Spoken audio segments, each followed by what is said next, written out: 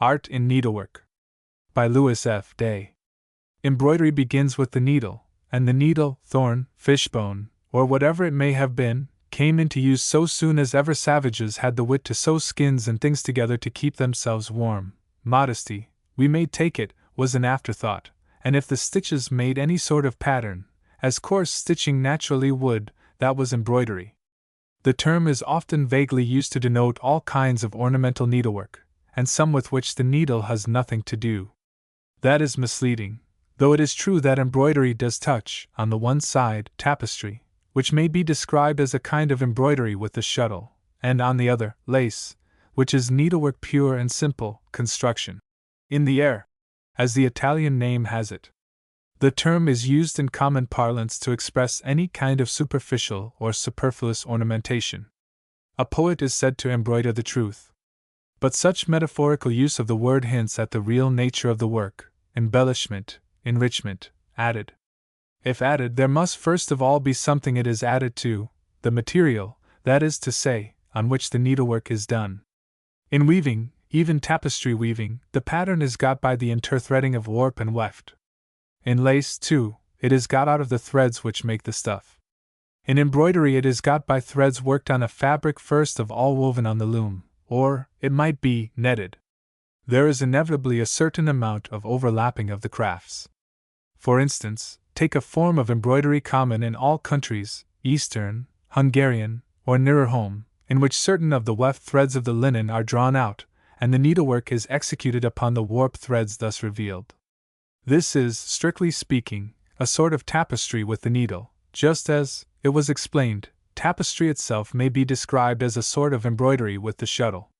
That will be clearly seen by reference to illustration 1, which shows a fragment of ancient tapestry found in a Coptic tomb in Upper Egypt. In the lower portion of it the pattern appears light on dark. As a matter of fact, it was wrought in white and red upon a linen warp, but, as it happened, only the white threads were of linen, like the warp, the red were woolen, and in the course of 1500 years or so much of this red wool has perished, leaving the white pattern intact on the warp, the threads of which are laid bare in the upper part of the illustration. 1. It is on just such upright lines of warp that all tapestry, properly so called, is worked, whether with the shuttle or with the needle makes no matter, and there is good reason, therefore, for the name of tapestry stitch, to describe needlework upon the warp threads only of a material, usually linen, from which some of the weft threads have been withdrawn. The only difference between true tapestry and drawn work, an example of which is here given, is, that the one is done on a warp that has not before been woven upon, and the other on a warp from which the weft threads have been drawn. The distinction, therefore, between tapestry and embroidery is, that, worked on a warp, as in illustration 1, it is tapestry, worked on a mesh, as in illustration 3, it is embroidery. 1. 3. With regard again to lace. That is itself a web, independent of any groundwork or foundation to support it. But it is possible to work it over a silken or other surface, and there is a kind of embroidery which only floats on the surface of the material without penetrating it. A fragment of last century's silk given in illustration 35 shows plainly what is meant. 35. Embroidery is enrichment by means of the needle. To embroider is to work on something, a groundwork is presupposed. And we usually understand by embroidery, needlework in thread, it may be wool, cotton, linen, silk, gold, no matter what, upon a textile material, no matter what. In short, it is the decoration of a material woven in thread by means still of thread. It is thus the consistent way of ornamenting stuff, most consistent of all when one kind of thread is employed throughout, as in the case of linen upon linen, silk upon silk. The enrichment may, however, rightly be, and oftenest is, perhaps, in a material nobler than the stuff enriched, in silk upon linen, in wool upon cotton, in gold upon velvet. The advisability of working upon a precious stuff in thread less precious is open to question. It does not seem to have been satisfactorily done, but if it were only the background that was worked, and the pattern were so schemed as almost to cover it, so that, in fact, very little of the more beautiful texture was sacrificed, and you had still a sumptuous pattern on a less attractive background, why not? But then it would be because you wanted that less precious texture there. The excuse of economy would scarcely hold good.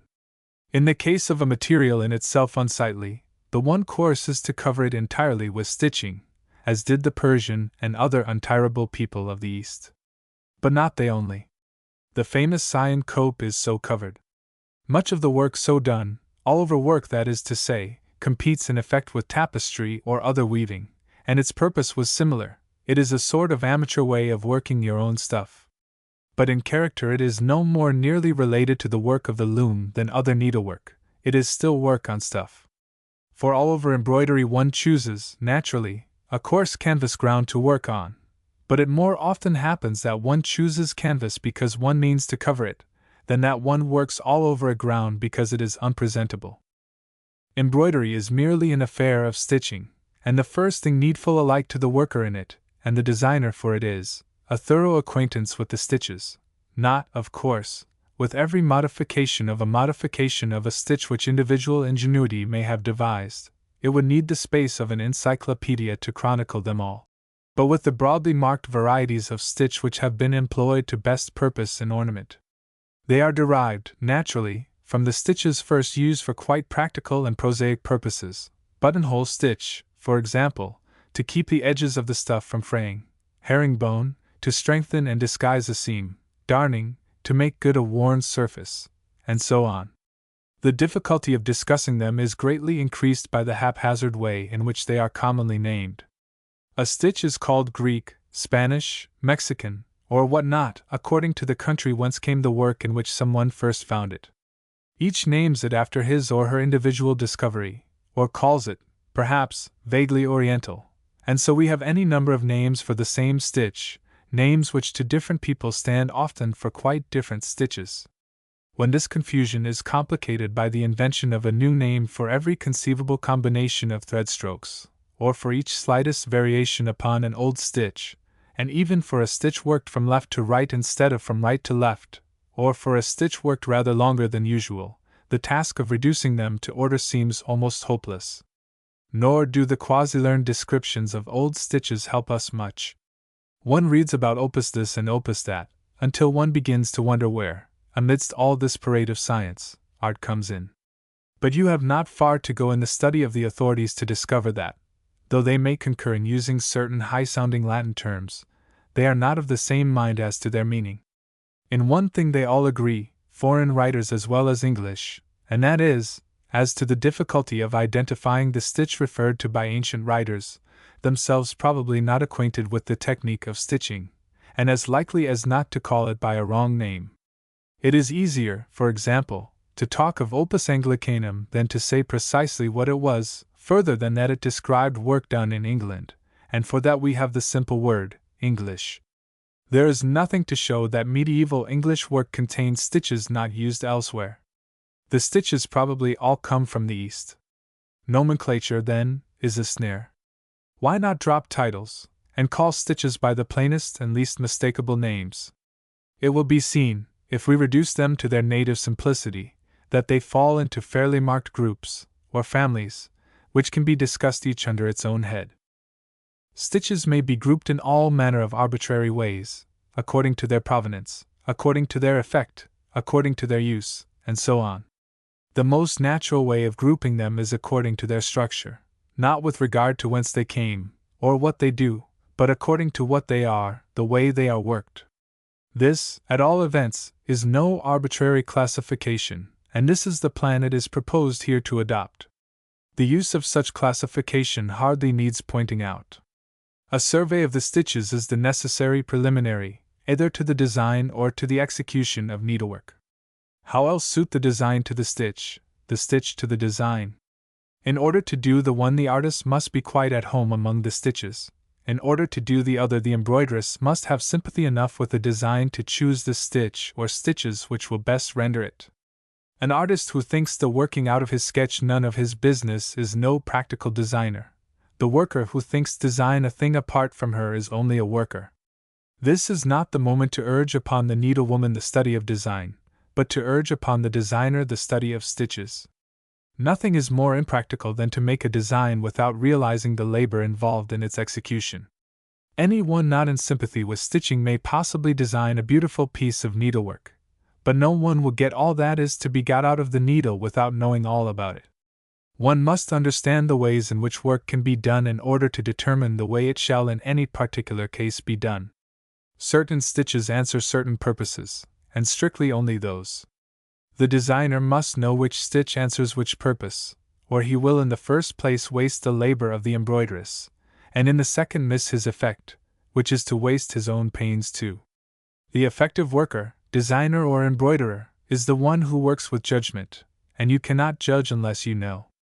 When it is remembered that the character of needlework, and by rights also the character of its design, depends upon the stitch, there will be no occasion to insist further upon the necessity of a comprehensive survey of the stitches. A stitch may be defined as the thread left on the surface of the cloth or what not, after each ply of the needle. And the simple straightforward stitches of this kind are not so many as one might suppose. They may be reduced indeed to a comparatively few types, as will be seen in the following chapters. Canvas stitches. The simplest, as it is most likely the earliest used, stitch group is what might best be called canvas stitch, of which cross stitch is perhaps the most familiar type, the class of stitches which come of following, as it is only natural to do, the mesh of a coarse canvas, net, or open web upon which the work is done. Canvas.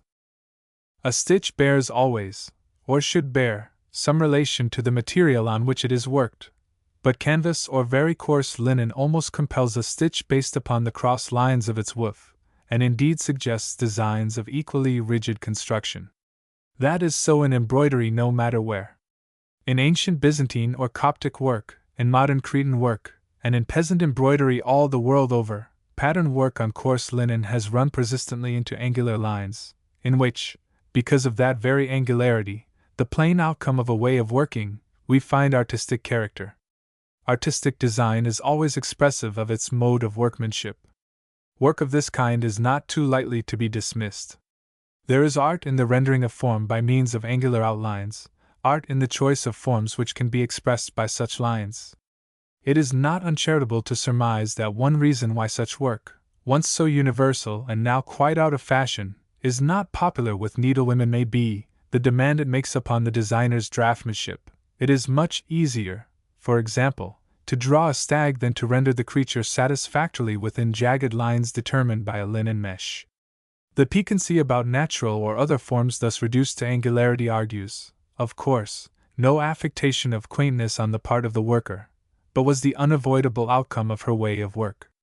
There is a pronounced and early limit to art of this rather naive kind, but that there is art in some of the very simplest and most modest peasant work built up on those lines no artist will deny.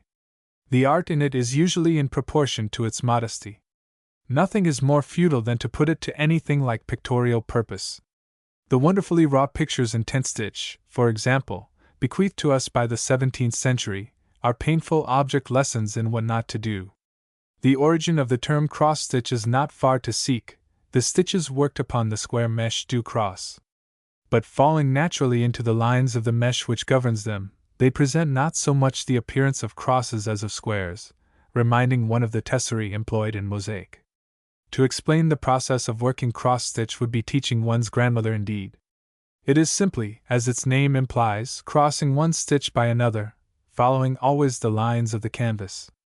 But the important thing about it is that the stitches must cross always in the same way, and more than that, they must be worked in the same direction, or the mere fact that the stitches at the back of the work do not run in the same way will disturb the evenness of the surface. What looks like a seam on the sampler opposite is the result of filling up a gap in the ground with stitches necessarily worked in vertical, whereas the ground generally is in horizontal lines. On the face of the work the stitches cross all in the same way. The common use of cross stitch, and the somewhat geometric kind of pattern to which it lends itself are shown in the sampler, illustration 5. 5. The broad and simple leafage, worked solid, A, or left in the plain canvas upon a groundwork of solid stitching, B, and the fretted diaper on vertical and horizontal lines, C, show the most straightforward ways of using it. The criss-cross of alternating cross stitches and open canvas framed by the key pattern, C, shows a means of getting something like a tint halfway between solid work and plain ground. The mere work line, or stroke stitch, not crossed D, is a perfectly fair way of getting a delicate effect, but the design has a way of working out rather less happily than it promised. The addition of such stroke stitches to solid cross stitch, E, is not at best a very happy device. It strikes one always as a confession of dissatisfaction on the part of the worker with the simple means of her choice. As a device for, as it were, correcting the stepped outline, it is at its worst. Timid workers are always afraid of the stepped outline which a coarse mesh gives. In that they are wrong. One should employ canvas stitch only where there is no objection to a line which keeps step with the canvas. Then there is a positive charm, for frank people at least, in the frank confession of the way the work is done. There are many degrees in the frankness with which this convention has been accepted, according perhaps to the coarseness of the canvas ground, perhaps to the personality of the worker. The animal forms at the top of illustration 6 are uncompromisingly square. The floral devices on the same page, though they fall, as it were inevitably, into square lines, are less rigidly formal. The inevitableness of the square line is apparent in the sprig below, 7. It was evidently meant to be freely drawn, but the influence of the mesh betrays itself, and the design, if it loses something in grace, gains also thereby in character. 6. 7. There is literally no end to the variety of stitches, as they are called, belonging to this group, and their names are a babel of confusion. Florentine, Parisian, Hungarian, Spanish, Moorish, Kashmir, Milanese, Gobelin are only a few of them, but they stand, as a rule, rather for stitch arrangements than for stitches. A small selection of them is given in illustration 8. 8. What is known as tent stitch, in the sampler opposite, is a sort of half-cross stitch. Its peculiarity is that it covers only one thread of the canvas at a stroke, and is therefore on a more minute scale than stitches which are 2 or 3 threads wide, as cross stitch may, and cushion stitch must, be.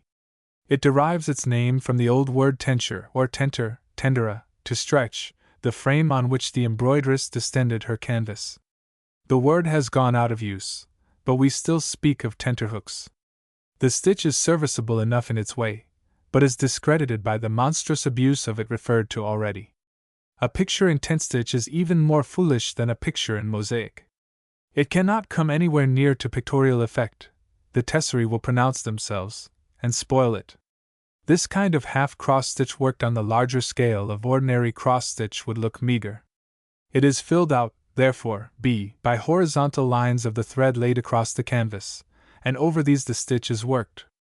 Cushion stitch consists of diagonal lines of upright stitches, measuring in the sampler, c, 6 threads of the canvas, so that after each stitch the needle may be brought out just 3 threads lower than where it was put in. By working in zigzag instead of diagonal lines, a familiar pattern is produced, more often described as Florentine, but the stitch is in any case the same. The stitch at D, sometimes called Moorish stitch, is begun by working a row of short vertical stitches, slightly apart, and completed by diagonal stitches joining them. Unless the silk employed is full and soft, this may not completely cover the canvas, in which case the diagonal stitches must further be crossed as shown on illustration 89. 89. If the linen is loosely woven and the thread is tightly drawn in the working, the mesh is pulled apart, giving the effect of an open lattice of the kind shown at B, on illustration 10, in which the threads of the linen are not drawn out but drawn together. 10. The way of working this stitch at E is described on page 51, under the name of fishbone. Worked on canvas it has somewhat the effect of plating, and goes by the name of plate stitch. It is worked in horizontal rows alternately from left to right and from right to left. 51. The stitch at F is a sort of couching, see page 124. Diagonal lines of thread are first laid from edge to edge of the ground space, and these are sewn down by short overcasting stitches in the cross direction. 124. Admirable canvas stitch work has been done upon linen in silk of one color, red, green, or blue, and it was a common practice to work the background leaving the pattern in the bare stuff. It prevailed in countries lying far apart, though probably not without intercommunication. In fact, The influence of Oriental work upon European has been so great that even experts hesitate sometimes to say whether a particular piece of work is Turkish or Italian. In Italian work, at least, it was usual to get over the angularity of silhouette inherent in canvas stitches by working an outline separately. When that is thin, the effect is proportionately feeble. The broader outline, shown at A, illustration 10, justifies itself, and in the case of a stitch which falls into horizontal lines, it appears to be necessary. This is plate stitch, known also by the name of Spanish stitch, not that it is in any way peculiar to Spain. It is allied to herringbone stitch, to which a special chapter is devoted. 10. Darning is also employed as a canvas stitch. There is beautiful 16th century Italian work, in colored silks on dark net of the very open square mesh of the period, which is most effective, and in which there is no pretense of disguising the stepped outline. And in the very early days of Christian art in Egypt and Byzantium, linen was darned in little square tufts of wool upstanding on its surface, which look so much like the tesserae of mosaic that it seems as if they must have been worked in deliberate imitation of it. Again, in the 15th century satin stitch was worked on fine linen with strict regard to the lines of its web, and the Persians, ancient and modern, embroider white silk upon linen, also in satin stitch, preserving piously the rectangular and diagonal lines given by the material. They have their reward in producing most characteristic needlework. The diapered ground in illustration 9, page 20, is satin stitch upon coarse linen. 9. 20. The filling in patterns used to such delicate and dainty purpose in the marvelous work on fine cambric, illustration 73, which competes in effect with lace, though it is strictly embroidery, all follow in their design the lines of the fabric, and are worked thread by thread according to its woof. They afford again instances of perfect adaptation of stitch to material and of design to stitch. 73.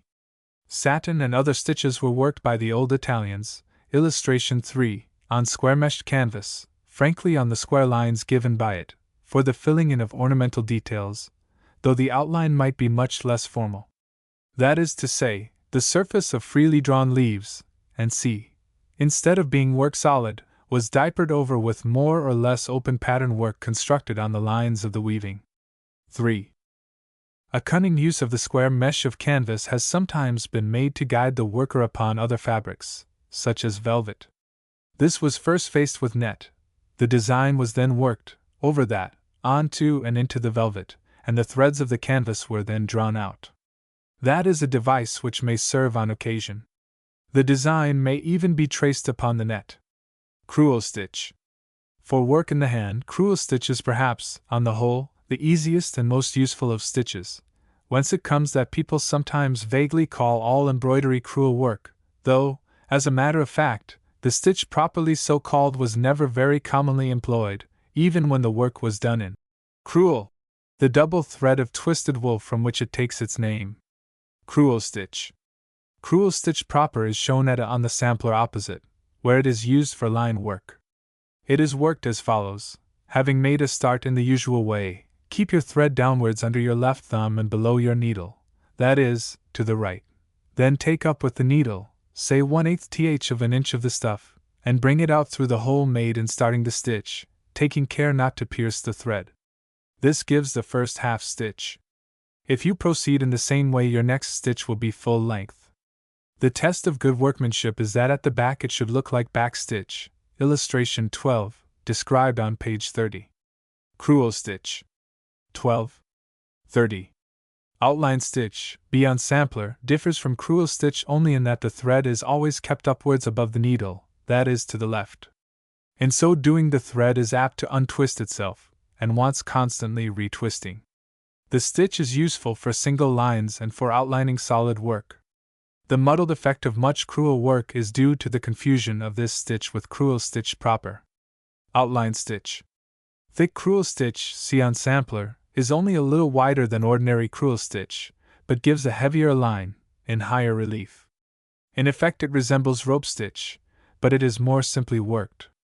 You begin as an ordinary crewel stitch, but after the first half stitch you take up 1/8th of an inch of the material in advance of the last stitch, and bring out your needle at the point where the first half stitch began.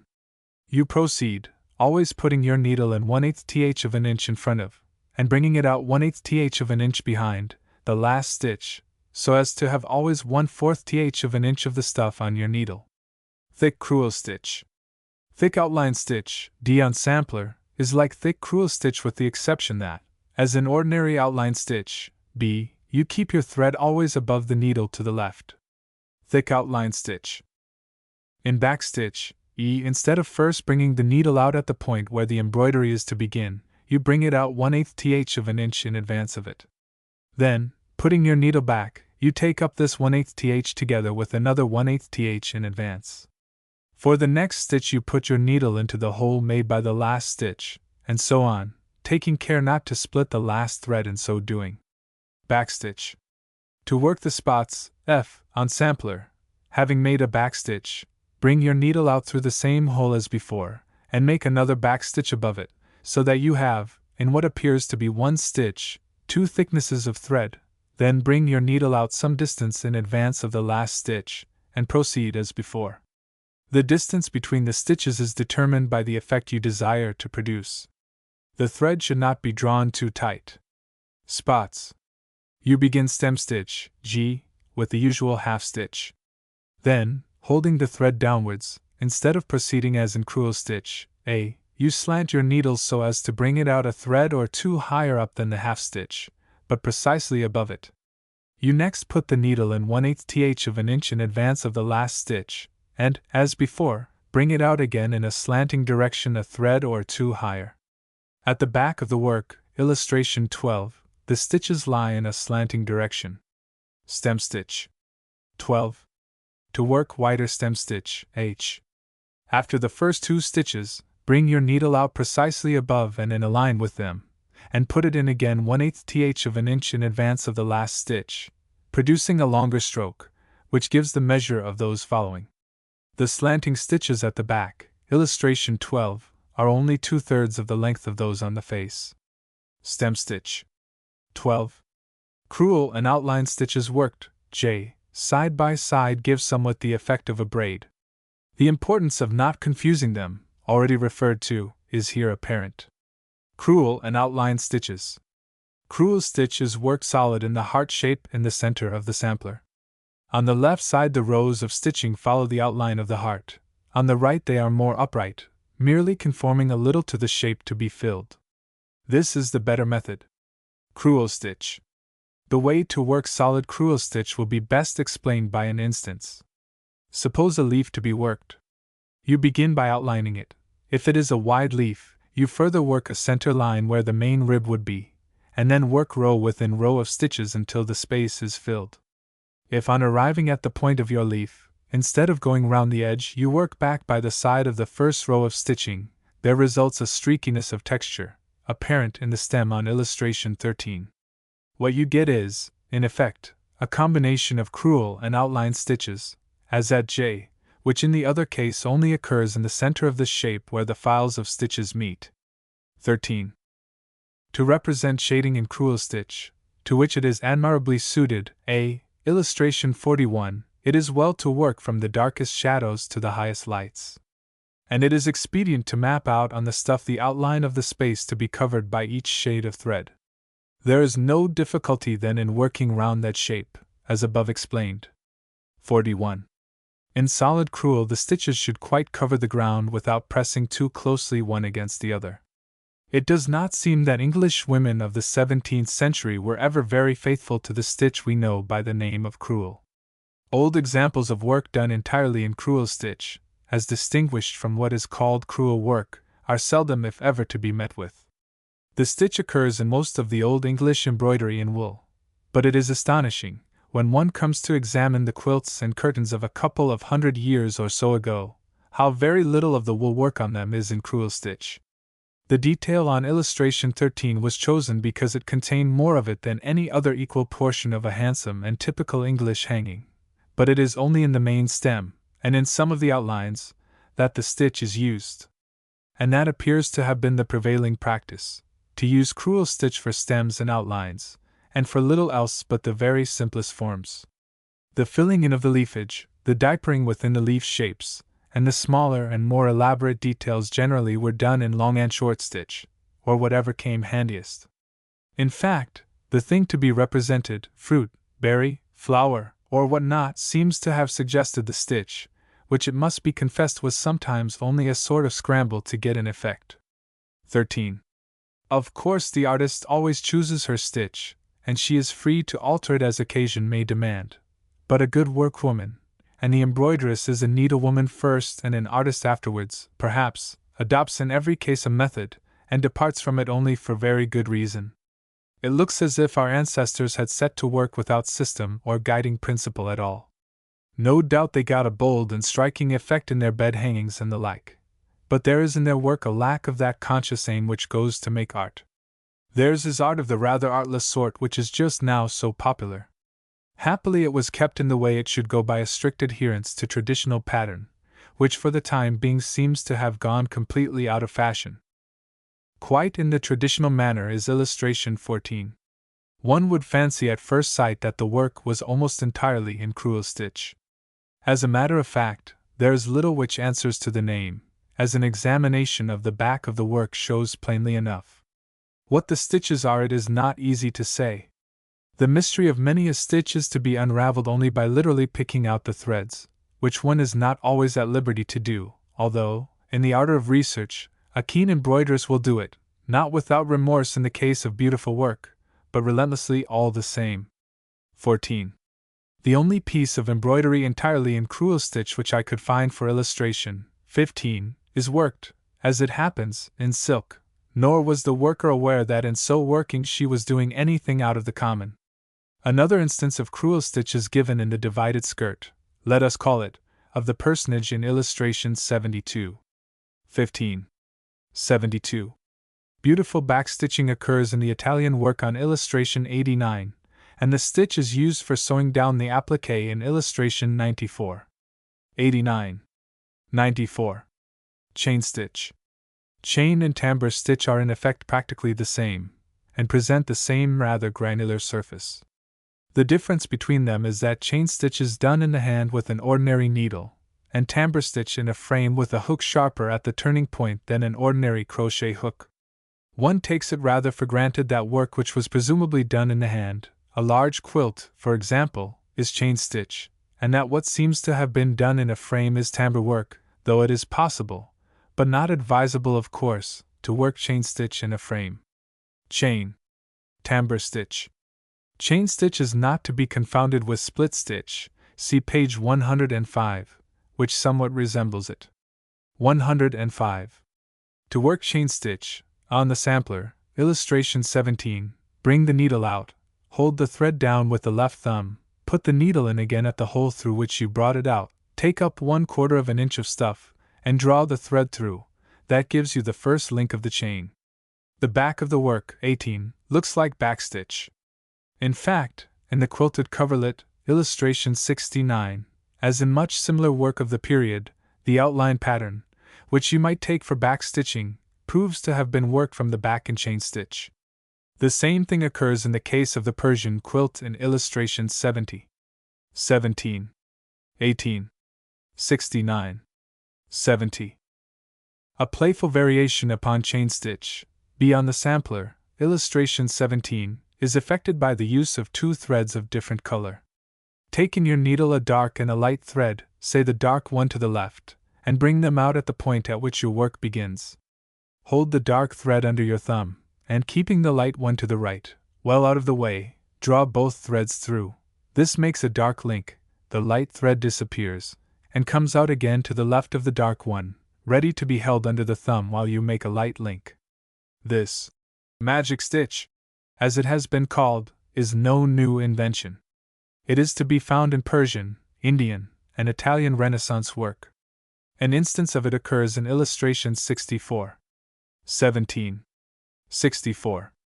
A variety of chain stitch, see on the sampler, illustration 17, used often in church work, more solid in appearance, the links not being so open, is rather differently done. Begin a little in advance of the starting point of your work, hold the thread under your thumb, put the needle in again at the starting point slightly to the left, bring your needle out about 1/8 of an inch below where it first went in, but precisely on the same line, and you have the first link of your chain. 17. To work what is known as cable chain, D on the sampler, illustration 17, keep your thread to the right, put in your needle, pointing downwards, a little below the starting point, and bring it out about 1/4 of an inch below where you put it in. Then put it through the little stitch just formed, from right to left. Hold your thread towards the left under your thumb. Put your needle through the stitch now in process of making from right to left, draw up the thread, and the first 2 links of your chain are made. 17. A zigzag chain, of a rather fancy description, goes by the name of Van Dyke chain, E on the sampler, illustration 17. To make it, bring your needle out at a point which is to be the left edge of your work, and make a slanting chain stitch from left to right. Then, putting your needle into that, make another slanting stitch, this time from right to left, and so to and fro to the end. 17. The braid stitch shown at F on the sampler, illustration 17, is worked as follows, horizontally from right to left. Bring your needle out at a point which is to be the lower edge of your work, throw your thread round to the left, and keeping it all the time loosely under your thumb, put your needle under the thread and twist it once round to the right. Then, at the upper edge of your work, put in the needle and slide the thread towards the right, bring the needle out exactly below where you put it in, carry your thread under the needle towards the left, draw the thread tight, and your first stitch is done. 17. A yet more fanciful variety of braid stitch, G on the sampler, illustration 17, is worked vertically downwards. Having, as before, put your needle under the thread and twisted it once round, put it in at a point which is to be the left edge of your work, and instead of bringing it out immediately below that point, slant it to the right, bringing it out on that edge of the work, and finish your stitch as in the case of F. 17. These braid stitches look best worked in stout thread of close texture. In covering a surface with chain stitch, needlework or tambour, the usual plan is to follow the contour of the design, working chain within chain until the leaf or whatever it may be is filled in. This stitch is rarely worked in lines across the forms, but it has been effectively used in that way, following always the lines of the warp and weft of the stuff. Even in that case, the successive lines of stitching should be all in one direction, not running backwards and forwards, or it will result in a sort of pattern of braided lines. The reason for the more usual practice of following the outline of the design is obvious. The stitch lends itself to sweeping, even to perfectly spiral, lines, such as occur in Greek wave patterns. It was, in fact, made use of in that way by the Greeks some 4 or 5 centuries BC. We owe the tambour frame, they say, to China, but it has been largely used, and abused indeed, in England. Tambour work, when once you have the trick of it, is very quickly done, in about 1/6 of the time it would take to do it with the needle. It has the further advantage that it serves equally well for embroidery on a light or on a heavy stuff, and that it is most lasting. The misfortune is that the sewing machine has learned to do something at once so like it, and so mechanically even, as to discredit genuine handwork, whether tambour work or chain stitch. For all that, either is to be despised. If they have often a mechanical appearance, that is not all the fault of the stitch, the worker is to blame. Indian embroiderers depart sometimes so far from mechanical precision as to shock the admirers of monotonously even work. Artistic use of chain stitch is made in many of our illustrations, for outlines in illustrations 24 and 72, for a surface covering in Mr. Crane's Lion, illustration 74, to represent landscape in illustration 78, where everything except the faces of the little men is in chain stitch, and again for figure work in illustration 81. In illustration 19 it occurs in association with a curious surface stitch. In illustration 64 it is used to outline and otherwise supplement inlay. The old Italians did not disdain to use it. In fact, wherever artists have employed it, they show that there is nothing inherently inartistic about the stitch. 24. 72. 74. 78. 81. 19. 64. Herringbone stitch. Herringbone is the name by which it is customary to distinguish a variety of stitches somewhat resembling the spine of a fish such as the herring. It would be simpler to describe them as fishbone. But that term has been appropriated to describe a particular variety of it. One would have thought it more convenient to use fish for the generic term, and a particular fish for the specific. However, it saves confusion to use names as far as possible in their accepted sense. Herringbone. It will be seen from the sampler, illustration 20, that this stitch may be worked open or tolerably close, but in the latter case it loses something of its distinctive character. Fine lines may be worked in it, but it appears most suited to the working of broadish bands and other more or less even-sided or, it may be, tapering forms, more feathery in effect than fishbone-like, such as are shown at E on sampler. 20. Ordinary herringbone is such a familiar stitch that the necessity of describing it is rather a matter of literary consistency than of practical importance. The two simpler forms of herringbone, it is always worked from left to right, and begun with a half stitch, marked A and C on the sampler, are strikingly different in appearance, and are worked in different ways, as will be seen at once by reference to the back of the sampler, illustration 21, where the stitches take in the one case a horizontal and in the other a vertical direction. 21.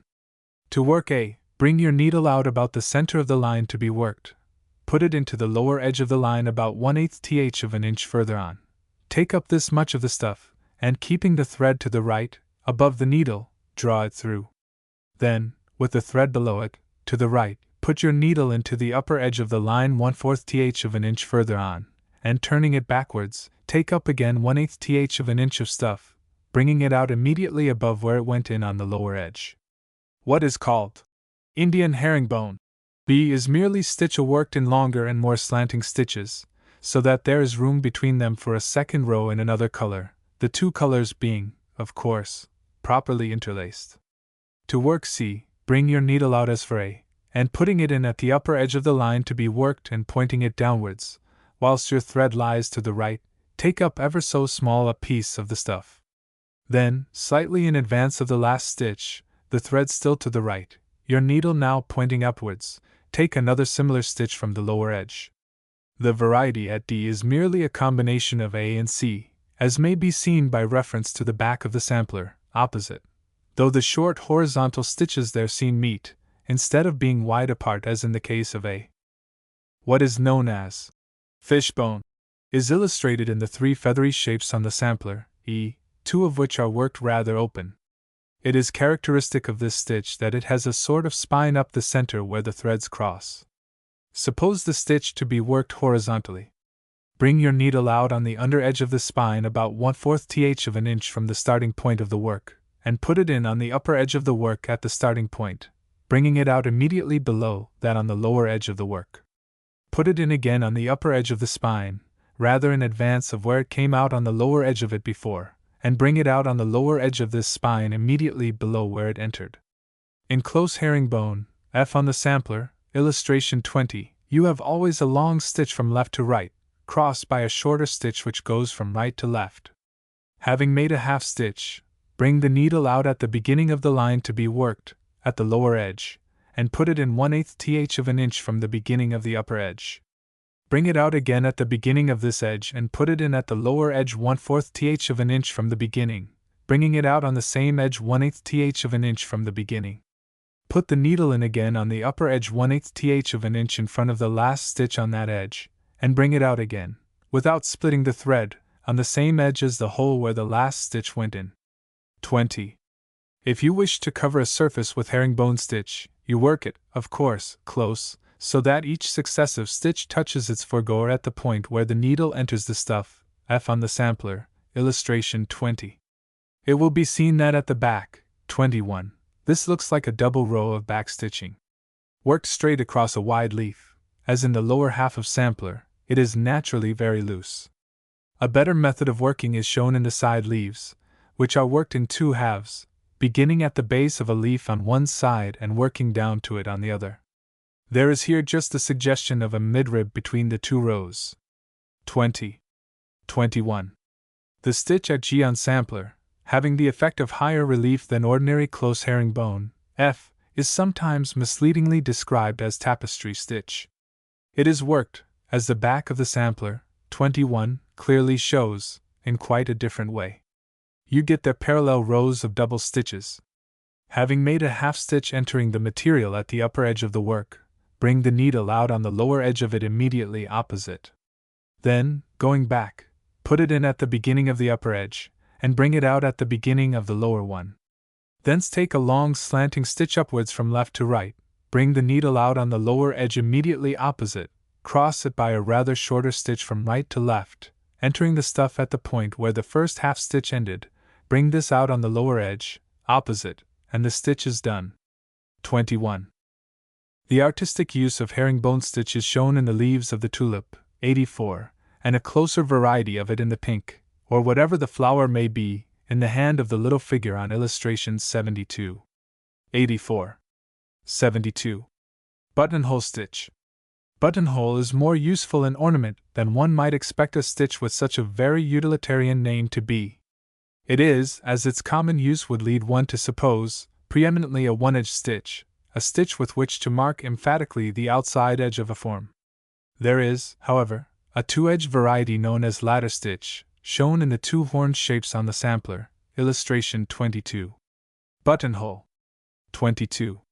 By the use of two rows back to back, leaf forms may be fairly expressed. In the leaves on the sampler, the edge of the stitch is used to emphasize the mid-rib, leaving a serrated edge to the leaves. The character of the stitch would have been better preserved by working the other way about, and marking the edge of the leaves by a clear-cut line, as in the case of the solid leaves in illustration 73. 73. The stitch may be used for covering a ground or other broad surface, as in the pot shape, J, on the sampler, where the diaper pattern produced by its means explains itself the better for being worked in two shades of color. The simpler forms of the stitch are the more useful. Worked in the form of a wheel, as in the rosettes at the side of the vase shape, A, the ornamental use of the stitch is obvious. One need hardly describe buttonhole stitch. The simple form of it, A, is worked by, when you have brought your needle out, keeping the thread under your thumb to the right, whilst you put the needle in again at a higher point slightly to the right, and bring it out immediately below, close to where it came out before. This and other one-edged stitches of the kind are sometimes called blanket stitch, buttonhole stitch. The only difference between versions such as B and C on the sampler, and simple buttonhole, is that the stitches vary in length according to the worker's fancy.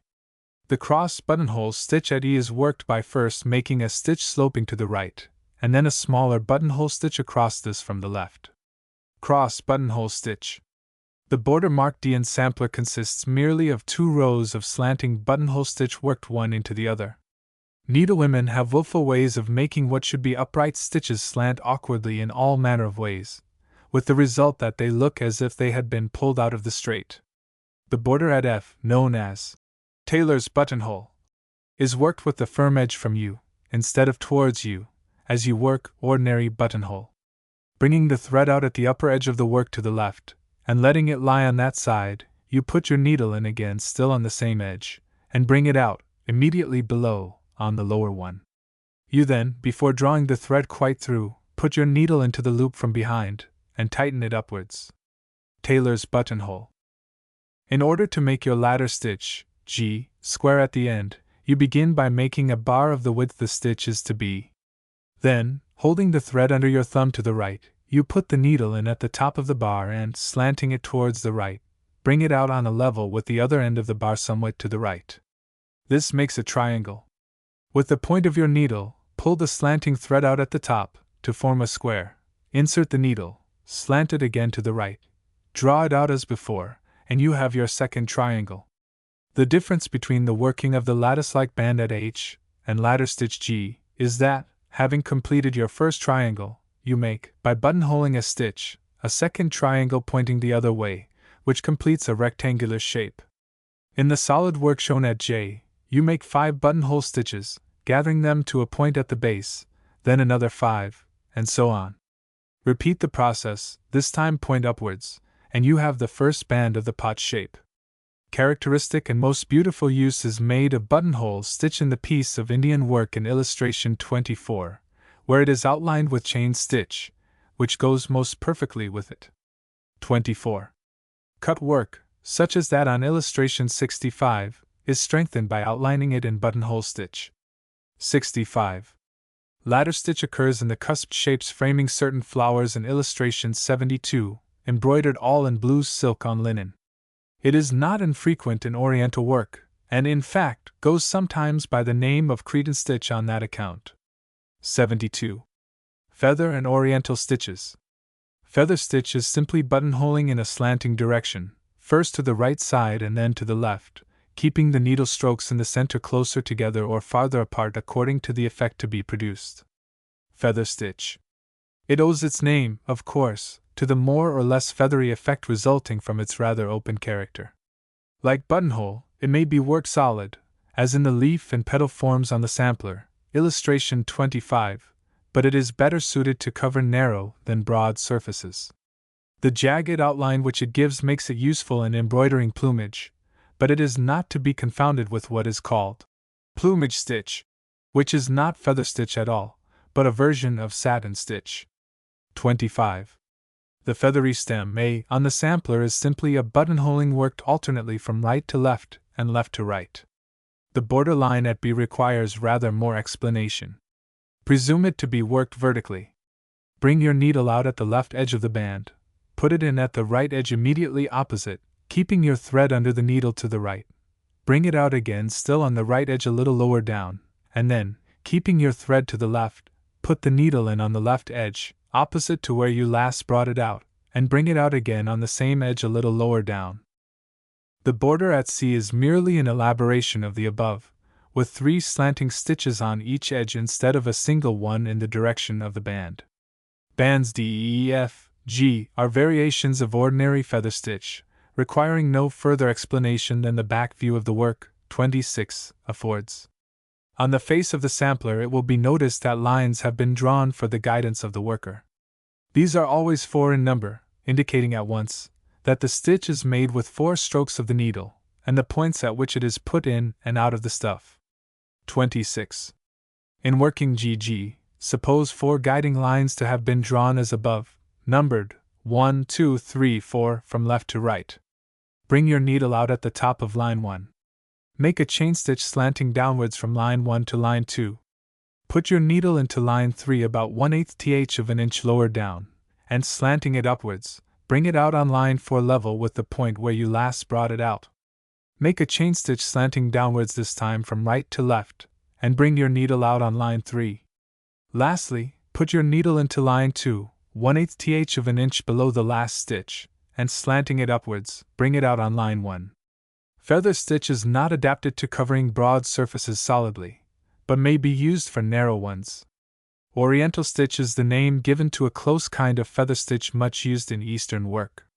The difference at once apparent to the eye between the two is that, whereas for the midrib of a band or leaf of feather stitching, 25, you have cross lines, in Oriental stitch, 27, you have a straight line, longer or shorter as the case may be. Oriental stitch. 25. 27. Oriental stitch, sometimes called antique stitch, is a stitch in 3 strokes, just as feather stitch is a stitch in 4.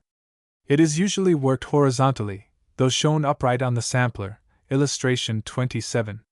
Like feather stitch, see diagram, it is worked on 4 guiding lines, faintly visible on the sampler. 27. Stitches A, B, and C are worked in precisely the same way. Bring your needle out at the top of line 1.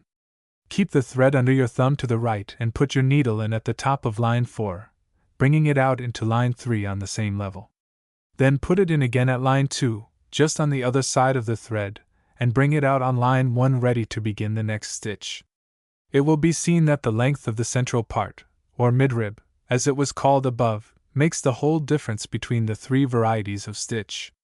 In A the 3 parts are equal, in B the midrib is narrow, in C it is broad, as is most plainly seen on the back of the sampler, 28. The difference is only a difference of proportion. 28. The sloping stitch at D is worked in the same way as A, B, C, except that instead of straight strokes with the needle you make slanting ones. Stitch E differs from D in that the side strokes slant both in the same direction. It is worked from right to left instead of from left to right. Stitch F is a combination of buttonhole and oriental stitches. Between 2 rows of buttonholing, dark on sampler, A single row of oriental stitch is worked. The stitch employed for the central stalk, G, has really no business on this sampler, except that it has something of the appearance of a continuous oriental stitch. Oriental stitch is one of the stitches used in illustration 72. 72. Rope and knot stitches. A single sampler is devoted to rope and knotted stitches, more nearly akin than they look, for rope stitch is all but knotted as it is worked.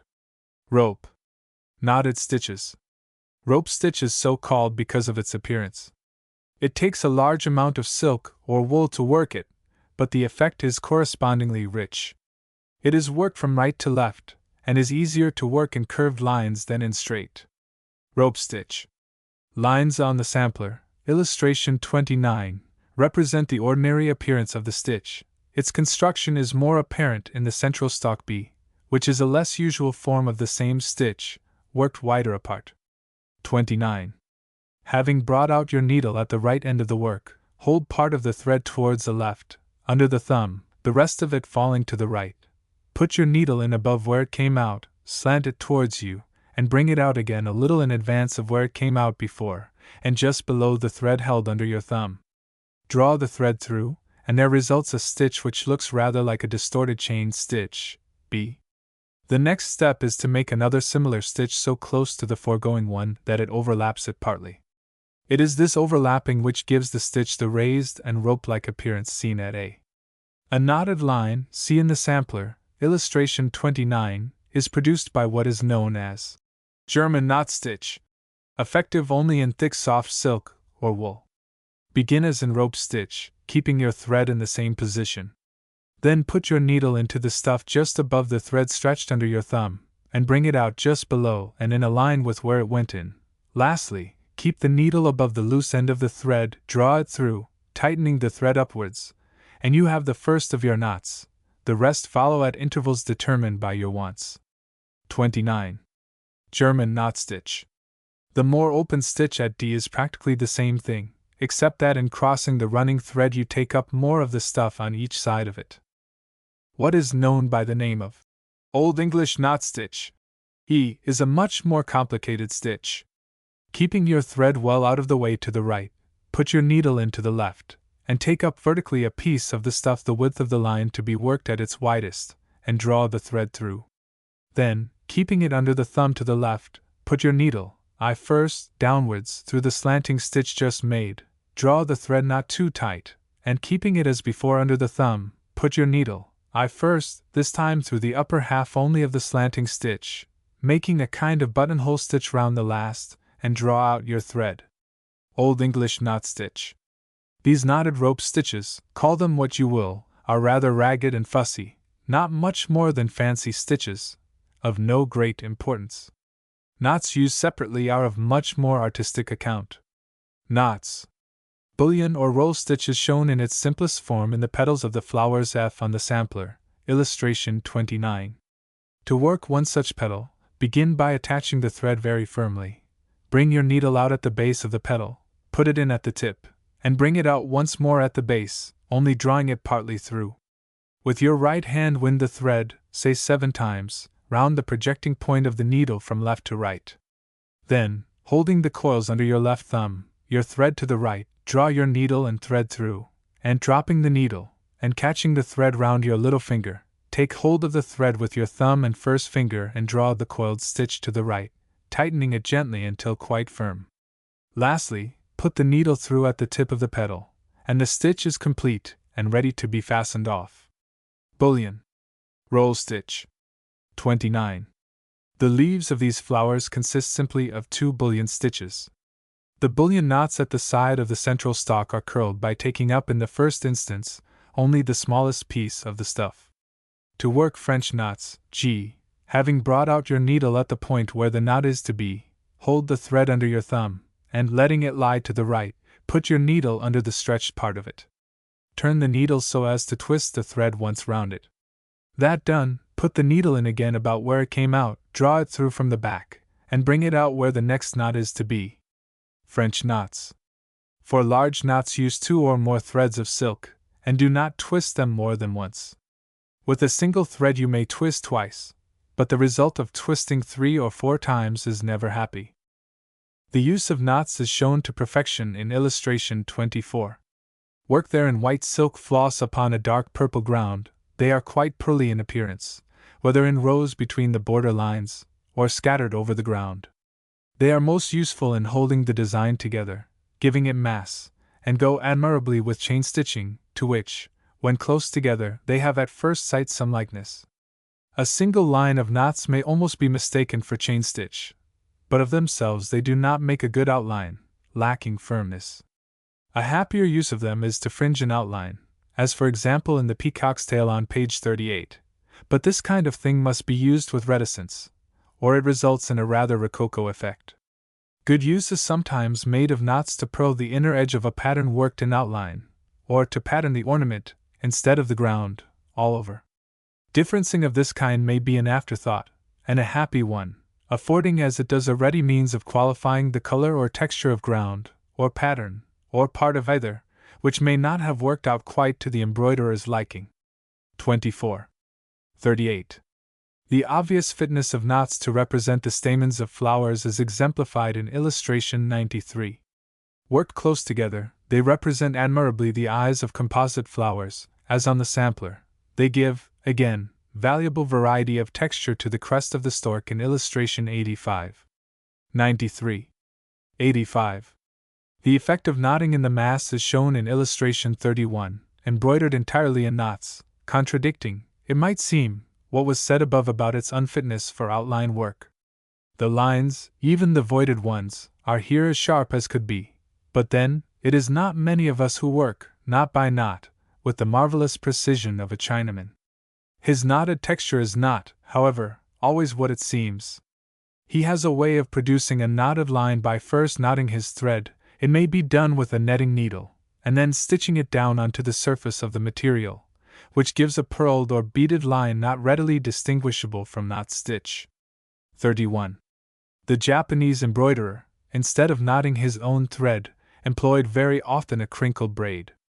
This is shown in the cloud work in illustration 85. The only true knotting there is in the top knot of the bird. 85. Interlacings, surface stitches, and diapers. The samplers so far discussed bring us, with the exception of darning, satin stitch, and some stitches presently to be mentioned, practically to the end of the stitches, deserving to be so called, generally in use. By combining 2 or more stitches endless complications may be made, and there may be occasions when, for one purpose or another, it may be necessary, as well as amusing, to invent them. In this way stitches are also sometimes worked upon stitches, as shown on the sampler, illustration 32. You will see, on referring to the back of it, 33, that only the white silk is worked into the stuff, the dark is surface work only. There is no end to such possible interlacings. Those on the sampler do not need much explanation, but it may be as well to say that it starts with crewel stitching, B and C with back stitching, D with chain stitching, E with darning or running, F, G, and H with varieties of herringbone stitch, J with oriental stitch, and K with feather stitch. The interlacing on the surface of these is shown in darker silk.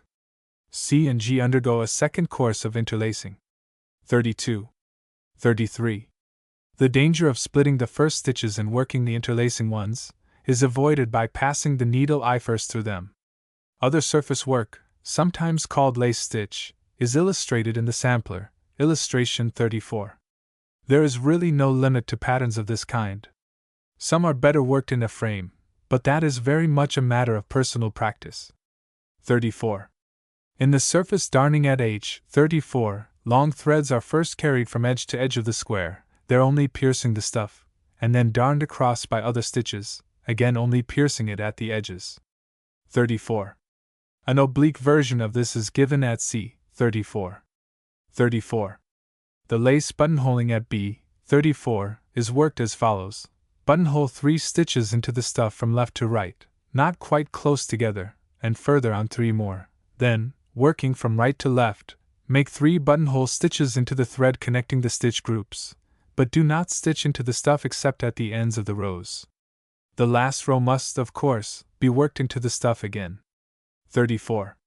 Net passing, as at F34, is not very differently worked from A or B.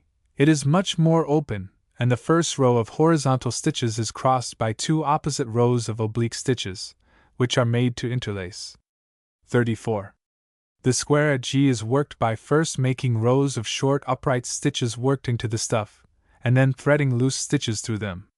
The square at D is worked on the open lattice shown. The solid parts are produced by interlacing stitches from side to side, starting at the angle. In the square at E, Japanese darning, horizontal lines are first darned, and then zigzag lines are worked between them, much as in G. But, as they penetrate the material, this is scarcely a surface stitch. The horizontal lines at top and bottom of the square at are back stitching, the intermediate ones simply long threads carried from one side to the other. They are laced together by lines looped round them. The band at L is begun by making horizontal bar stitches. A row of crewel stitch and one of outline stitch, worked onto the bars, and not into the stuff, makes the central chain. The band at K is merely surface buttonholing over a series of slanting stitches. The band at J is buttonhole stitching wide apart, the bars filled in with surface crewel stitch. Most delicate surface stitching occurs in illustration 35, the fine net being worked only from edge to edge of the spaces it fills, and not elsewhere entering the stuff, which accounts for most of it being worn away. The flower or scroll work is bona fide embroidery, worked through the stuff. The delicate network of fine stitching, which once covered the whole of the background, is for the most part neither more nor less than a floating gossamer of lace work. One cannot deny that is embroidery, though it has to be said that lace stitches are employed in it. 35. Stern embroiderers would like to deny it. Of course it is frivolous, and in a sense flimsy, but it is also delicate and dainty to a degree. It is suited only to dress, and that of the most exquisite kind. A French marquise of the Regency might have worn it, and possibly did wear it, with entire propriety, if the word is not out of keeping with the period. The frailty of this kind of thing is too obvious to need mention, and that, of course, is a strong argument against it. All attempt to give separate names to diapers of this kind, whether worked upon the surface or into the stuff, is futile. They ought not even to be called stitches, being, in fact, either more nor less than stitch patterns, to which there is no possible limit, unless it be the limit of human invention. Every ingenious workwoman will find out patterns of her own more or less. They are very useful for filling in surfaces, pattern or background, which it may be inexpedient to work more solidly. The greater part of such patterns are geometric, illustrations 35 and 73, following, that is to say, the mesh of the material, and making no secret of it. On illustration 3 you see very plainly how the rectangular diaperings are built up geometrically on the square lines of the mesh, as was practically inevitable working on such a ground. The relation of stitch to stuff is here obvious. 35. 73. 3. The choice of stitch patterns of this kind is invariably left to the needlewoman. The utmost a designer need do is to indicate on his drawing that a full open, or intermediate, diaper is to be used. And the alternation of lighter and heavier diapers should be planned, and not left altogether to impulse, though the pattern may be.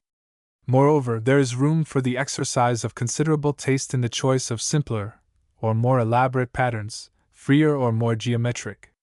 Many a time the shape of the space to be filled, as well as its extent, will suggest the appropriate ornament. The diaper design is not, of course, drawn on the stuff, but points of guidance may be indicated through a kind of fine stencil plate.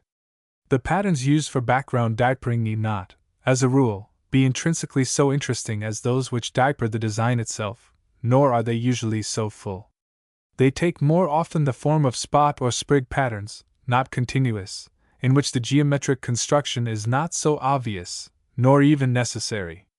In either case, the prime object of the stitching is not so much to make ornamental patterns as to give a tint to the stuff without entirely hiding it with work, and the worker chooses a lighter or heavier diaper according to the tint required. If the work is all in white, it is texture, instead of tint, that is aimed at. For a background, simple darning more or less open, in stitches not too regular, is often the best solution of the difficulty. The effect of the ground graining through is delightful. Satin stitch and its offshoots. Satin stitch is par excellence the stitch for fine silk work. I do not know if the name of satin stitch comes from its being so largely employed upon satin, or from the effect of the work itself, which would certainly justify the title, so smooth and satin-like is its surface. Given a material of which the texture is quite smooth and even, showing no mesh, satin stitch seems the most natural and obvious way of working upon it. In it the embroideress works with short, straight strokes of the needle, just as a pen draftsman lays side by side the strokes of his pen. But, as she cannot, of course, leave off her stroke as the penman does, she has perforce to bring back the thread on the underside of the stuff, so that, if very carefully done, the work is the same on both sides. Satin stitch. Satin stitch, however, need not be, and never was, confined to work upon silk or satin. In fact, it was not only worked upon fine linen, but often followed the lines of its mesh, stepping, as in illustration 9, to the tune of the stuff. This may be described as satin stitch in the making. At any rate, it is the elementary form of it, its relation to canvas stitch being apparent on the face of it. Still, beautiful and most accomplished work has been done in it alike by medieval, Renaissance, and Oriental needleworkers. 9. To cover a space with regular vertical satin stitches, on the sampler, illustration 36, the best way of proceeding is to begin in the center of the space and work from left to right. That half done, begin again in the center and work from right to left. 36.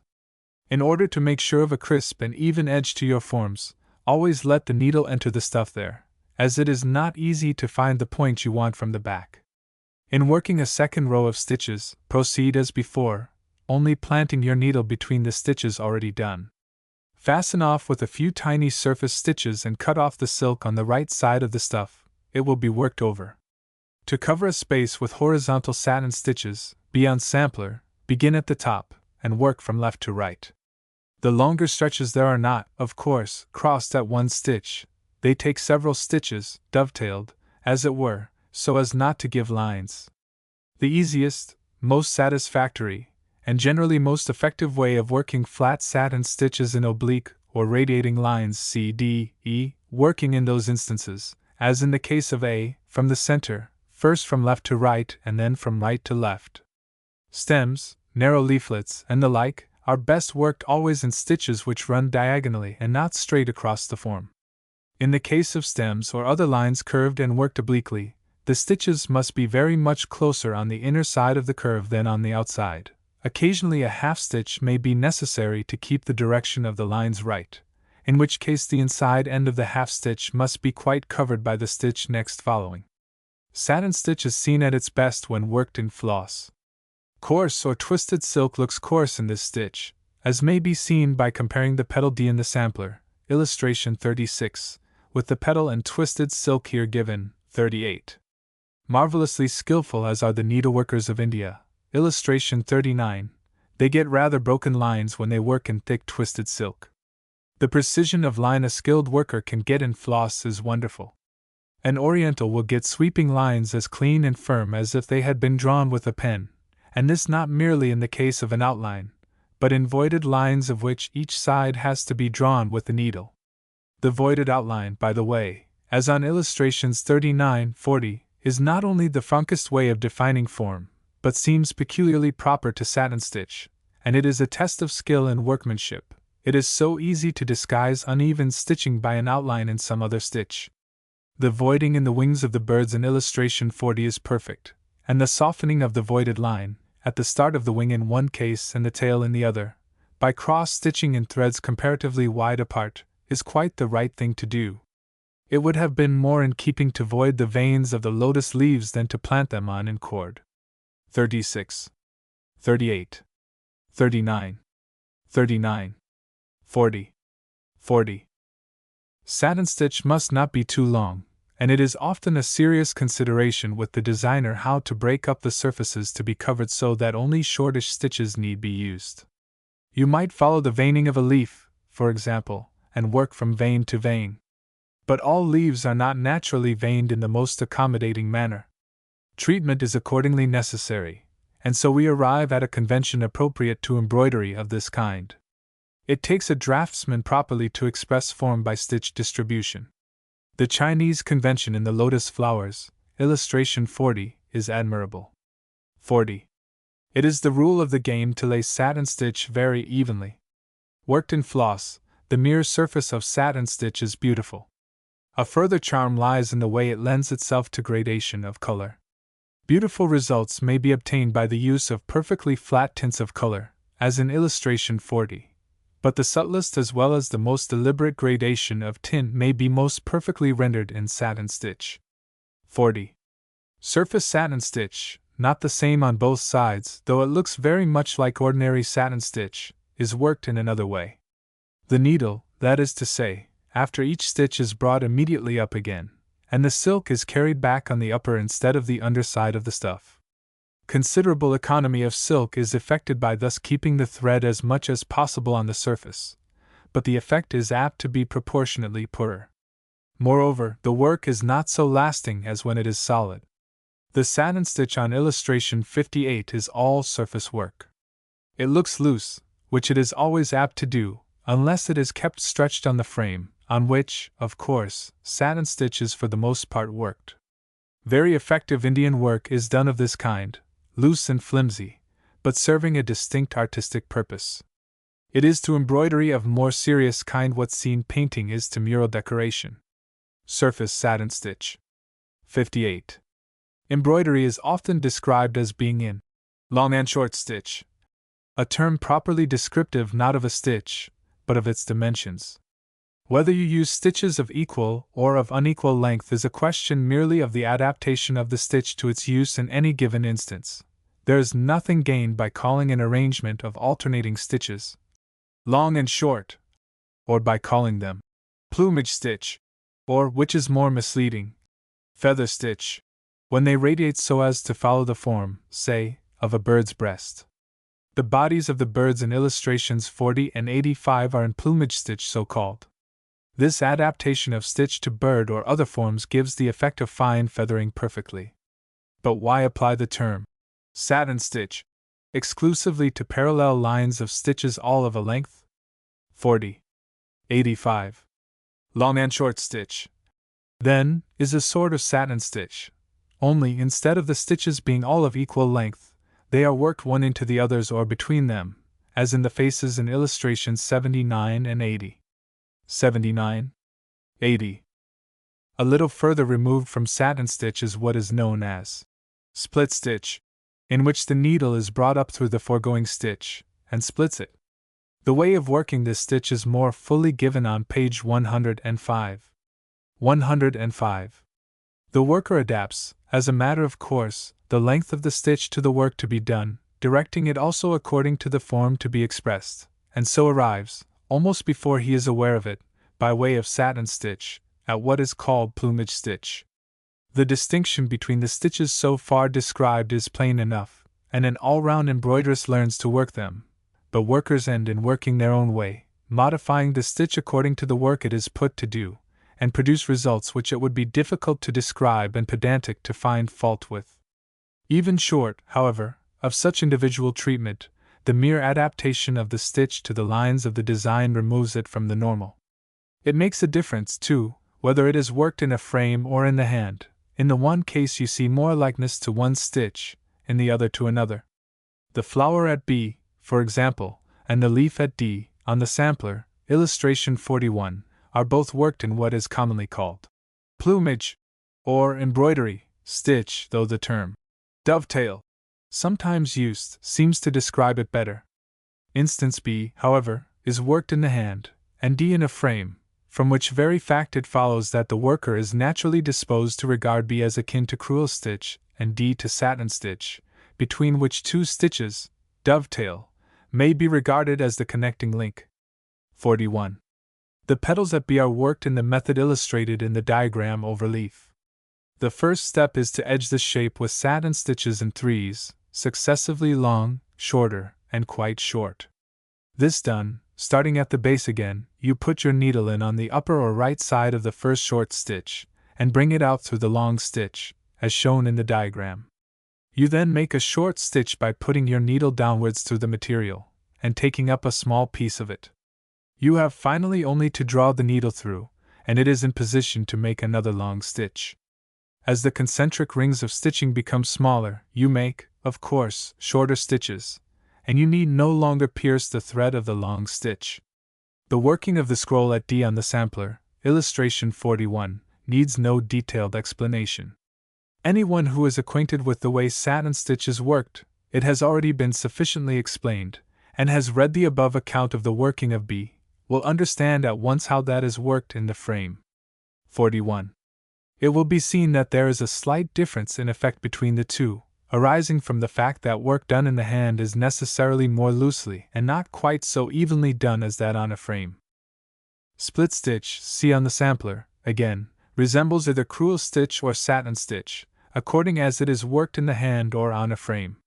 In working in the hand, you take a rather shorter stitch back than in crewel stitch, piercing with the needle the thread which is to form the next stitch. In working on a frame, you bring your needle always up through the last made satin stitch in order to start the next. Whichever way it is done, split stitch is often difficult to distinguish without minute examination from chain stitch. Further reference to its use is made in the chapter on shading. It may be interesting to compare it with crewel stitch, on the sampler, which is also a favorite stitch for shading. Darning. It is the peculiarity of darning and running that you make several stitches at one passing of the needle. Darning. Running. Darning and running amount practically to the same thing. Darning might be described as consecutive lines of running. The difference is, in the main, a matter of multiplication, but the distinction is sometimes made that in running the stitches may be the same length on the face as on the reverse of the stuff, whereas in darning the thread is mainly on the surface, only dipping for the space of a single thread or so below it. It results from the way of working that you get in darning an interrupted line characteristic of the stitch.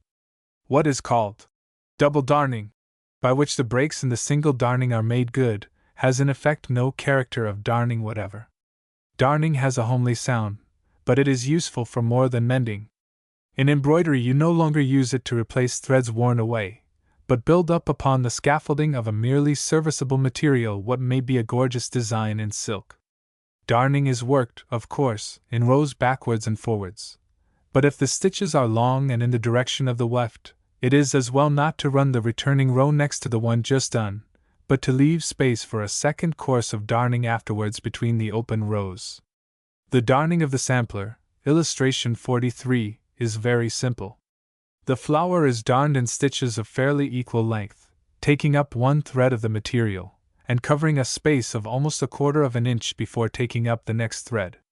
The outline of a petal is first worked, and successive rows of darning follow the lines of the flower, expressing to some extent its form. Much depends upon the direction of the stitch. 43. The texture of the work depends upon the length of the stitches, and on the amount of the stuff showing through. Darning is usually supplemented by outlining. The sampler is designed to show how far one can dispense with it. The flower stalk is defined by darning the first row in a darker color. For the rest, voiding is employed, but it is not easy to void in darning. The background is darned diaper fashion. It gives, that is to say, deliberately diagonal lines. A background irregularly darned should be irregular enough never to run into lines not contemplated by the worker. In the case of large leaves veined, the veining should be worked first, the stitches between them radiating outwards to the edge of the leaf. More accomplished work in darning is shown in the border by William Morris in illustration 44, where it appears, however, much flatter than in the colored silk. It is work solid, the radiating stitches accommodating themselves to the forms of the leaves and petals, which, in fact, are designed with a view to their execution in this way. They are defined by outline stitching, light or dark as occasions seem to require. 44. Mention has already been made of darning à propos of canvas stitch, and there is a sort of natural correspondence between the mechanique of darning in its simplest form and the network of open threads which gives to rectangular darning, like the German work in illustration 45, character which more than compensates for its angularity in outline. The darning is there quite even in workmanship, but it is, as will be seen, of different degrees of strength, lighter for the surface of the pattern, heavier for the outline. 45. You may qualify the color of a stuff by lightly darning it with silk of another shade, and very subtle tints may be got by thus, as it were, veiling a colored ground with silks of various hues. Laid work. The necessity for something like what is called laid work is best shown by reference to satin stitch. It was said in reference to it that satin stitches should not be too long. There is a great deal of Eastern work in which surface satin stitch, or its equivalent, floats so loosely upon the face of the stuff that it can only be described as flimsy. Nothing could be more beautiful in its way than certain Sudanese embroidery, in which colored floss and stitches an inch or more long lies glistening on the stuff without any interruption of threads to fasten it down. Laid work. Embroidery of this kind, however, hardly comes within the scope of practical work. Long, loose stitches want sewing down. Some compromise has to be made between art and beauty. The problem is to make the work strong enough without seriously disturbing its lustrous surface, and the solution of it is laid work, at which we arrive thus almost by necessity. It involves no new stitch, but is only another way of using stitches already described. In laid work, long tresses of silk, as William Morris called them, floss by preference, are thrown backwards and forwards across the face of the stuff, only just piercing it at the edges of the forms, and back again.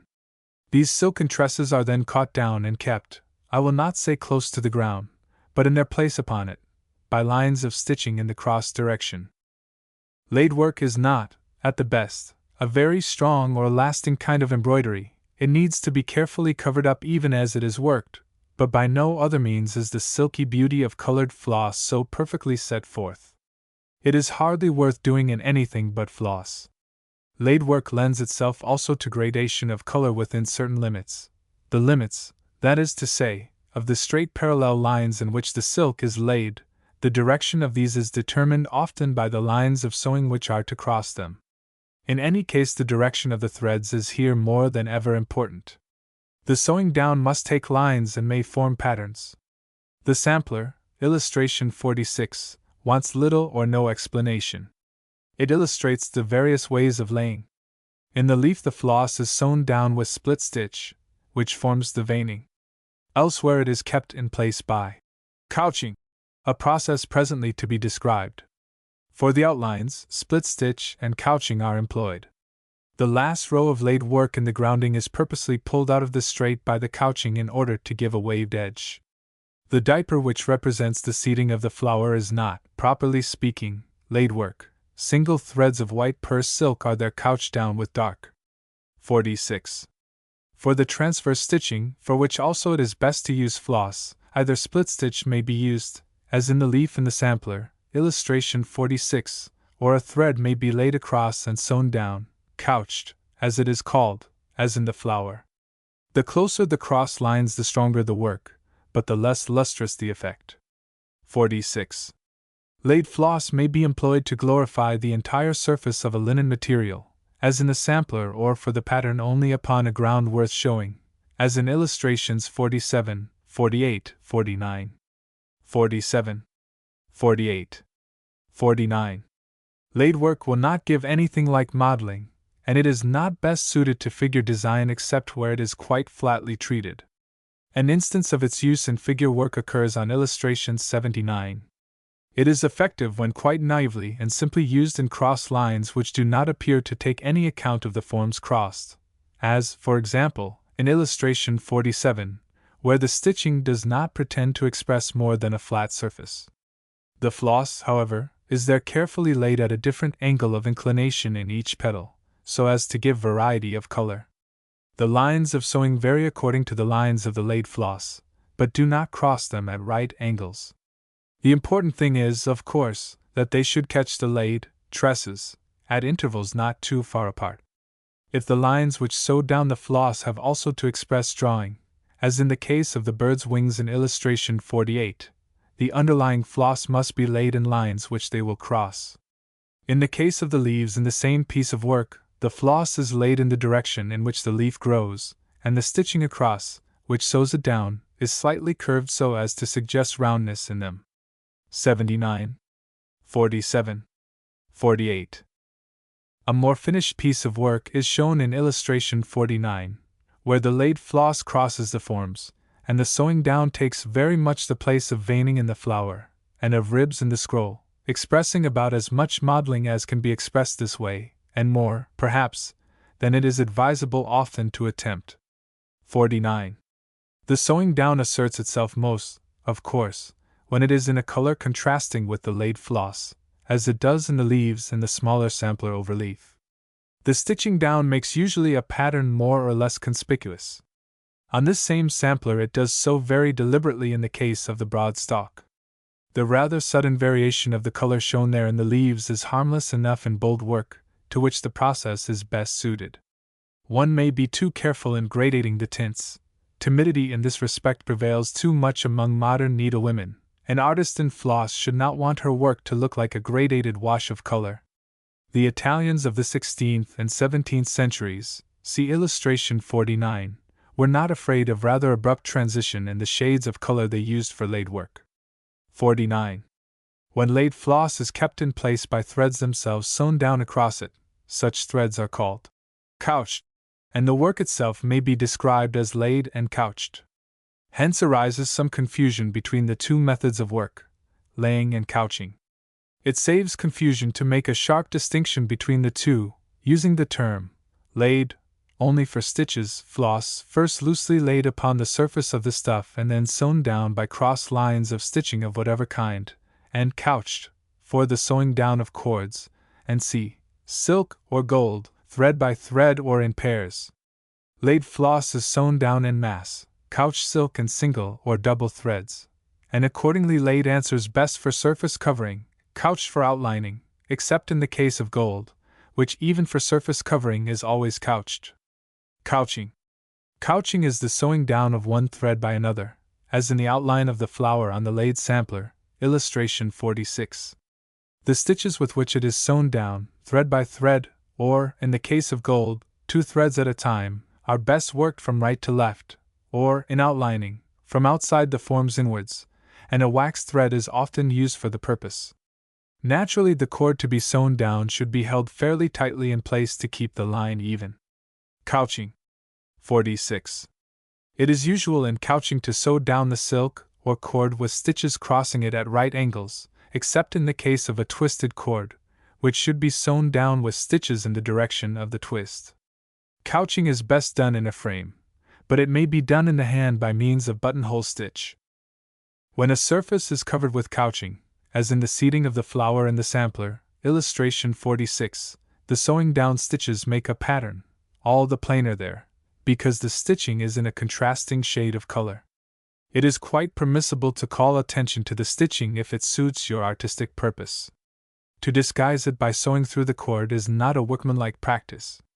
A worker should frankly accept a method of work and get character out of it. 46. Embroidresses have a clever way of untwisting a cord before each stitch and twisting it again after stitching through it, between the strands, that is to say, in which the stitching is lost. The device is rather too clever. It shows a cord with no visible means of attachment to the ground, which is not desirable, however much desired. There is no advantage in attaching cords to the surface of silk so that they look as if they had been glued onto it. Conjuring tricks are highly amusing, but one does not think very highly of conjurers. Personally, I would much rather have seen more plainly the way the cord is sewn down in the graceful cross in illustration 51, a design perfectly adapted to couching, and yet unlike the usual thing. 51. Where it is softish silk which is stitched down, it makes a great difference whether it is loosely held and tightly sewn, or the contrary. Contrast the short puffy lines nearest the corners in the sampler, illustration 52, with the longer ones between the broad and narrow bands. The broad band is worked in rows of double filicelle, of various shades, sewn down with single filicelle. In the narrower bands, twisted silk is sewn down with stitches in the direction of its twist. This is more plainly seen in the upper of the 2 bands, where the sloping stitches are lighter in color than the cord sewn down. 52. Characteristic use is made of rather puffy couching in the ornament of the lady's dress in Miss Keithley's panel, illustration 61, where it has very much the richness of embroidery in seed pearls. 61.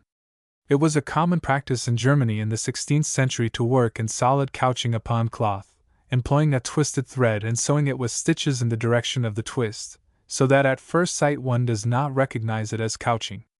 It looks like rather coarse stitching in the direction of the forms, and expresses shading very well. The cloth ground accounts, perhaps, for the choice of method. The material is not otherwise a pleasant one to embroider upon. A rather earlier German method was to couch in parallel lines of white upon white linen, and so get relief and texture but no modeling, though the drawing was helped by varying the direction of the parallel lines. The entire surface of a linen ground was sometimes covered with couched threads of silk or fine wool, some of it in vertical and horizontal lines, some of it in the direction of the pattern. This, again, was a German practice, as may be seen in the Hildesheim cope at South Kensington. All-over couching may be used with advantage to renew the ground of embroidery so worn as to be unsightly, and is more lasting than laidwork for the purpose. It is laborious to do, but more satisfactory when done than remounting, and one or the other is a necessity sometimes. The effect of age is, up to a certain point, pleasing, rags are not. Couching, however, except with gold, was more commonly used for outlining, and is quite peculiarly suited to give a firm line. A beautiful example of outline work in colored silk upon white linen is pictured in illustration 90, in which the lines of delicate Renaissance arabesque are perfectly preserved. The rare practice of such work as this, notwithstanding its distinction, is perhaps sufficiently accounted for by its modesty. It is true, it wants well considered and definitely drawn design, and there is no possible fudging with it. 90. The value of a couched cord as an outline to stitching, satin stitch in this instance, is shown in illustration 91, in which the singularly well-schemed and well-drawn lines of the ornament are given with faultless precision. This is a portion of an altogether admirable frame to an altogether foolish picture in needlework, of which a fragment only is shown. 91. The appropriateness of couched cord to the outlining of inlay or of applique is seen in the two examples which form illustration 62. In the one A, it defines the clear-cut counterchange pattern. In the other, B, being of a tint intermediate between the ground and the ornament, it softens the contrast between them. An interesting technical point in the design of this last is the way the cord outlining the leaves makes a sufficiently thick stalk, coming together, as it naturally does, double at the ends of the leaves. 62. This occurs again in illustration 63, where the double threads which form the stalks, though separately stitched down, are couched again at intervals by bands crossing the two, at the springing of the stalks and tendrils, for example, where joins inevitably occur. The cords forming the central stalk are in one case looped. 63. Fantastic use has often been made of the looping of couched cord. The Spanish embroiderers made most ornamental use of a wee loop at the points of the leaves where the cord must turn, but the device of looping may easily be used to frivolous purpose. A regularly looped line at once suggests lace. A perplexing Chinese practice is to couch fine cord in little loops so close together that they touch. A surface filled in after this manner, as in the butterflies on illustration 53, might pass at first sight for French knots or chain stitch. It is really another method of all-over couching. 53. A double course of couching forms the outline in illustration 92, one of filicelle and one of cord, separately sewn, but the tendrils, which are of silver thread, are sewn down both threads at a time with double stitches, very obvious in the illustration. Over the couched silver threads which form the main rib of the leaf a pattern is stitched in silk. 92. Apropos of couching, mention must be made of a way of working used in the famous Sion cope by way of background, and figured over leaf, illustration 54. The ground stuff is linen, twofold, and it is worked in silk, which lies nearly all upon the surface. The stitch runs from point to point of the zigzag pattern. There it penetrates the stuff, is carried round a thread of flax laid at the back of the material, and is brought to the surface again through the hole made by the needle in passing down. That is to say, the silken thread only dips through the linen at the points in the pattern, and is there caught down by a thread of flax on the undersurface of the linen. The reverse of the work, illustration 55, shows a surface of flax threads couched with silk, for which reason the method may be described as reverse couching. On the face it gives an admirable surface diaper, flat without being mechanical. It is easily worked with a blunt needle. With a sharp one there would be a danger of splitting the stitch. It is a kind of work on which 2 persons might be employed, one on either side of the stuff. 54. 55. Couched gold. In olden days silk does not appear to have been couched in the East. On the other hand, it was the custom to couch gold thread in Europe at least as early as the 12th century, so that the method was probably first used for gold, which, except in the form of thin wire or extraordinarily fine thread, is not quite the thing to stitch with. Besides, it was natural to wish to keep the precious metal on the surface, and not waste it at the back of the stuff. A distinguishing feature about gold is that by common consent it is used double and sewn down 2 threads at a time. This is not merely an economy of work, but except in the case of thick cords or strips of gold, it has a more satisfactory effect. Why it is not easy to say. Panels A, B, C in the sampler, illustration 56, are couched in double threads, D in single cords. 56. Gold couching is there used, as it mostly is, to cover a surface. In doing that, it is usual to sew the threads firmly down at the edges of the forms and cut them very sharply off, but they may equally well be carried backwards and forwards across the face of the stuff. The slight swelling of the gold thread where it turns gives emphasis to the outline, but the turning wants carefully doing, and the gold thread must not be too thick.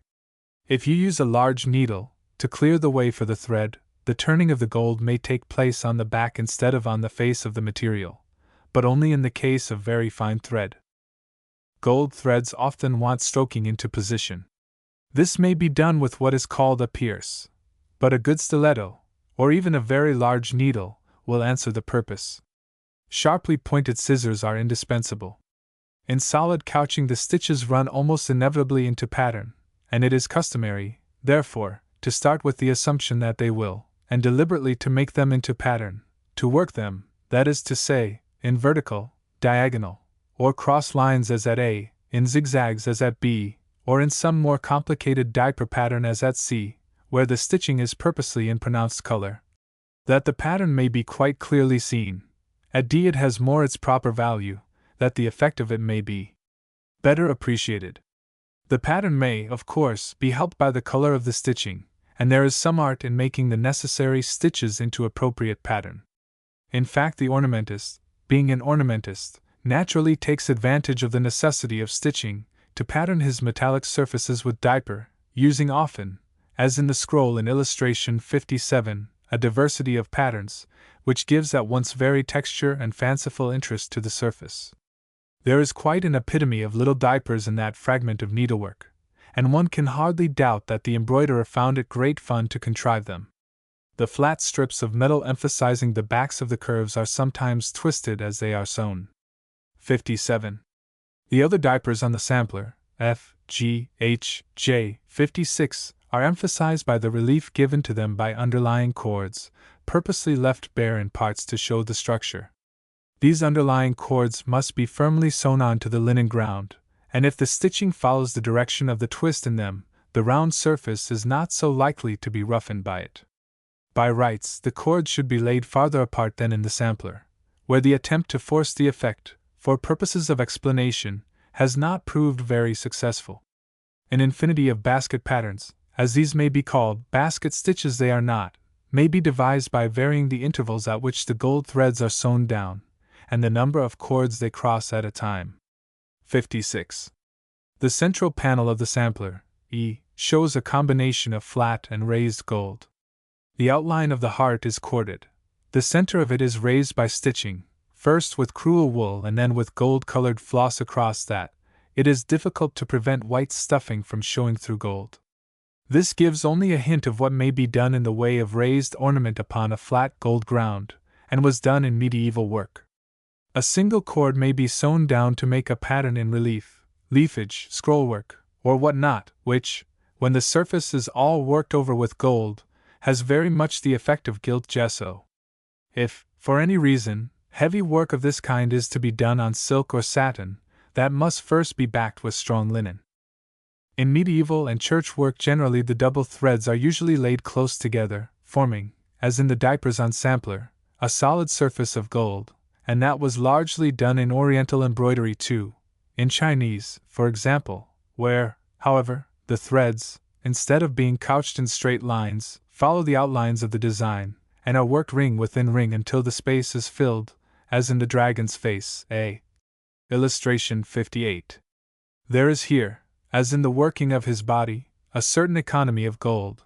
A small amount of the ground is allowed to show between the lines of double gold thread, not enough to tell as ground, but enough to give a tint of the ground color to the metal.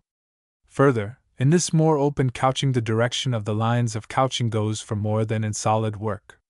The pattern made by the gold thread is here not only ornamental but suggestive of the scaly body of the creature. It will be seen, too, how, in the working of the legs, the relatively compact gold threads are kept well within the outline, by which means anything like harshness of silhouette is avoided. 58. That this less solid manner was not confined to the Far East is shown by the Venetian valance, B, on the lower part of the page, which has very much the appearance of gold lace. A good example of outline, single thread, in gold is given in illustration 59, part of an Italian housing, which reminds one both in effect and in design of damascening, to which it is in some respects equivalent. Only, instead of gold and silver wire beaten into black iron or steel, we have gold and silver thread sewn on to dark velvet. The design recalls also the French book bindings of the period of Henri II, in which the tooled ornament was precisely of this character. The resemblance is none the less that an occasional detail is worked more solidly, but, in the main, this is outline work, and a beautiful example of it. The art in work of that kind is, of course, largely in the design. Gold thread work in spiral forms has very much the effect of filigree in gold wire. 59. The next step is where the cords of gold enclose little touches of embroidery in colored floss, as in illustration 91. These have the value of so many jewels or bits of bright enamel. In fact, just as outline work in simple gold thread resembles damascening or filigree, so this outlining of little spaces of colored silk suggests enamel. The cord of the embroiderer answers to the cloisons of the enameler, the surfaces of shining floss to the films of vitreous enamel. 91. Applique embroidery is constantly edged with gold or silver thread. An effective, if rather rude, example of this, the thread here again double, is given in illustration 60. 60. In couching more than one thread at a time, there is a difficulty in turning the angles. The threads give, of necessity, only gently rounded forms. To get anything like a sharp point, you must stop short with the inner thread before reaching the extreme turning point, and take it up again on your way back. What applies to 2 threads, applies of course still more forcibly to 3. The color with which gold thread is sewn is a question of considerable importance. If the stitches are close enough together to make solid work, they give a flush of color to the gold. Advantage is commonly taken of this both in medieval and Oriental work to warm the tint by sewing it down with red. The Chinese will even work with a deeper and a paler red to get 2 coppery shades. White stitching pales the gold, yellow modifies at least, green cools it, and blue makes it greener. The closer the stitches, the deeper the tint, of course. You can get thus various shades of gold out of the same thread, and even gradation from one to another, as may be seen in a great deal of Spanish work of the 16th century, in which the gold ornament is often quite delicately shaded from yellowish gold to ruddy copper on the one hand, and to bronzy green on the other. Similar use may be made of varicolored silks in couching white or other cord, but gold reflects the color much better than silk, and gives much more subtle effects. The Flemings and Italians of the early Renaissance went further. They had a way of laying threads of gold and sewing them so closely over with colored silk that in many parts it quite hid the gold. Only in proportion as they wanted to lighten the color of the draperies in their pictorial embroideries did they space the stitches farther and farther apart, and let the gold gleam through. Except in the high lights it did not pronounce itself positively. The effect is not unlike what is seen in paintings of the primitive school, where the high lights of the red and blue draperies are hatched with gold. The practice of the embroiderer may be reminiscent of that, or that may be the origin of the primitive painter's convention. It is more as if the embroiderer wanted to represent a precious tissue, a stuff shot with gold. Illustration 80 gives part of a figure worked in this way, relieved against a more golden architectural background rendered by the very same double threads of gold which run through the figures. In the architecture, however, they are couched in stitches which are never so near as to take away from the effect of the gold. The 2 degrees of obscuring or clouding gold by oversewing are here shown in most instructive contrast. The cords, as usual, are laid in horizontal courses. That was the convenient way of working, but it resulted in a corded look, which has very much the appearance of tapestry, and there is no doubt that resemblance to tapestry was in the end consciously sought. That the method here employed was laborious needs no saying, but it gave most beautiful, if pictorial, results. 80. Appliqué. Embroidery, it has been shown, is much of it on the surface of the stuff, not just needle stitches, but the stitching on of something, cord, gold thread, or whatever it may be. And instances have been given where the design of such work was not merely an outline, but where certain details were filled in with stitching. Yet another practice, and one more strictly in keeping with the onlining of cord, was to online the solid also, applying, that is to say, the surface color also in the form of pieces of silk cut to shape. Patterns of this kind may be conceived as line work developing into leafy terminations, the appliqué only an adjunct to couching, illustration 63, or they may be thought of as massive work eked out with line, the appliqué, that is to say, the main thing, the couching only supplementary, illustration 92. An intermediate kind is where outline and mass, couching and appliqué, play parts of equal importance in the scheme of design, illustration 60. Appliqué. 63. 92. 60. Couched cord or filicelle is useful in covering the raw edge of the onlay, not so much masking the joints as making them sightly. Appliqué must be carefully and exactly done, and is best worked in a frame. It is almost as much a man's work as a woman's. Embroidery proper is properly woman's work, but here, as in the case of tailoring, the man comes in. The getting ready for appliqué is not the kind of thing a woman can do best. The finishing may sometimes be done in the hand, and very bold, coarse work may possibly be worked throughout in the hand, and outlined with buttonhole stitch. Chain stitch is not so appropriate, but when a couched outline is employed it must be done in a frame, and indeed, work with any pretensions to finish is invariably begun and finished in the frame. To work appliqué you want, in fact, 2 frames, one on which to mount the material to be embroidered, and another on which to mount the material to be applied. The backing in each case should be of smooth holland. This is stretched onto the frame, and then pasted with stiff starch, or what not. The silk or velvet is laid onto it, and stroked with a soft rag until it adheres, and is left to dry gently.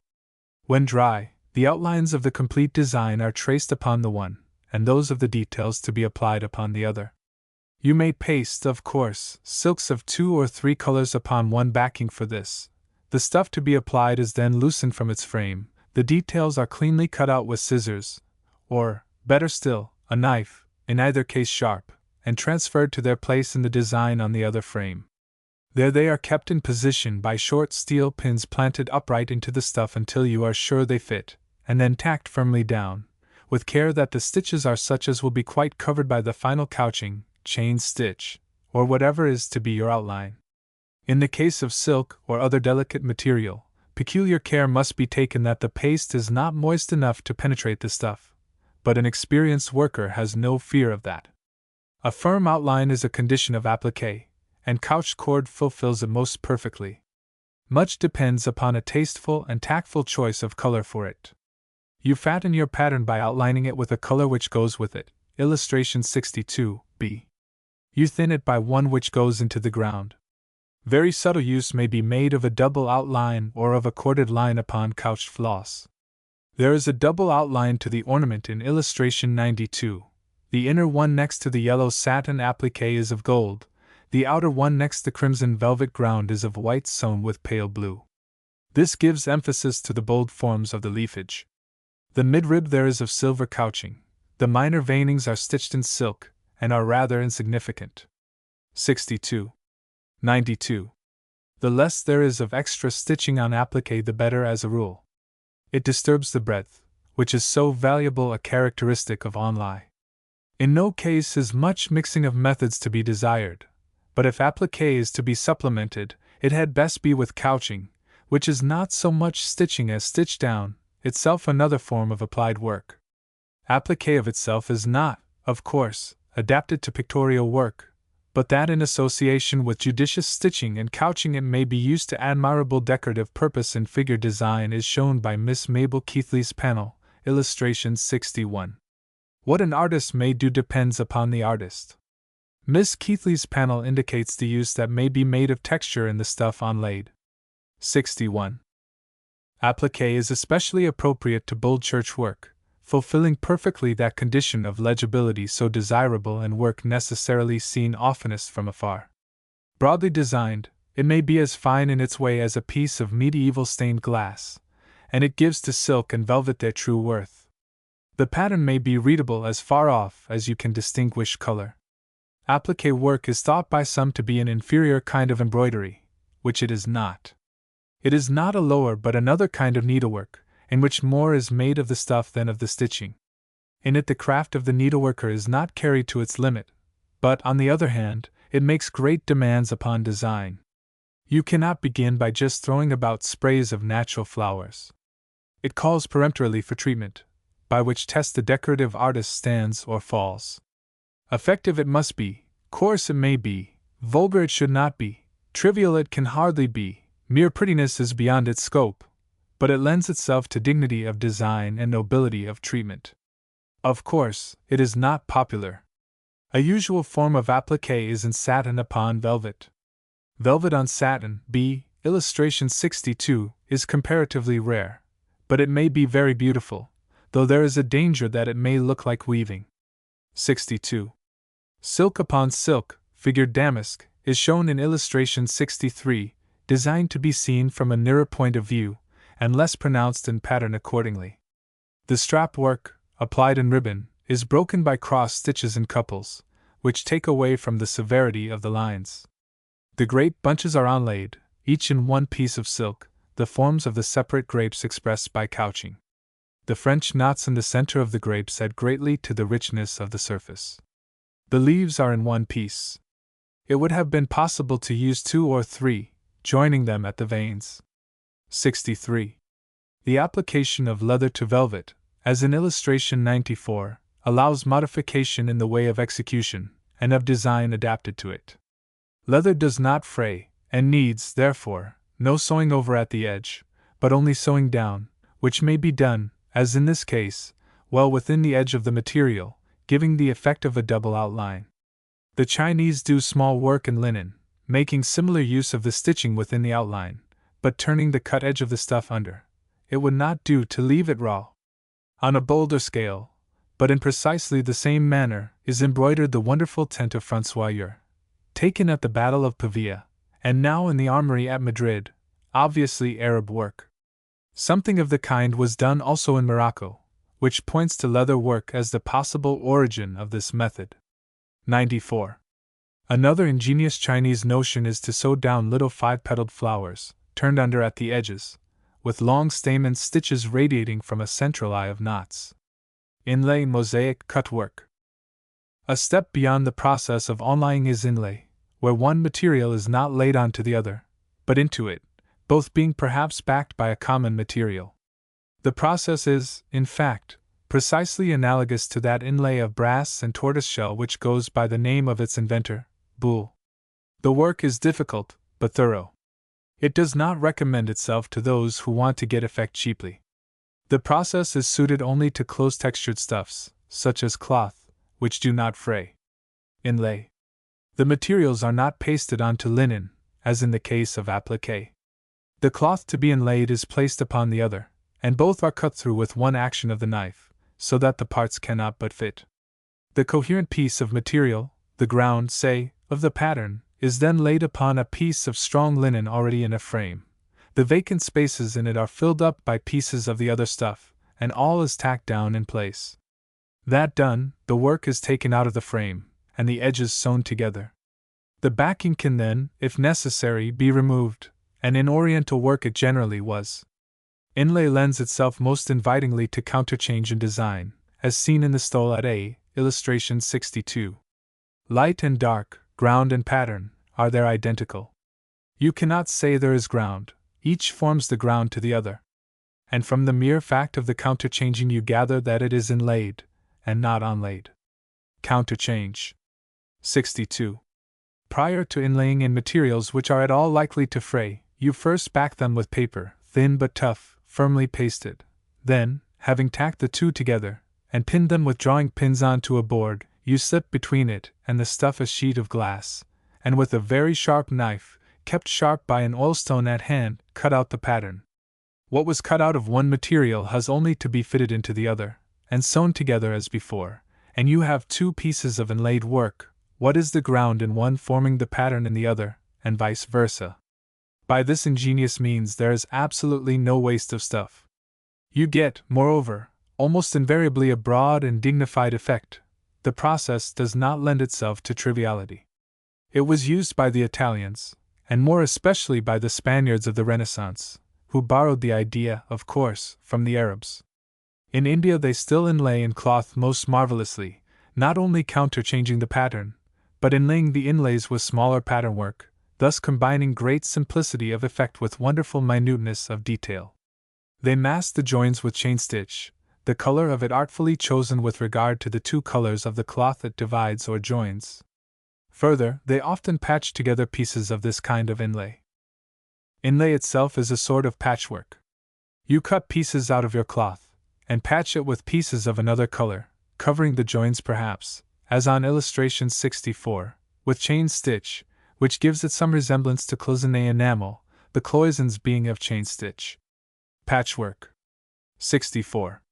Where there is no one ground stuff to be patched, but a number of varicolored pieces of stuff are sewn together, they form a veritable mosaic, reminding one, in colored stuffs, of what the medieval glaziers did in colored glass. Admirable heraldic work was done in Germany by this method, and it is still employed for flag making. The stuffs used should be as nearly as possible of one substance. In patchwork of loosely textured material, each separate piece of stuff may be cut large, turned in at the edge, and oversewn on the wrong side. The relation of cut work to inlay is clear, in fact, the one is the first step towards the other. You have only to stop short of the actual inlaying, and you have cut work. Fill up the parts cut out in illustration 65 with colored stuff, and it would be inlay. The needlewoman has preferred to sew over the raw edges of the stuff, and give us a perfect piece of fretwork in linen. It is part of the game in cut work to make the fret coherent, whole in itself. The design should tell its own tale. Ties of buttonhole stitch, or what not, are not necessary, provided the designer knows how to plan a fret pattern. Their introduction brings the work nearer to lace than embroidery. The sewing over may be in chain stitch, satin stitch, as in illustration 65, or in buttonhole stitch, which last is strongest. Cut work. 65. Fretwork. 65. As, in the case of applique, inlay, and mosaic, an embroidered outline is usually necessary to cover the join, so in the case of cutwork sewing over is necessary to keep the edges from fraying. It may sometimes be advisable to supplement this outlining by further stitching to express veining, or give other minute details, just as the glassworker, when he could not get details small enough by means of glazing, had recourse to painting to help him out. But there is danger in calling in auxiliaries. It is best to design with a view to the method of work to be employed, and to keep within its limits. To worry the surface of applied, inlaid, or cut stuff with finikin stitchery is practically to confess either the inadequacy of the design or the fidgetiness of the worker. It should need, as a rule, no such enrichment. Embroidery in relief.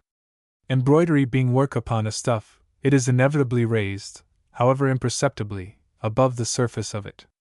But there is a charm in the unevenness of surface and texture thus produced, and the aim has consequently often been to make the difference of level between ground stuff and embroidery more appreciable by underlay or padding of some kind. The abuse of this kind of thing need not blind us to the advantages it offers. There are various ways of raising embroidery, the principle of which are illustrated on the sampler overleaf. In Sprigga, the underlay is of closely woven cloth, darker in color than would be advisable except for the purpose of showing what it is. It is as well in the ordinary way to choose a cloth more or less of the color the embroidery is to be. The cloth is cut with sharp scissors carefully to shape, but a little within the outline, and pasted on to the linen. When perfectly dry, it is worked over with thick corded silk couched in the ordinary way. The raised line at B reveals the way the stem in illustration 86 was worked. 2 cords of smooth string, macrame, for example, are twisted and tacked in place. Over this floss is worked in close satin stitch. 86. In Sprigg C, the underlay is of parchment, lightly stitched in place. The use of a double underlay in parts gives additional relief. The embroidery upon this, in slightly twisted silk, is in satin stitch. The leaf shapes at D are padded with cotton wool, cut out as nearly as possible to the shape required, and tacked down with fine cotton. They are then worked over with floss and satin stitch. The stalks are not padded with cotton wool, but first worked with crewel wool, which, being soft and elastic, forms an excellent ground for working over in floss silk. In working a stalk like that at E, you first lay down a double layer of soft, thick cotton, and then work over it with flatter cotton, made expressly for padding, in slanting satin stitch. 3 threads of smooth round silk are then attached to one side of the padding and carried diagonally across to the other side, where they are sewn down with strong thread of the same color close to the underlay, so that the stitches may not show. They are then brought back to the side from which they started, sewn down, and returned again, and so backwards and forwards to the end. The crossing threads make a sort of pattern, and it is a point of good workmanship that they should cross regularly. Such pattern is more obvious when threads of 3 different shades of color are employed. Threads of twisted silk may, of course, be equally well used this way without padding underneath. In Sprigg F, the underlay is of cardboard, pasted on to the linen. It is worked over with purse silk, to and fro across the forms, and sewn down at the margin with finer silk. This is a method of work often employed when gold thread is used. In Sprigg G, the underlay or stuffing is of string, sewn down with stitches always in the direction of the twist. It is worked over with floss and satin stitch. In Sprigg H, the underwork consists of stitching in soft cotton, over which thick silk is embroidered in bullion stitch. The rule is to work the first stitching in such a direction that the surface work crosses it at right angles. The small leaf is worked over with fine purse silk and satin stitch, which is used also for the stalk. In the smaller sampler of laid work, illustration 50, the broad stem is twice underlaid with crewel, excellent for this soft sort of padding, on account of its elasticity. The leaves have their only one layer of understitching. 50. Raised work in white upon white is often used for purposes which make it inevitable that sooner or later the work will be washed. That is a consideration which the embroideress must not leave out of account. In any case, work over stitchery is more durable than over loose padding such as cotton wool.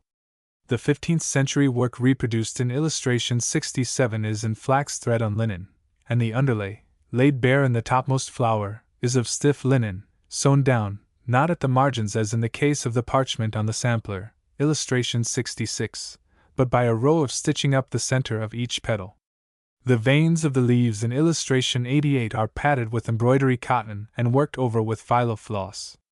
The leaves themselves are not padded, though the sewing down of the veins upon them, as well as the fact that they are applied on to the velvet ground, gives some appearance of relief. 67. 66. 88. Raised gold. Our sampler of raised work is done in silk. Underlaying is more often used to raise work in gold, to which in most respects it is best suited. The method shown in the sampler would answer almost equally well for gold, except that working in gold one would not at H. 66 use bullion stitch, but bullion, first covering the underlay of stitching with smoothly laid yellow floss. 66. Bullion consists of closely coiled wire. It is made by winding fine wire tightly and closely round a core of stouter wire. When this central core of wire is withdrawn, you have a long hollow tube of spirally twisted wire. This the embroideress cuts into short lengths as required, and sews onto the silk, as she would a long bead or bugle. Its use is illustrated at an illustration 51, where the stems of triple gold cord are tied down at intervals by clasps of bullion, and the leaves, again, are filled in with the same bullion. 51. It was the medieval fashion to encrust the robes of kings and pontiffs with pearls and precious stones mounted in gold. The early Byzantine form of crown was practically a velvet cap, onto which were sewn plaques of gorgeous enamel and mounted stones. When to such work embroidery was added, it was not unnatural that it should vie with the gold setting. As a matter of fact, its design was often only a translation into needlework of the forms proper to the goldsmith. Yet more openly in rivalry with goldsmiths' work was some of the embroidery of the Renaissance, in which the idea, a most mistaken one, of course, seems to have been to imitate beaten metal. This led inevitably to excessively high relief in gold embroidery. You may see in 17th century church work the height to which relief can be carried, and the depth to which ecclesiastical taste can sink. The Spaniards were, perhaps, the greatest sinners in this respect, seeking, as they did, richness at all costs. But it must be confessed that, in the 16th century at least, they produced most gorgeous results. There is in the treasury of the cathedral at Toledo an altar frontal in gold, silver, and coral, and a yet more beautiful mantle of the Virgin in silver and pearls upon a gold ground, which make one loath to dogmatize. The preciousness of gold and silver points, in the nature of things, to their use for church vestments and the like, and high relief gives, no doubt, value to the metal, but the consideration of its intrinsic value leads quickly to display. The artistic value of gold is not so much that it looks gorgeous as that it glorifies the color caught, so to speak, in its meshes. Admitting that there is reason for relief in gold embroidery, it catches the light as flat gold does not. One feels that the very slightest modeling is usually enough. Reference was made, page 136, to the effect of gilt gesso obtained in raised gold thread. That really is about the degree of relief it is safe to adopt in gold embroidery, the relief that is readily got by laying on gesso with a brush, not carving or modeling it, and the characteristically blunt forms got by that means repeat themselves when you work with the needle. 136. There is ample relief in the gold embroidery on illustrations 68 and 86. The first of these shows both flat and raised work. The latter illustrates not only various degrees of relief, but several ways of underlaying. It scarcely needs pointing out that the flatter serrated leaves are worked over parchment or paper, and the puffy parts of the flowers over softer padding. Allusion has already been made, page 159, to the way the stalk is worked over twisted cords, as on the sampler, illustration 66. The patterns in which the gold is worked do not tell quite so plainly here as on illustration 68, where the basket pattern is more pronounced. In the stalk their flat gold wire is used, and again in the broken surface towards the top of the plate. 68. 86. 159. 66. 68. Spangles of gold may be used with admirable effect, at the risk, perhaps, of a rather tinselly look, but that has been often most skillfully avoided both in medieval work and in Oriental. In India great and very cunning use is made of spangles, by the Parsas in particular, who, by the way, embroider with gold wire. Spangles. Gold foil may be cut to any shape and sewn onto embroidery, but spangles take mainly one of two shapes, best distinguished as disc-like and ring-like. The discs are flat, pierced in the center, and sewn down usually with 2 or 3 radiating stitches, illustration 51, and illustration 67. The rings may be attached by a single thread. They can easily be made to overlap like fish scales, and most elaborately embossed pictures have been worked in this way. There is a vestment in the cathedral at Granada which is a marvel to see, but not the thing to do, surely. 51. 67. Relief is easily overdone, in figure work so easily that one may say safety is to be found only in the most delicate relief. To make figures look round is to make them look stuffed. That stuffy images are to be found in medieval church work is only too true. In Gothic art one finds this quaint, perhaps, but it is perilously near the laughable. The point of the ridiculous is plainly overpassed in English work of the 17th century, which degenerates at last into mere doll work, the dolls duly stuffed and dressed in most childish fashion, their drapery, in actual folds, projecting. Some really admirable needlework was wasted upon this kind of thing, which has absolutely no value, except as an abject lesson in the frivolity of the Stuarts and their on-hangers.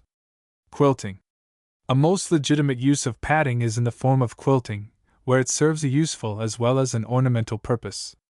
To quilt is to stitch one cloth upon another with something soft between, or without anything between. Our word counterpane is derived from contrepoint, a corruption of the French word for backstitch, or quilting stitch, as it was called. Quilting. If you merely stitch two thicknesses of stuff together in a pattern, such as that on illustration 69, the stuff between the stitches has a tendency to rise.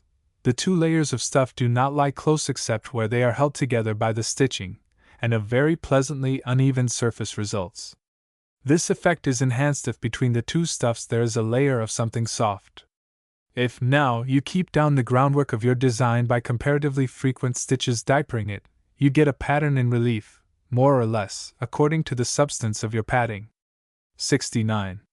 Another way is to pad the pattern only, as in illustration 70, where the padding is of soft cord. 70. A cunning way of padding is first to stitch the outline of the design, and then from the back to insert the stuffing. You first pierce the stuff with a stiletto, and having pushed in the cord, cotton, or what not, efface as far as possible the piercing. The stuffing has then not much temptation to escape from its confinement. The Persians do most elaborate quilting on fine white linen, which they sew with yellow silk, but the pattern is stuffed with cords of blue cotton, the color of which just grins through the white sufficiently to cool it, and to distinguish it from the creamy white ground made warmer by the yellow stitching.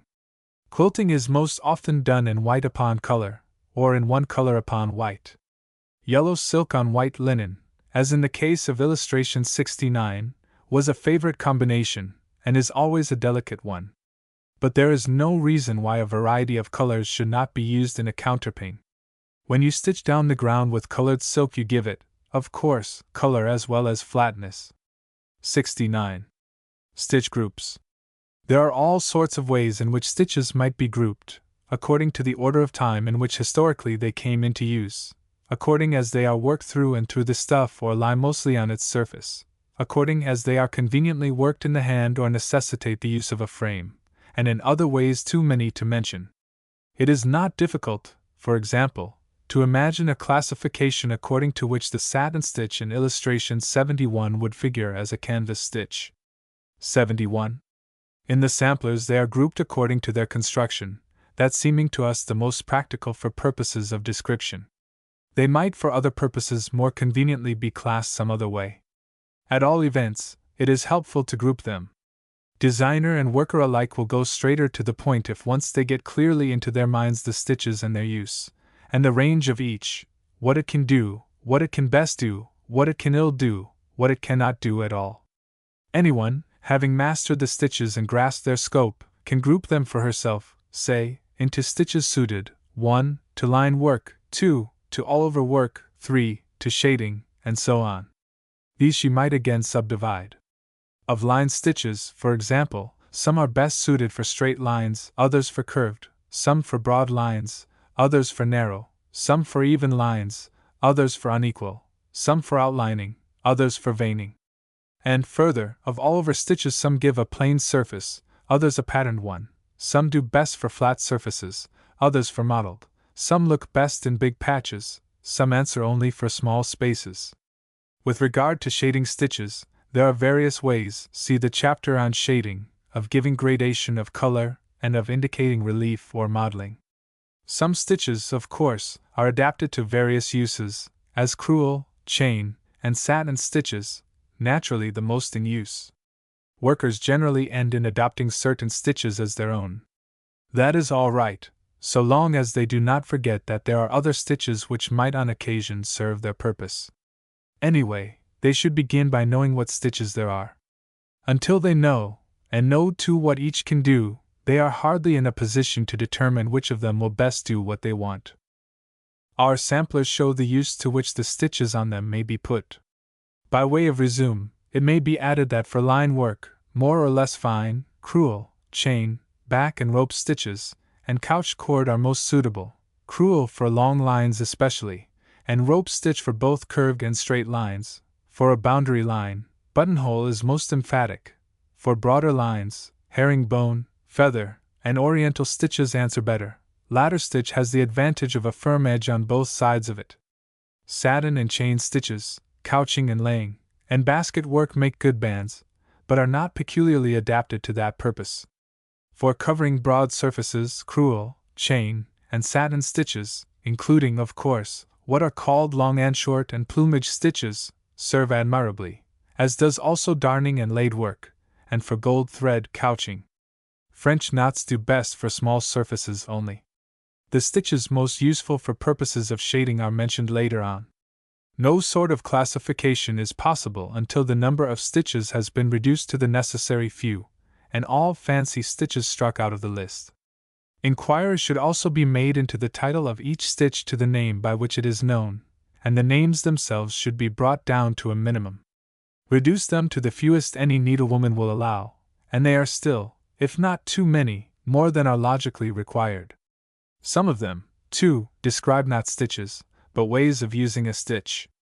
The term long and short, it has already been explained, page 100, has less to do with a particular stitch than its proportion, and the term plumage stitch refers more to the direction of the stitch than to the stitch itself. And so with other stitches. It is its oblique direction only which distinguishes stem stitch from other short stitches of the kind. Running, again, amounts to no more than proportioning stitches to the mesh of the stuff, and taking several of them at one passing of the needle, and darning is but rows of running side by side. The term split stitch describes no new stitch, but a particular treatment to which a crewel or a satin stitch is submitted. 100. The foregoing summaries of stitches are only by way of suggestion, something to set the embroideress thinking for herself. She must choose her own method, but it would help her, I think, to schedule the stitches for herself according to her own ways and wants. The most suitable stitch may not suit every one. Individual preference and individual aptitude count for something. It is not a question of what is demonstrably best, but of what best suits you. One stitch or many? The first thing to be settled with regard to the choice of stitch is whether to employ one stitch throughout, or a variety of stitches. Much will depend upon the effect desired. Good work has been done in either way, but one may safely say, in the first place, that it is as well not to introduce variety of stitch without good cause. There is safety in simplicity. And in the second, that stitches should be chosen to go together, in order that the work may look all of a piece. When the various stitches are well chosen, it is difficult at a glance to distinguish one from another. A great variety of stitches in one piece of work is worrying, if not bewildering. It is as well not to use too many, to keep in the main to one or two, but not to be afraid of using a third, or a fourth, to do what the stitch or stitches mainly relied upon cannot do. It tends also towards simplicity of effect if you use your stitches with some system, not haphazard, and in subordination one to the other. There must be no quarreling among them for superiority. You should determine, that is to say, at the outset, which stitch shall be employed for filling, which for outline, or which for stalks, which for leaves, and which for flowers. Or, supposing you adopt one general stitch throughout, and introduce others, you should know why, and make up your mind to employ your second for emphasis of form, your third for contrast of texture, or for some other quite definite purpose. It is not possible here to point out in detail the system on which the various examples illustrated have been worked. The reader must worry that out for herself. But one may just point out in passing how well the various stitches go together in some few instances. Nothing could be more harmonious, for example, than the combination of knot, chain, and buttonhole stitches in illustration 24, or of ladder, oriental, herringbone, and other stitches in illustration 72. Again, in illustration 85 the contrast between satin stitch and the bird and couched cord for the clouding is most judicious, as is the knotting of the bird's crest. Laid floss contrasts, again, admirably with couched gold in illustrations 47, 48, 49, and satin stitch with couching in illustration 91, where the gold is reserved mainly for outline, but on occasion serves to emphasize a detail. 24. 72. 85. 47. 48. 49. 91. Couched gold and surface satin stitch are used together again in illustration 58, each for its specific purpose. The harmony between applique work and couching or chain stitch outline has been alluded to already. 58. A danger to be kept in view when working in one stitch only is, lest it should look like a woven textile, as it might if very evenly worked. Some kinds of embroidery seem hardly worth doing nowadays, because they suggest the loom. That may be a reason for some complexity of stitch, in which lurks that other danger of losing simplicity and breadth. The lace-like appearance of the needlework upon fine linen in illustration 73 results chiefly from the extraordinary delicacy with which it is done, but it owes something also to the variety of stitch and of stitch pattern employed in it. 73. Outline. The use of outline in embroidery hardly needs pointing out. It is often the obvious way of defining a pattern, as, for example, where there is only a faint difference in depth of tint between the pattern and its background. In applique work it is necessary to mask the joins, and it is by itself a delightful means of diapering a surface with not too obtrusive pattern. Allusion to the stitches suitable to outline has been made already, see stitch groups, as well as to the color of outlining, à propos of applique. It is difficult to overrate the importance of this question of color in the case of outline, but there are no rules to be laid down, except that a colored outline is nearly always preferable to a black one. The Germans of the 16th century were given to indulging in black outlines, and you may see in their work how it hardened the effect, whereas a colored outline may define without harshness.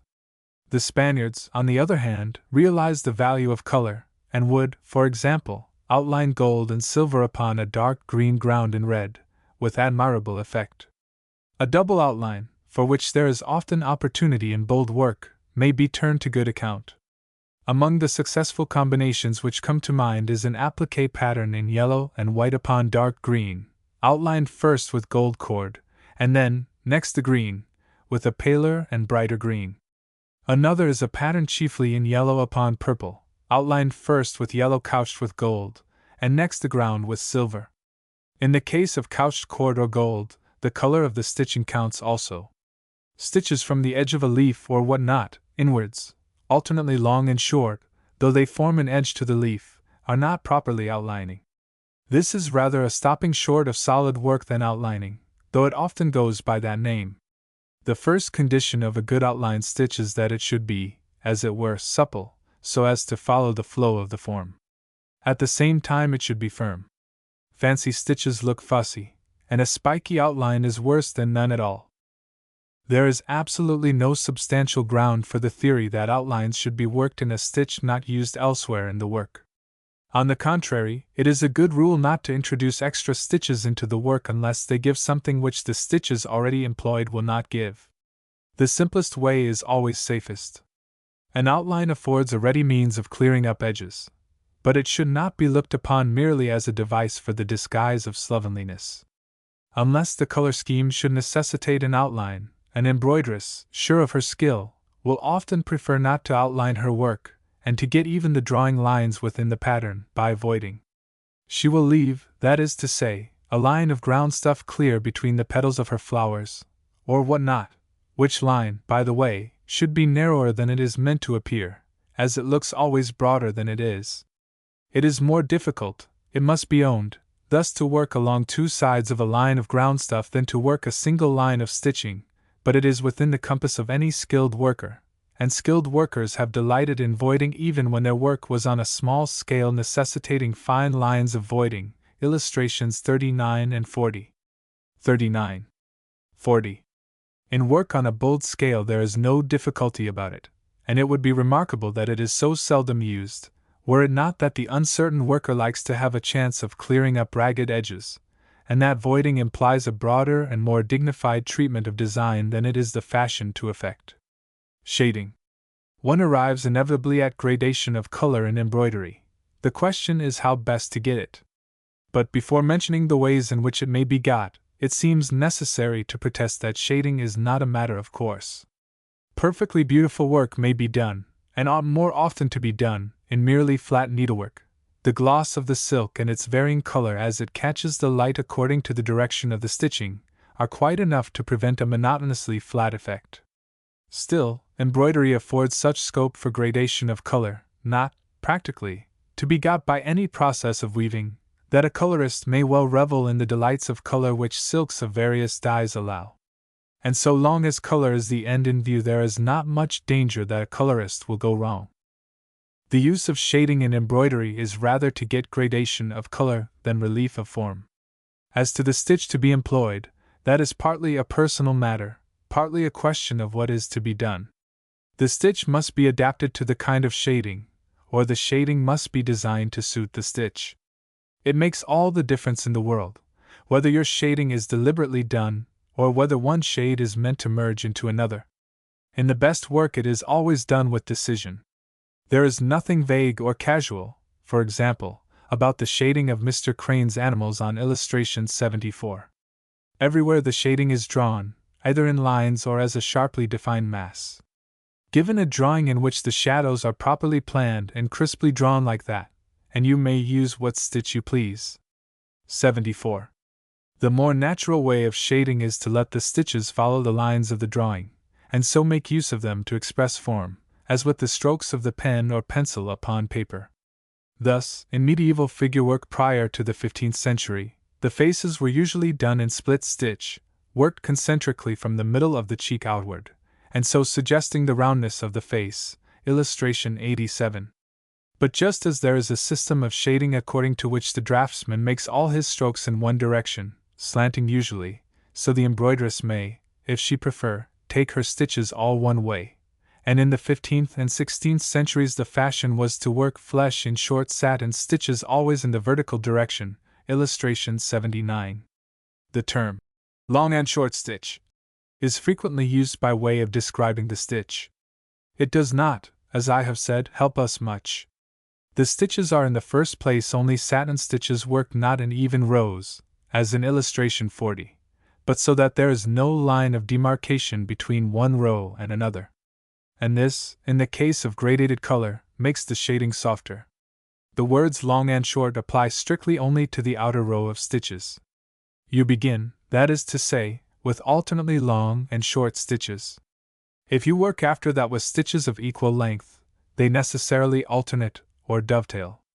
If the form to be worked necessitates radiation in the stitching, there results a texture something like the feathering of a bird's breast, illustration 85, whence the name plumage stitch, another term describing not so much a stitch as the use of a stitch. 87. 79. 40. 85. No matter what the stitch, one must be able to draw in order to express form. It is rather more difficult to draw with a needle than with a pen, that is all. True, the designer may do that for you, and make such a workmanlike drawing that there is no mistaking it, but it takes a skilled draftsman to do it. In flattish decorative work, where the drawing is in firm lines, as in illustration 87, the task of the embroideress is relatively easy. There is not much shading, for example, in the drapery of King Abies, and the vine leaves are merely worked with yellow or green towards the edges.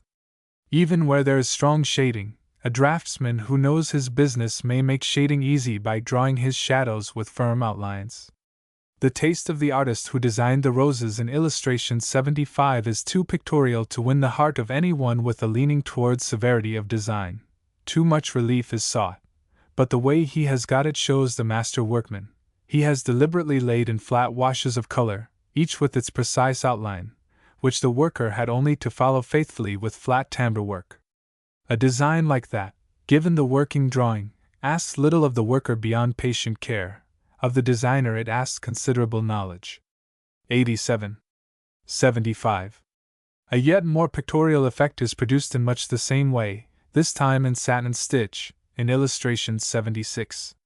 The artist has for the most part drawn his shadows with crisp brush strokes, which the worker had no difficulty in following, but there is some rounding of the birds' bodies which a merely mechanical worker could not have got.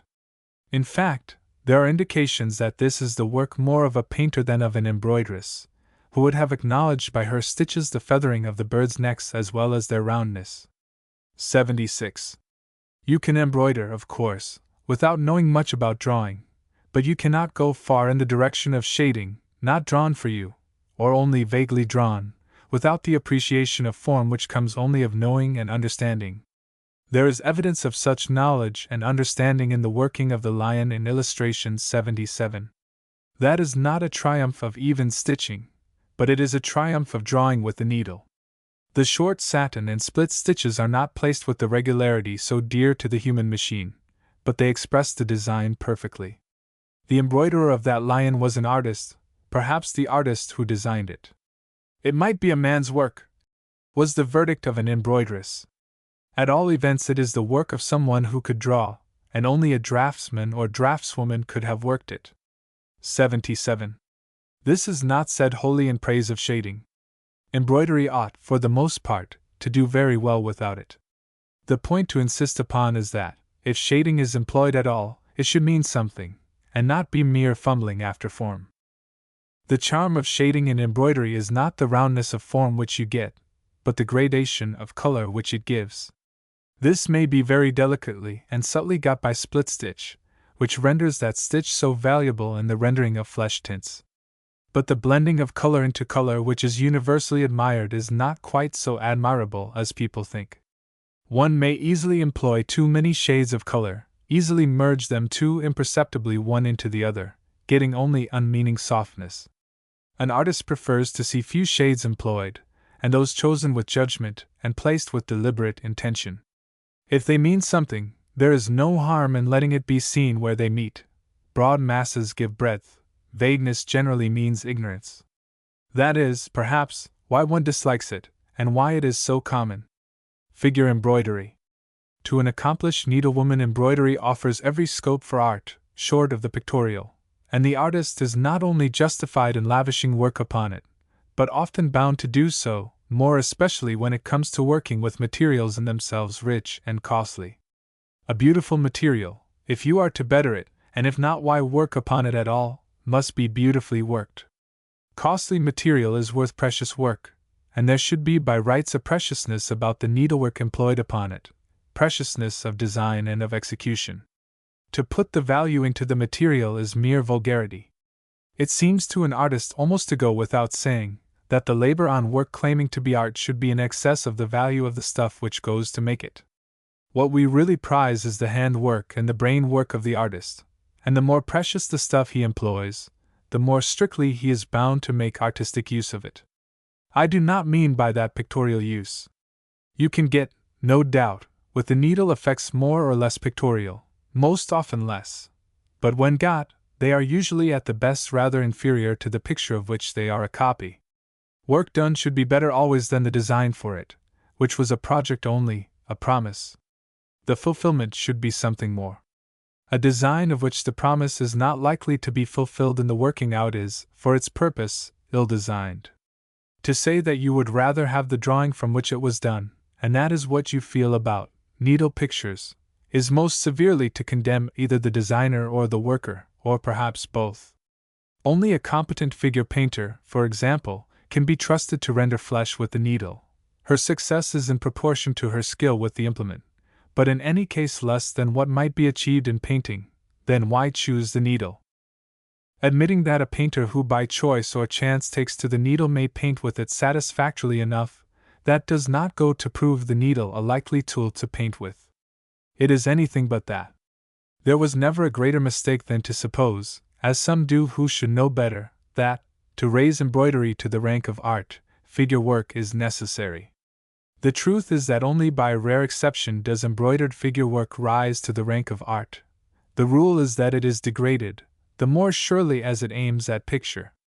And that is why, for all that has been done in the way of wonderful picture work, say by the Italians and the Flemings of the early Renaissance, the pictorial is not the form of design best suited to embroidery. Needlework, like any other decorative craft, demands treatment in the design, and the human figure submits less humbly to the necessary modification than other forms of life. Animals, for instance, lend themselves more readily to it, and so do birds. Fur and feathers are obviously translatable into stitches. Leaves and flowers accommodate themselves perhaps better still, but each is best when it is only the motive, not the model, of design. If only, then, on account of the greater difficulty in treating it, the figure is not the form of design most likely to do credit to the needle, and it is absurd to argue that, figure work being the noblest form of design, therefore the noblest form of embroidery must include it. The embroideress, entirely in sympathy with her materials, will not want telling that the needle lends itself better to forms less fixed in their proportions than the human figure. The decorator will feel that there is about fine ornament and nobility of its own which stands in need of no pictorial support. The unbiased critic will admit that figure design of any but the most severely decorative kind is really outside the scope of needle and thread, and that the desire to introduce it arises, not out of craftsmanlikeness, but out of an ambition which does not pay much regard to the conditions proper to needlework.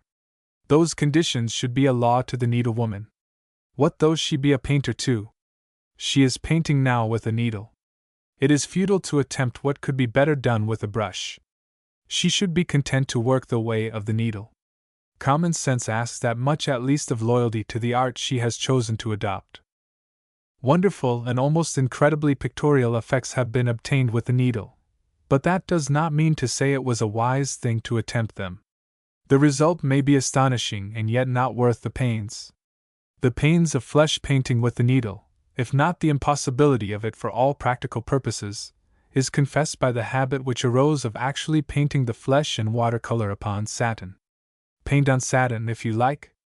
There may be occasions when there is no time to stitch, and it is necessary for some ceremonial and more or less theatric purpose to paint what had better have been worked. The more frankly such work acknowledges its temporary and makeshift character, the better. Scene painting is art until you are asked to take it for landscape painting.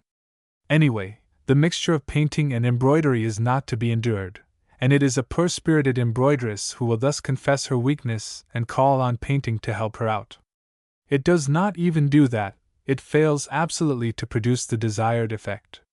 The painting quarrels with the stitching, and there is after all no semblance of that unity which is the very essence of picture. An instance of painted flesh occurs upon illustration 91. Can any one, in view of the bordering to the picture, doubt that the worker had much better have kept to what she could do, and do perfectly, ornament? An example, on the other hand, of what may be done in the way of expressing action in the fewest and simplest chain stitches, if only you know the form you want to represent and can manage your needle, is given in the wee figures in the landscape above, 78. 91. 78. In speaking of the necessary treatment of the human figure, as of other natural form, in needlework, it is not meant to contend that there is one only way of treating it consistently, or that there are no more than 2 or 3 ways.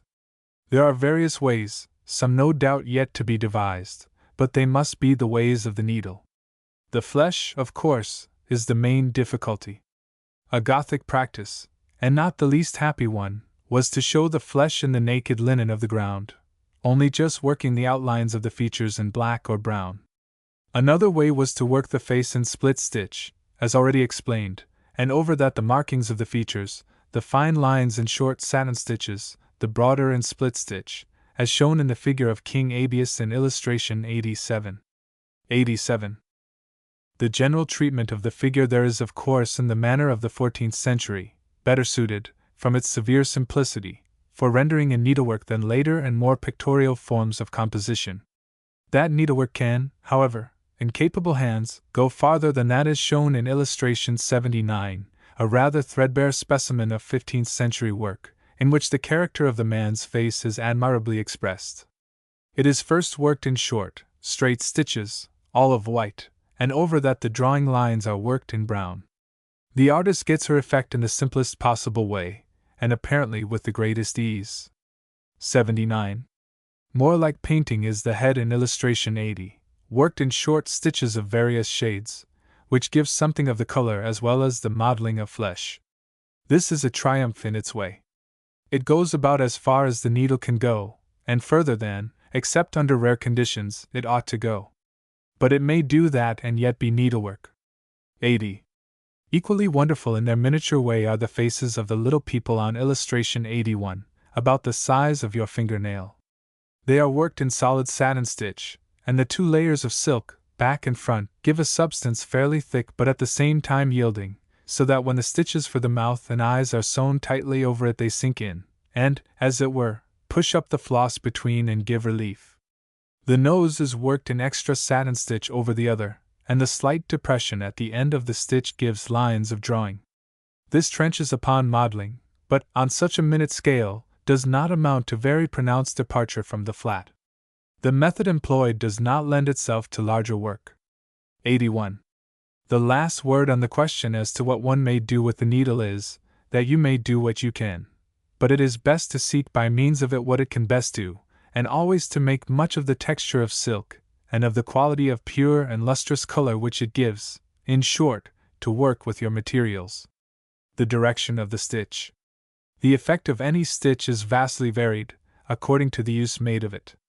Satin stitch, it was shown, 38, worked in twisted silk, ceases to have any appearance of satin, and it makes all the difference whether the stitches are long or short, close together or wide apart. More important than all is the direction of the stitch. By that alone you can recognize the artist in needlework. 38. The direction of the stitch deserves consideration from 2 points of view, that of color and that of form. First, as to color. It is not sufficiently realized that every alteration in the direction of the stitch means variety of tone, if not of tint. Take a feather in your hand, and turn it about, so that now one side of the quill now the other catches the light. Or notice the alternate stripes of brighter and grayer green on a fresh trimmed lawn, where the roller has bent the blades of grass first this way and then that. So it is with the color of silken stitches. The pattern opposite, 82, looks as if it had been embroidered in 2 shades of silk. In the work itself it has still more that appearance. But it is all in 1 shade of brownish gold. The difference which you see is merely the effect of light upon it. The horizontal stitches, as it happens, catch the light. The vertical ones do not. Had the light come from a different point, the effect might have been reversed. If there had been diagonal stitches from right to left, they would have given a 3rd tint, and if there had been others from left to right, they would have given a 4th. 82. Suppose a pattern in which the leaves were worked horizontally, the flowers vertically, and the stalks in the direction of their growth, all in 1 stitch and in 1 color. There would be a very appreciable difference in tone between leaves, flowers, and stalks. In gold, the difference would be yet more striking. And that is one reason why gold backgrounds are worked in diapers, not so much for the sake of pattern as to get variety of broken tint.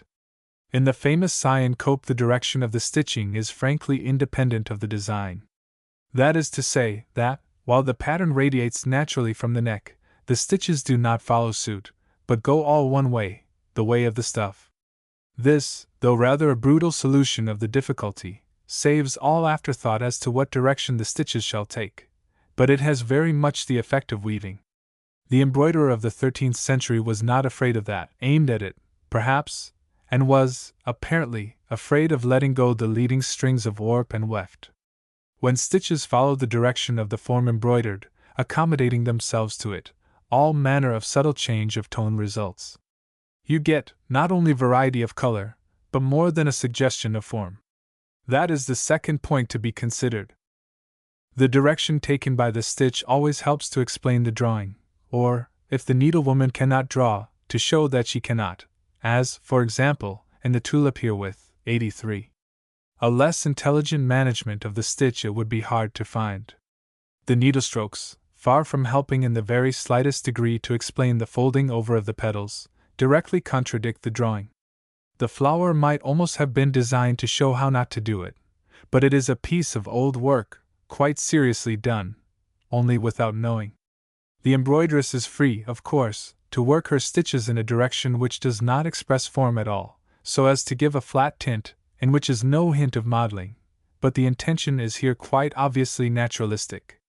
The rendering below, 84, shows the direction the stitches should have taken.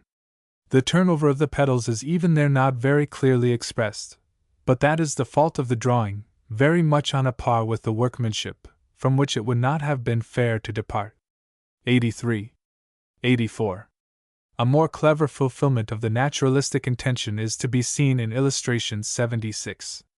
The drawing of the doves is in the rather loose manner of the period of Marie Antoinette, but the treatment of the stitch is clever in its way, the way, as I have said, rather of painting than of embroidery, giving as it does the roundness of the bird's bodies but no hint of actual feathering, such as you find in the bird in illustration 85. There, every stitch helps to explain the feathering. By a discreet use of what I must persist in calling the same stitch, that is, satin stitch, and the variety of it called plumage stitch, the embroiderer has rendered with equal perfection the sweep of the broad wing feathers and the fluffy feathering of the breast. It is by means of the direction of the stitch, too, that the drawing of the neck is so perfectly rendered. 76. 85. The direction of the stitch is varied to some purpose in the head in illustration 80, where the flesh is all in straight upright stitches, whilst the hair is stitched in the direction of its growth. 80. The 5 petals on the satin stitch sampler, illustration 36, to descend from the masterly to the elementary, shows something of the difference it makes in what direction the stitch is worked. It matters more, of course, in some stitches than in others, but in most cases the direction of the stitch suggests form, and needs accordingly to be considered. 36. It scarcely needs further pointing out how the direction of the stitch may help to explain the construction of the form, as in the case of leaves, for example, where the veining may be suggested, or of stalks, where the fiber may be indicated. There is no law as to the direction of stitch, except that it should be considered. You may follow the direction of the forms, you may cross them, you may deliberately lay your stitches in the most arbitrary manner, but whatever you do, you must do it with intelligent purpose. An artist or a workwoman can tell at once whether your stitch was laid just so because you meant it or because you knew no better. Having laid your stitches deliberately, it is best to leave them, and not to work over them with other stitching. Stitching over stitching was resorted to whenever elaboration was the fashion, but the simpler and more direct method is the best. The way the veins are laid in cord over the satin stitch in the lotus leaves in illustration 40 is the one fault to be found with an all but perfect piece of work. 40. The stitching over the laid silver midrib in illustration 92 is better judged. It may be said, generally speaking, that except where, as in the case of laid work, the first stitching was done in anticipation of a second, and the work would be incomplete without it, stitching over stitches should be indulged in only with moderation. 92. Stitching is sometimes done not merely over stitches, but upon the surface of them, not penetrating the ground stuff. Unless, in such a case, the first stitching is of such compact character as to want no strengthening, it amounts almost to a sin against practicality not to take advantage of the second stitching to make it firmer. Church work. It is customary to draw a distinction between church, or ecclesiastical as it is called, and other embroidery, but it is a distinction without much difference. Certain kinds of work are doubtless best suited to the dignity of church ceremonial, and to the breadth of architectural decoration. Accordingly, certain processes of work have been adopted for church purposes, and are taken as a matter of course, too much as a matter of course. The fact is, work precisely like that employed on vestments and the like, illustration 86, was used also for the caparison of horses and other equally profane purposes. 86. Practical considerations, alike of ceremonial and decoration, make it imperative that church work should be effective. Religious sentiment insists that it should be of the best and richest, unsparingly, and even lavishly given. Common sense dictates that the loving labor spent upon it should not be lost. And these and other such considerations involve methods of work which, by constant use for church purposes, have come to be classed as ecclesiastical embroidery. But there is no consecrated stitch, no stitch exclusively belonging to the church, none probably invented by it. For embroidery is a primitive art, clothes were stitched before ever churches were furnished, and European methods of embroidery are all derived from Oriental work, which found its way westwards at a very early date. Phrygia, sometimes credited with the invention of embroidery, passed it on to Greece, and Greece to Italy, the gate of European art. Christianity produced new forms of design, but not new ways of work. The methods adopted in the nunneries of the West were those which had already been perfected in the harems of the East. Embroidery for the church must naturally take count of the church, both as a building and as a place of worship, but as apart from all other needlework, there is no such thing as church embroidery, and the branding of one very dull kind of thing with that name is in the interest neither of art nor of the church, but only of business. Ecclesiastical art is just a trade term, covering a vast amount of soulless work. There is in the nature of things no reason why art should be reserved for secular purposes, and only manufacture be encouraged by the clergy. The test of fitness for religious service is religious feeling, but that is hardly more likely to be found in the output of the church furniture, trade patterns overladen with stock symbols, than in the stitching of the devout needlewoman, working for the glory of God, in whose service of old the best work was done. Many of the examples of old work given on these pages are from church vestments, altar furniture, and the like. Information on that point will be found in the descriptive index of illustrations at the beginning of the book, but they are here discussed from the point of view of workmanship, with as little reference as possible to religious or other use. That is a question apart from art. The distinguishing features of church work should be, in the first place, its devotional spirit, and in the second, its consummate workmanship. In it, indeed, we might expect to find work beyond the rivalry of trade controlled by conditions of time and money. Even then it would be but the more perfect expression of the same art which in its degree ennobled things of civic and domestic use. Church embroidery, as usually practiced in these days, is not only the most frigid and rigid in design, but the hardest and most mechanical in execution, which last arises in great part from the way it is done. It is not embroidered straight upon the silk or velvet which forms the groundwork of the design, but separately on linen. The pattern thus worked is cut out, and either pasted straight onto the ground stuff, or, if the linen is at all loose, first mounted on thin paper and then cut out and pasted onto the velvet, where it is kept under pressure until it is dry.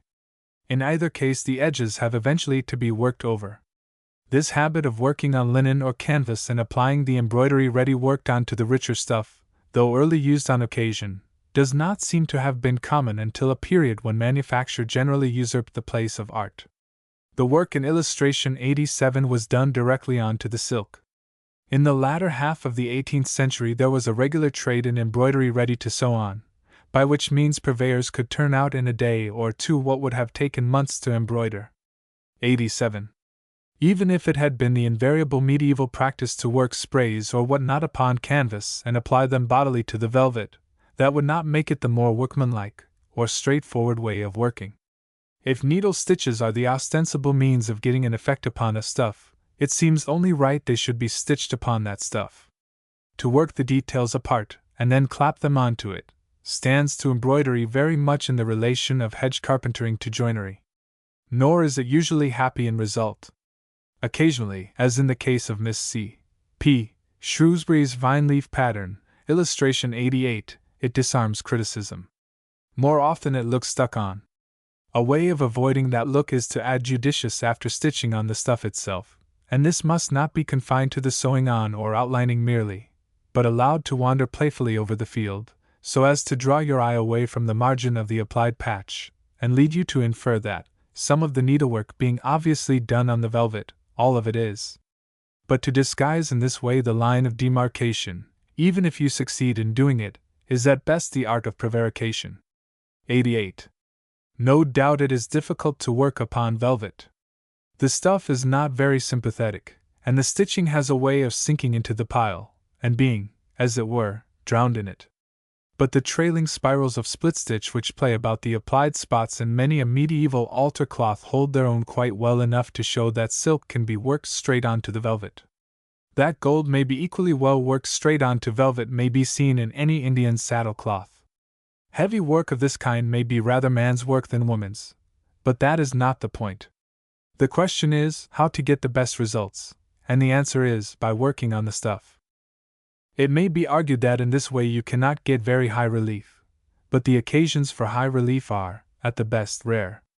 If you want actual modeling, as in the Spanish work referred to in a previous chapter, that must, of course, be worked separately, built up, as it were, upon the canvas and worked over. And there is no reason why it should not, for in no case does it appear to be stitching. In fact, it aims deliberately at the effect of chased and beaten metal. Heavy appliqué of any kind affects, of course, not only the thickness but the flexibility of the material thus enriched, an important consideration if it is meant to hang in folds. A plea for simplicity. The simplest patterns are by no means the least beautiful. It is too much the fashion to underrate the artistic value of the less pretentious forms of needlework, and especially of flat ornament, which has, nevertheless, its own very important place in decoration. As for geometric pattern, that is quite beneath consideration, it is so mechanical. Mechanical is a word as easily spoken as another, but if needlework is mechanical, that is more often the fault of the needlewoman than of the mechanism she employs. The Orientals, who indulged so freely in geometric device, were the least mechanical of workers. It is our rigid way of working it which robs geometric ornament of its charm. The needleworker has less than ever occasion to be afraid of geometric pattern, for it is peculiarly difficult to get in it that appearance of rule and compass work which makes ornament so dull. The one real objection to geometric pattern is that it is nowadays so cheaply and so mechanically got by weaving that, however freely it may be rendered, there is a danger of its suggesting mechanical production, which embroidery emphatically ought not to do. There is a similar objection nowadays to some stitches, such, for example, as chain stitch and back stitch, which suggest the sewing machine. Embroidery does not today take quite the place it once did. It was used, for example, by the early Coptic Christians to supplement tapestry. That is to say, what they could not weave they stitched. It was only to get more delicate detail than their tapestry loom would allow, that they had recourse to the needle. Needlework was, in fact, an adjunct to weaving. Later, in medieval times, the Germans of Cologne, for their church vestments and the like, wove what they could, and enriched their woven figures with embroidery. Again, a great deal of Oriental embroidery, and of peasant work everywhere, is merely the result of circumstances. Where money is scarce and time is of no account, it answers a woman's purpose to do for herself with her needle what might in some respects be even better done on the loom. Her preference for handwork is not that it has artistic possibilities, but that it costs her less. She would in many cases prefer the more mechanically produced fabric, if she could get it at the same price. We do not find that Orientals reject the productions of the power loom, which they would do if they had the artistic instincts with which we credit them. It results from our conditions of today that there are some kinds of needlework we admire, which yet are not worth our doing, such, for example, as the all-over work, which does not amount to more than simple diaper, and which really is not so much embroidering on a textile as converting it into one of another kind. Glorified instances of this kind of work occur in the shawl work of cashmere, and in those beautiful bits of Persian stitching which remind one of carpet work in miniature, if they are not in fact related to carpet weaving. Embroidery was at one time the readiest, and practically the only, means of getting enrichment of certain kinds. Today we get machine embroidery. As machinery is perfected, and learns to do what formerly could be done only by the needle, hand workers get pushed aside and fall out of work. Their chance is, in keeping always in advance of the machine. There is this hope for them, that the monotony of machine-made things produces in the end a reaction in favor of handwork, provided always it gives us something which manufacture cannot. Possibly also there is scope for amateurs and home artists in that combination of embroidery and hand-weaving with which the power loom, though it has superseded it, does not enter into competition.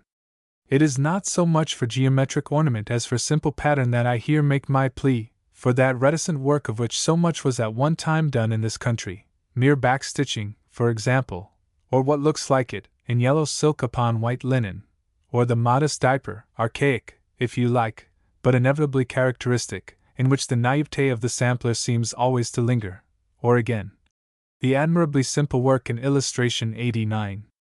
This last does not show so delicately in the photographic reproduction as it should, because, being in gray and yellow on white linen, the relative value of the two shades of color is lost in the process. In the original the broader yellow bands are much more in tone with the ground, and do not assert themselves so much. Such as it is, only an artist could have designed that border work, and any neat-handed woman could have embroidered it. 89. Think again of the delicate work in white on white, too familiar to need illustration, which makes no loud claim to be art, but is content to be beautiful.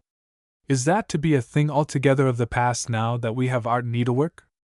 Art needlework! It has helped put an end to the patience of the modern worker, and to inspire her too often with ambitions quite beyond her powers of fulfillment. What one misses in the work of the present day is that reticent and unpretending stitchery, which, thinking to be no more than a labor of loving patience, is really a work of art, better deserving the title than a flaunting floral quilt which goes by the name of art needlework, designed apparently to worry the eye by day and to give bad dreams by night to whoever may have the misfortune to sleep under it. Is anyone nowadays modest enough to do work such as the couching in outline in illustration 90? Yet what distinction there is about it. 90. Embroidery design. Perfect art results only when designer and worker are entirely in sympathy, when the designer knows quite what the worker can do with her materials, and when the worker not only understands what the designer meant, but feels with him. And it is the test of a practical designer that he not only knows the conditions under which his design is to be carried out, but is ready to submit to them. The distinction here made between designer and embroiderer is not casual, but a forethought, notwithstanding the division of labor it implies. Enthusiasm has a habit of outrunning reason. Because in some branches of industry subdivision of labor has been carried to absurd excess, it is the fashion to demand in all branches of it the autograph work of one person, which is no less absurd. To try and link together faculties which nature has for the most part put asunder, is futile. That designer and worker should be one and the same person is an ideal, but one only very occasionally fulfilled. When that happens, illustrations 61 and 88, it is well. But the attempt to realize it commonly works out in one of two ways: either a good design is spoilt in the working for want of executive skill on the part of the designer, or good workmanship is spent on poor design, as good, perhaps, as one has any right to expect of a skilled needleworker. 61. 88. The fact is, you can only make out all the world to be designers by reducing design to what all the world can do. And that is not much. There is a point of view from which it does not amount to design at all. The study of design forms part of the education of an embroideress, not so much that she may design what she works, but that she may know in the first place what good design is, and in the second, be equal to the ever-occurring occasion when a design has to be modified or adapted. If, in thus manipulating design not hers, she should discover a faculty of invention, she will want no telling to exercise it. A designer wants no encouragement to design, she designs. There would be no occasion to insist upon this, were it not for the prevalence at the present moment of the idea that a worker, in whatever art or handicraft, is in artistic duty bound to design whatever she puts hand to do. That is a theory as false as it is unkind. Let no embroideress be discouraged by it. Let her, unless she is inwardly impelled to invent, remain content to do good needlework. That is her art. Her business as an artist is to make beautiful things. Cooperation in the making of them is no crime. And what, then, about originality? Originality is a gift beyond price. But it is not a thing which even the designer should struggle after. It comes if it is there. There is a revengeful consolation for the pain we suffer from design about us writhing to be up to date, in the thought that its contortions tell what pain it costs to do. The birth of beauty is a less agonizing travail, and the thing to seek is beauty, not novelty. Whoever planned the lines of the border in illustration 91, or treated the leafage in illustration 92, was not trying to be original, but determined to do his best. Artists and workers of individuality and character are themselves, without being so much as aware that originality has gone out of them. 91. 92. To assume, then, that every needlewoman is, or can ever be, competent to design what she embroiders, is to make very small account of design. How is it possible to take design seriously and yet think it is to be mastered without years of patient study, which few workwomen can or will devote to it? Any cultivated woman may for herself invent, if it is to be called invention, something better worth working than is to be bought ready to work. And that may do for many purposes, so long as it does not claim to be more than it is, but in the case of really important work, to be executed at considerable cost not only of material, but of patient labor, surely it is worth giving serious thought to its design. The scant consideration commonly given to it shows how little the worker is in earnest. Or has she thought? And is she persuaded that her artless spray of flowers, or the ironed-off pattern she has bought, is all that art could be? It would be rude to tell her she was wasting silk. How should she know? The only way of knowing is to study, to look at good work, old work by preference. It is worth no one's while to praise that unduly. And if in all that is now so readily accessible she finds nothing to admire, nothing which appeals to her, nothing which inspires her, then her case is hopeless. If, on the other hand, she finds only so much as one style of work sympathetic to her, studies that, lets its spirit sink into her, tries to do something worthy of it, then she is on the right road. Measure yourself with the best, not with the common run of work, and if that should put you out of conceit with your own work, no great harm is done. Sooner or later you have got to come to a modest opinion of yourself, if ever you are to do even moderate things. But the best, above referred to, does not necessarily mean the most masterly. The best of a simple kind is not calculated to discourage anyone. Rather, it looks as if it must be easy to do that, and in trying to do it you learn how much goes to the doing it. Good design need not be of any great importance or pretensions. It may be quite simple, if only it is right, if the lines are true, the color harmonious, if it is adapted to its place, to its use and purpose, to execution not only with the needle but in the particular kind of needlework to be employed. There has of late years been something of a revival of needlework design in schools of art, and some very promising and even most accomplished work has been done.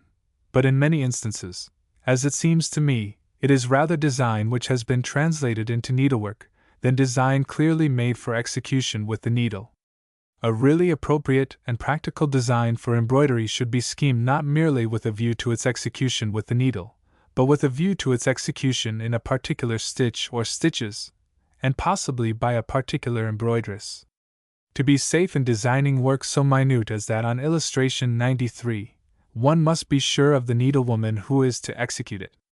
93. My reference to old work must not be taken to imply that design should be an imitation of what has been done, or that it should follow on those lines. Design was once upon a time traditional, but the chain of tradition has snapped, and now conscious design must be eclectic. That is to say, one must study old work to see what has been done, and how it has been done, and then do one's own in one's own way. It is at least as foolish to break quite away from what has been done as to tether yourself to it. And in what has been done you will see, not only what is worth doing, but what is not. That, each must judge for herself. For my part, it seems to me the thing best worth doing is ornament. Anyway, this much is certain, and you have only to go to a museum to prove it, that there is no need for needleworkers, unless their instinct draws them that way, to take to needle painting, to pictures in silk, or even to flower stitching. The limitations of embroidery are not so rigidly marked as the boundaries of many another craft. There is little technical difficulty in representing flowers, for example, very naturally, too naturally for any dignified decorative purpose. Embroiderer or embroidery designer will, as a matter of fact, be constantly inspired by flower forms, and silk gives the pure color of their petals as nearly as may be. But though the pattern be a veritable flower garden, the embroideress will not forget, to use the happy phrase of William Morris, that she is gardening with silks and gold threads. Let the needleworker study the work of the needle in preference to that of the brush. Let her aim at what stuff and threads will give her, and give more readily than would something else. Let her work according to the needle, take that for her guide, not be misled by what some other tool can do better. Do what the needle can do best, and be content with that. That is the way to art in needlework, and the surest way. Embroidery materials. Embroidery is not among the things which have to be done, and must be done, therefore, as best one can do them. It is in the nature of a superfluity. The excuse for it is that it is beautiful. It is not worth doing unless it is done well, and in material worth the work done on it. If you are going to spend the time you must spend to do good work, it is worth while using good stuff, foolish to use anything else. The stuff need not be costly, but it should be the best of its kind, and it should be chosen with reference to the work to be done on it, and vice versa. A mean ground stuff suggests, if it does not necessitate, its being embroidered all over, groundwork as well as pattern, a worthier one, that it should not be hidden altogether from view, a really beautiful one, that enough of it should be left bare of ornament that its quality may be appreciated. It goes without saying that for big, bold stitching a proportionately coarse ground stuff should be used, and for delicate work, one of finer texture, whether it be linen, woolen cloth, or silk, your purpose will determine. Linen is a worthy ground stuff, which may be worked on with flax thread, crewel, or silk, but they should not be mixed. Cotton is hardly worth embroidering. Of woolen stuffs, good plain cloth is an excellent ground for work in wool or silk, but it is not pleasant to the touch in working. Serge, if not too loose, may serve for curtains and the like, but it is not so well worth working upon. Felt is beneath contempt. The nobler the material, the more essential it is that it should be of the best. Pure satin is not good enough to work on. It looks poorer than ever when it is embroidered. Satin should be stretched upon the frame the way of the stuff, and it should not be forgotten that it has a right and a wrong way up. If it is backed, the linen should be fine and smooth. On a coarse backing, the satin gets quickly worn away, as you may see in many a piece of old work that has gone ragged. Roman satin, and what is called satin de luxe, perhaps because it is not so luxurious as it pretends to be, are effective ground stuffs easy to work upon, but there is an odor of pretense about satin-faced cotton. A corded silk is not good to embroider. The work on it looks hard, but a close twill answers very well. Silk damask makes an admirable ground beautifully broken in color, if only it is simple and broad enough in pattern. Generally speaking, you can hardly choose a design too big and flat, but something depends upon the work to be done on it. In any case, the pattern of the damask ought not to assert itself, and if you can't make out its details, so much the better. Brocade asserts itself too much to form a good background. There is a practice of embroidering the outlines, or certain details only, of damask and brocade patterns. That is a fair way of further enriching a rich stuff, but it is embroidery merely in the sense that it is literally embroidered. The needlework is only supplementary to weaving. Tussa silk of the finer sort is easy to work in the hand. The thinner and looser quality needs to be worked in a frame, and with smooth silk not tightly twisted. With regard to the thread to work with, the coarser kinds of flax are best waxed before using. The crewel to be preferred is that not too tightly twisted. Filoselle is well adapted to couching, and may be laid double, 24 threads. French floss is smooth, and does well for laid work. For fine work bobbin floss, or what is called church floss, is better. The slight twist in philo floss is against it. Very thick floss may be used for French knots. For couching gold, a very fine twisted silk does well. Purse silk, thick and twisted, lends itself perfectly to basket work. Working in colored silks, one should take advantage of the quality of pure transparent color which silk takes in the dyeing. The palette of the embroiderer in silk is superlatively rich. The purest gold is generally made on a foundation of red silk. Japanese gold does not tarnish so readily as passing, which is in some respects superior to it. For stitching through, there is a finer thread called tambour. Flat gold wire is known by the name of plate, and various twisted threads by the name of pearl. A not very promising substance to embroider with is chenille. It came into use in the latter half of the 17th century, and was still in fashion in the time of Marie Antoinette. The use of it is shown in illustration 75, where the darker touches of the roses are worked in it. Chenille seems to have been used instead of smooth silk, much as in certain old-fashioned watercolor paintings gum was used with the paint, or over it, to deepen the shadows. The material is used again in the wreath on illustration 76. It is worked there in chain stitch with the tambour needle. It may also be worked in satin stitch, but the more obvious way of using it is to couch it, cord by cord, with fine silk thread. There is this against chenille, that its texture is not sympathetic to the touch, and that there is a stuffy look about it always. Nor does it seem ever quite to belong to the smooth satin ground on which it is worked. 75. 76. There is less objection to embroidery in ribbon, which also had its day in the 18th century. It was very much the fashion for court dresses under Louis XVI. Broderie de faveur, as it was called, whence our lady's favor, favor being a narrow ribbon. Some beautiful work of its kind was done in ribbon, sometimes shaded. Shaded silk, by the way, may be used to artistic purpose. There is, for example, in the treasury of Seville Cathedral a piece of work on velvet, 13th century, it is said, rather Persian in character, in which the forms of certain nondescript animals are at first sight puzzlingly prismatic in color. They turn out to be roughly worked in short stitches of parti-colored silk thread. The result is not altogether beautiful, but it is extremely suggestive. The effect of ribbon work is happiest when it is not sewn through the stuff after the manner of satin stitch, but lies on the surface of the satin ground, and is only just caught down at the ends of the loops which go to make leaves and petals.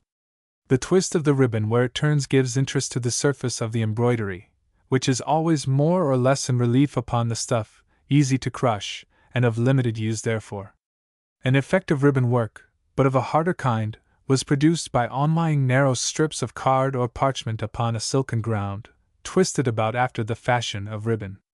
These, having been stitched in place, were worked over in satin stitch. The work has the merit of looking just like what it is. But neither it nor ribbon embroidery is of any very serious account. Passing reference has been made to other materials to embroider with in thread. Gold wire, for example, and spangles, coral and pearls, which have been used with admirable discretion, as well as to vulgar purpose. Jewels also were lavished upon the embroidery of bishops' mitres, gloves, and other significant apparel, and in default of real stones, imitations in glass, and eventually beads, or pearls of glass, in which we have possibly the origin of knots. Bead embroidery is at least as old as ancient Egypt. Even atoms of looking-glass, sewn round with silk, have been used to really beautiful effect, barbaric though it may be, in Indian work. The question almost occurs, with what can one not embroider? In Madras they produce most brilliant embroidery upon muslin with the cases of beetles' wings. In the Mauritius they use fish scales, in North America, porcupine quills, and everywhere savage tribes use seeds, shells, feathers, and the teeth and claws of animals. To return to more civilized work, there is embroidery in gold and silver wire, allied to the art of the goldsmith, and on leather, illustration 94, allied to the art of the saddler. It would be difficult to set any limit to the directions in which embroidery may branch out, and possible to describe them all. Happily, it is not necessary. A skilled worker adapts herself to new conditions, and the conditions themselves dictate the necessary modification of the familiar way. 94. A word to the worker. A good workwoman will not encumber herself with too many tools, but she will not shirk the expense of necessary implements, the simplest by preference, and the best that are made. Embroidery needles should have large eyes. The silk is not rubbed in threading them, and they make way for the thread to pass smoothly through the stuff. For working in twisted silk, the eye should be roundish; for flat silk, long; for surface stitching or interlacing, a blunt, tapestry needle is best; for carrying cord or gold thread through the stuff, a rug needle. For a thimble, choose an old one that has been worn quite smooth. For scissors, be sure and have a strong, short, sharp and pointed pair, the surgical instrument, not the fancy article. Nail scissors would not be amiss but for the roughness of the file on the blades. For pins, use always steel ones, and for tacks, those which have been tinned, or they will leave their mark behind them. For a frame, get the best you can afford. A cheap one is no economy, but a stand for it is not always necessary. It should be rather wider than might seem necessary, as the work should never extend to the full width of the webbing. A tambour frame is also useful, though you have no intention of doing tambour work. In stretching silk, not backed with linen, upon a frame, some preliminary care is necessary. The stuff should first be bordered with strips of linen or strong tape, and into the two sides of this border which are to be laced up a stout string should be tacked, to prevent it from giving when the work is drawn tight. The way to put embroidery material, thus bordered or not, into a frame is, first to sew it to the webbing, top and bottom, then to put the laths or screws into the bars, tightening them evenly, and lastly to lace it to the sides with fine string and a packing needle. The ordinary ways of transferring a design to embroidery material are well known. The outline may be traced down with a point over transfer paper. It may be pricked upon paper and pounced upon the stuff in chalk or charcoal, and then traced in with a brush or pen, or it, still the outline only, may be stenciled. In any case, the outline marked upon the stuff should be well within what is to be the actual outline of the embroidery when worked. Another way, more peculiarly adapted to needlework, is to trace the outline in ink upon fine tarlatan. Leno muslin will do for very coarse work, and having laid this down upon the stuff, to go over the lines again with a ruling pen and Indian ink, or color. On a light stuff it is possible to use, instead of a pen, a hard pencil. On a dark material one must use Chinese white, to which it is well to add, not only a little gum arabic, but a trace of oxgall, to make it work easily. One gets by this method naturally rather a rotten line upon the ground stuff, but it is enough for all practical purposes. Delicate work is easily rubbed and soiled in the working. It is only reasonable precaution to protect it by a veil or covering of thin, soft, white glazed lining, tacked round the edges onto the stuff. On this you mark the 4 lines enclosing the actual embroidery, and cutting through 3 of them, you have a flap of lining, which you raise and turn back when you are at work. If the work is very delicate, you may make instead of one flap a succession of little ones, but you see then only a portion of your work at a time, and cannot so well judge its effect. In starting work, do not begin by making a knot in your thread. Run a few stitches, presently to be worked over, on the right side of the stuff. In finishing, you run them at the back of the stuff. For greater security still, one may end with a buttonhole stitch. There is less danger of puckering the stuff if you hold it over 2 fingers, at least, keeping it taut and the thread loose. Working without a frame, it often comes handiest to hold the stuff askew, and there is a natural inclination to pull it in that direction. This temptation must be resisted, or puckering is sure to result. In working with double silk or wool, it is better not to double back a single thread, but to pass 2 separate threads through the eye of the needle. The 4 threads, where these are turned back near the eye, make way through the stuff for the double thread, which passes easily. Moreover, the thread by this means is not pulled too tight, and the effect is richer. The stitch wants always adaptation to the work it has to do. In working a curved line, for example, say in herringbone stitch, one is bound always to take up a larger piece of stuff on its outside than on its inner edge. When a thread runs short, it is better not to go on working with it, but to take another, and in finishing off, remember to run the thread in the direction opposite to that from which you are going to run the new one. In starting the new stitch, you naturally bring your needle out as if it were a continuation of that last made. If your work is faulty, cut it out and do it again. Unpicking is not so satisfactory. It loosens the stuff to drag the thread back through it, and the thread saved is of no further use. Beginners find it hard to undo work once done, but a really good needlewoman never hesitates about it. Her one thought is to get the thing right. Don't break your thread ever, that pulls it out of condition. Cut it always. In working, it is well to keep strictly to the stitch you have chosen, but not to the point of bigotry. One may finish off darning, for example, at the edges with a satin stitch. The thing to avoid is fudging. Moreover, stitches should be laid right at once. There should be no boggling and botching, no working over with stitches to make good. That is not playing fair. When the needlework is done, do not finish it with a flat iron. That finishes it in more senses than one. But suppose it is puckered? In that case, stretch it and damp it. To do this, first tack onto it, as explained on page 251, a frame of strong tape. Then, on a drawing board or other even wooden surface, lay a piece of clean calico, and on that, face downwards, the embroidery, and slightly stretching it, nail it down by the tape with tin tacks rather close together.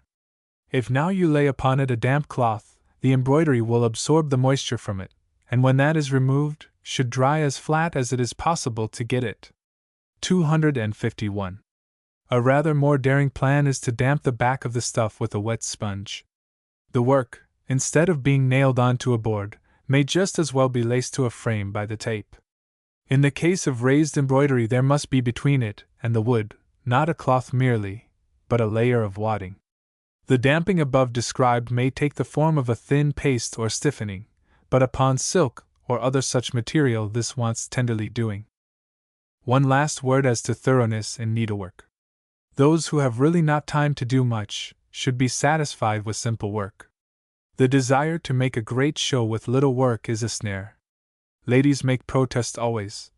There is too much work in that. Well, if they are not prepared to work, they may as well give themselves up to their play. There was no labor shirked in the old work illustrated in these pages, and nothing much worth doing was ever done without work, hard work, and plenty of it. Should that thought frighten folk away, they may as well be scared off at once. Art can do very well without them. Index. Adaptation of stitch, 103, 188, 253. Adaptation, 103, 188, 253. Antique stitch, 66. See also Oriental stitch. Antique. 66. Applique, 140, 144 etc. 220, 222, 224. Applique. 140, 144, 220, 222, 224. Arab work, 152. Arab. 152. Artless art, 37, 236. Artless. 37, 236. Attachment of cord, 124. Attachment. 124. Backstitch, 30, 37, 41, 53, 83, 86, 172, 226, 230. Backstitch. 30, 37, 41, 53, 83, 86, 172, 226, 230. Basket patterns, 134. Basket. 134. Beads, 248. Beads. 248. Beginning and finishing, 252. Beginning and finishing, 252. Blanket stitch, 56. Blanket stitch, 56. Braid stitch, 42, 43. Braid stitch, 42, 43. Broad surfaces, covering, 178. Broad. 178. Brocade, 244. Brocade. 244. Bullion, 165. Bullion. 165. Bullion stitch, 75, 76, 162, 165. Bullion stitch. 75. 76. 162. 165. Buttonhole stitch, 8, 55 etc. 69, 122, 145, 158, 178, 182. Buttonhole stitch. 8. 55. 69. 122. 145. 158. 178. 182. Buttonholing, lace, 84, 86. Buttonholing. 84. 86. Byzantine embroidery, 12, 24. Byzantine. 12. 24. Cable chain, 42. Cable chain. 42. Canvas, 7, 25. Canvas. 7. 25. Canvas stitches, 12 etc. Canvas. 12. Canvas stitch embroidery, 22. Canvas stitch. 22. Card underlay, 162, 246. Card. 162. 246. Cashmere embroidery, 228. Cashmere, 228. Cashmere stitch, 18. Cashmere stitch, 18. Chain stitch, 38 etc. 61, 83, 129, 145, 156, 158, 178, 182, 202, 226, 245. Chain stitch, 38. 61, 83, 129, 145, 156, 158, 178, 182, 202, 226, 245. Chenille, 245. Chenille, 245. Chinese embroidery, 78, 96, 129, 136, 140, 152. Chinese, 78, 96, 129, 136, 140, 152. Church work, 41, 136, 148, 166, 216 etc. Church, 41, 136, 148, 166, 216. Classification of stitches, 9, 175 etc. Classification, 9, 175. Cloth, 125, 126, 159, 243. Cloth, 125, 126, 159, 243. Color, 110, 208. Color, 110, 208.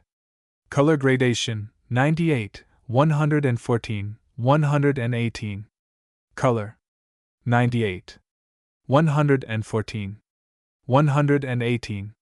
Color and outline, 146, 185. Color, 146, 185. Combination of stitches, 182. Combination, 182. Coptic embroidery, 12, 226. Coptic, 12, 226. Coptic tapestry, 2. Coptic, 2. Coral, 166, 248. Coral, 166, 248. Cord, 122. Cord, 122. Cord couched, 128, 144, 178, 182. Cord, 128, 144, 178, 182. Cord attachment of 124. Cord, 124. Cotton, 243. Cotton, 243. Couch cord, 128, 144, 178, 182. Couched, 128, 144, 178, 182. Couch gold, 131 etc. 182. Couched, 131, 182. Couched outline, 146. Couched, 146. Couching, 22, 114, 120, 121, 122 etc. 244. Couching, 22, 114, 120, 121, 122. 244. Couching, reverse, 130. Couching, 130. Counterchange, 154. Counterchange, 154. Cretan embroidery, 12. Cretan, 12. Cretan stitch, 61, see also ladder stitch. Crewel stitch, 86. Crewel work, 26, 36, 37.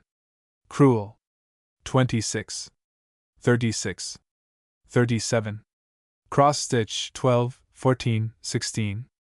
Cross stitch, 12, 14, 16. Cross buttonhole stitch, 56. Crossed, 56. Cushion stitch, 20, 21. Cushion stitch, 20, 21. Cutwork, 156. Cutwork, 156. Damask, 243, 244.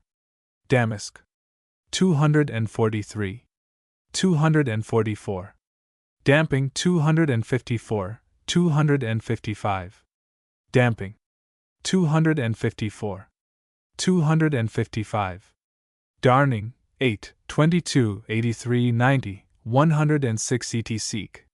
178, 179. Darning, 8, 22, 83, 90, 106, 178, 179. Darning, Japanese 86. Darning, 86. Darning, surface 84. Darning, 84. Design, 150, 219, 233 etc. Design, 150, 219, 233. Design, traditional, 238, 240. Design, 238, 240. Design and stitch, 10, 238. Design, 10, 238. Designer and embroiderer, 232, 233. Designer, 232, 233. Diapers, 87, 88, 108, 132, 134, 210. Diapers, 87, 88, 108, 132, 134, 210. Direction of stitch, 92, 95, 108, 114, 136, 190, 208 etc. Direction, 92, 95, 108, 114, 136, 190, 208. Double darning, 106. Double, 106. Double thread, 253. Double, 253. Dovetail stitch, 103, 104. See also embroidery and plumage stitches. Dovetail stitch, 103, 104.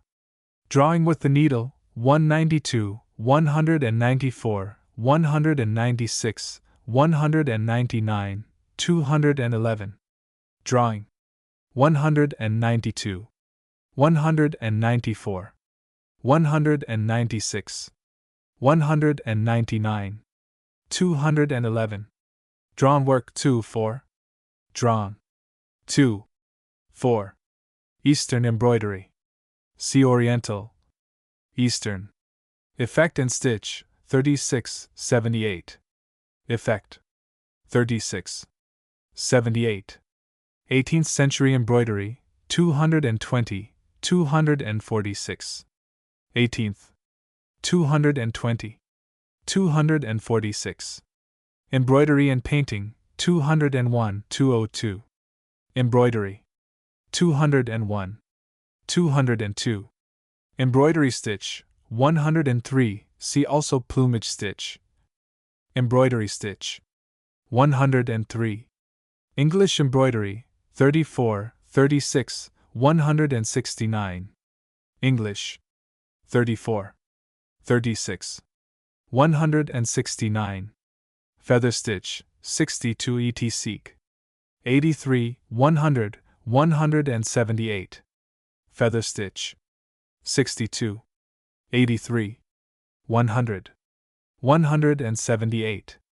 Felt, 243. Felt, 243.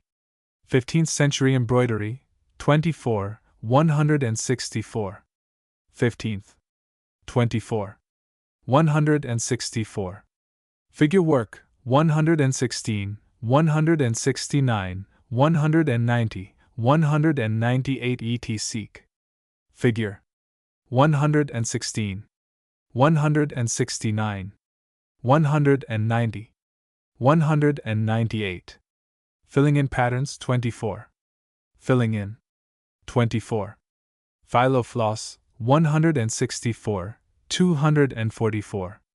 Phylofloss, 164, 244. Phylocell, 124, 144, 244. Phylocell, 124, 144, 244. Fishbone, 21, 47, 51. Fishbone, 21, 47, 51. Flax thread, 164, 244.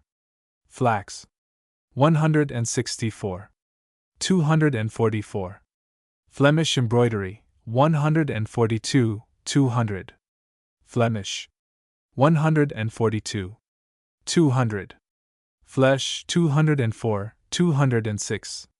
Flesh, 204, 206. Florentine stitch, 18, 21, see also cushion stitch. Florentine stitch, 18, 21. Floss, 95, 114, 116, 118, 120, 244. Floss, 95, 114, 116, 118, 120, 244. Form and stitch, 44, 47, 100, 118, 176, 211, 253. Form, 44, 47, 100, 118, 176, 211, 253. Framing work, 251. Framing, 251. French embroidery, 88, 245. French, 88, 245. French floss, 244. French, 244. French knots, 77, 129, 150, 178, 244. French, 77, 129, 150, 178, 244. Geometric pattern, 225. Geometric, 225. German embroidery, 110, 125, 126, 156, 185, 226. German, 110, 125, 126, 156, 185, 226.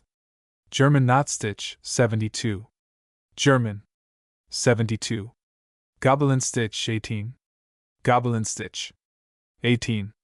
Gold, 210, 222, 245. Gold, 210, 222, 245. Gold couched, 131 etc.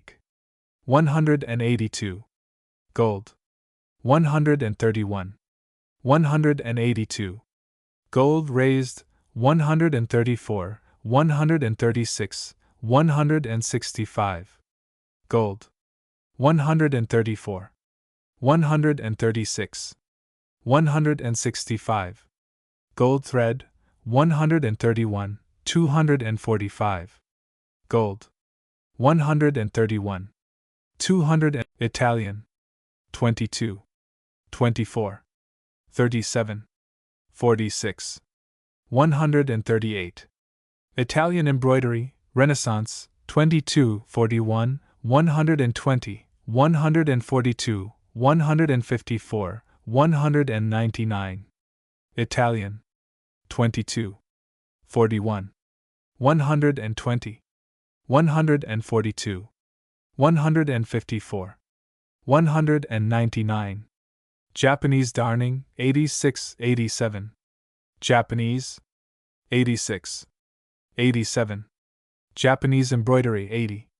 Japanese. 80. Japanese gold, 245. Japanese. 245.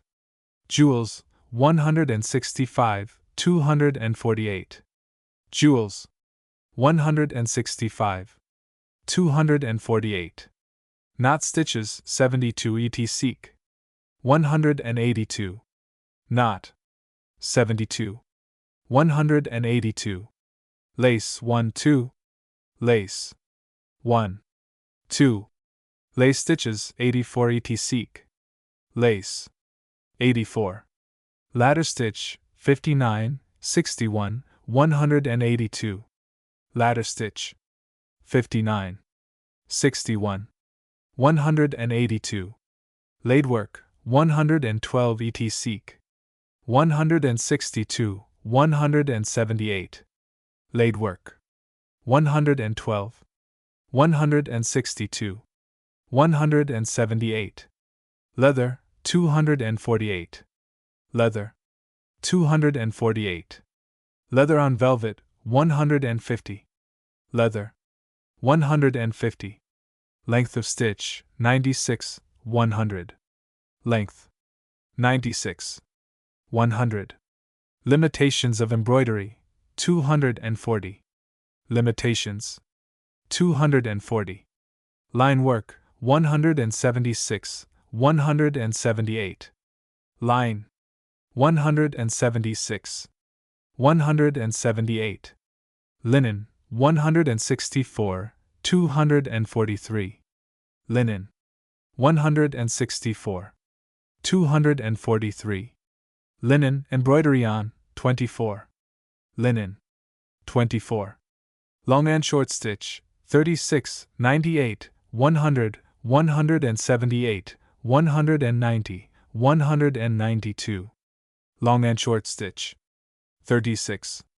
98. 100. 178. 190. 192. Magic stitch 41.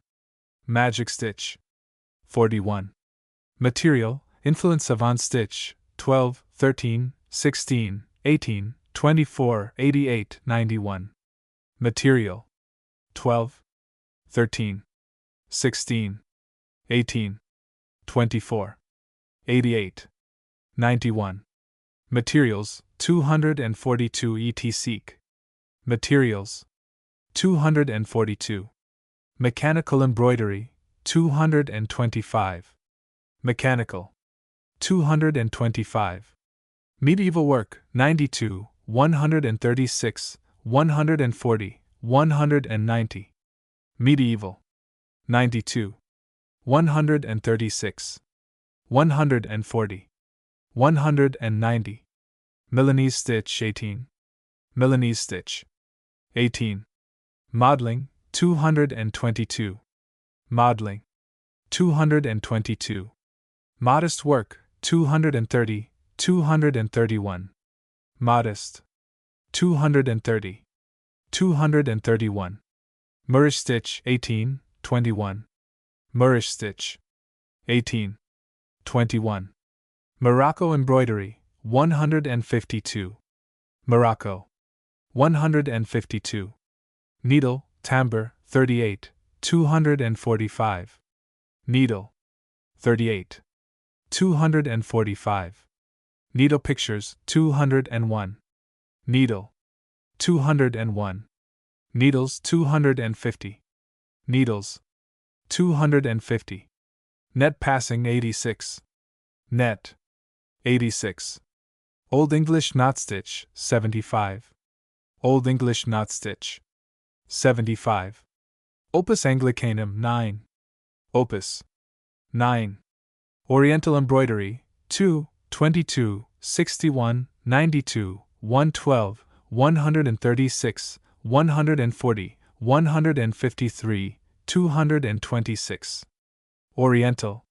2, 22, 61, 92, 112, 136, 140, 153, 226. Oriental stitch, 66 et seek. 83, 178, 182. Oriental. 66. 83. 178. 182. Originality, 234. Originality. 234. Outline, 22, 77, 108, 146, 158, 178, 184, 185 et seek. Outline. 22. 77. 108. 146. 158. 178. 184. 185.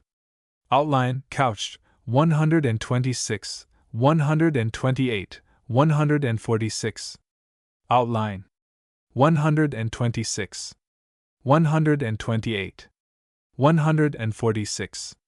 Outline, double, 146, 185, 186. Outline. 146. 185. 186. Outline, stepped, 16, 24. Outline. 16. 24. Outline voided, 96, 187. Outline. 96. 187. Outline embroidery, 138. Outline. 138. Outline stitch, 29, 30, 32, 86. Outline. 29. 30. 32. 86. Padding, 159, 172. Padding. 159. 172. Painting, 201, 202. Painting. 201. 202. Parchment, 160, 168, 246. Parchment. 160. 168. 246. Parisian stitch, 18. Parisian stitch. 18. Patchwork, 156. Patchwork. 156. Pearls, 165, 166, 248. Pearls. 165. 166. 248.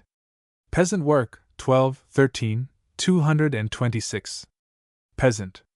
12. 13. 226. Persian embroidery, 7, 24, 41, 174, 228. Persian. 7. 24. 41. 174. 228. Pictorial effect, 198, 199, 201. Pictorial. 198. 199. 201. Pictures, 10 stitch, 14, 20. Pictures. 14. 20. Pierce, 132. Pierce. 132. Pins, 146, 250. Pins.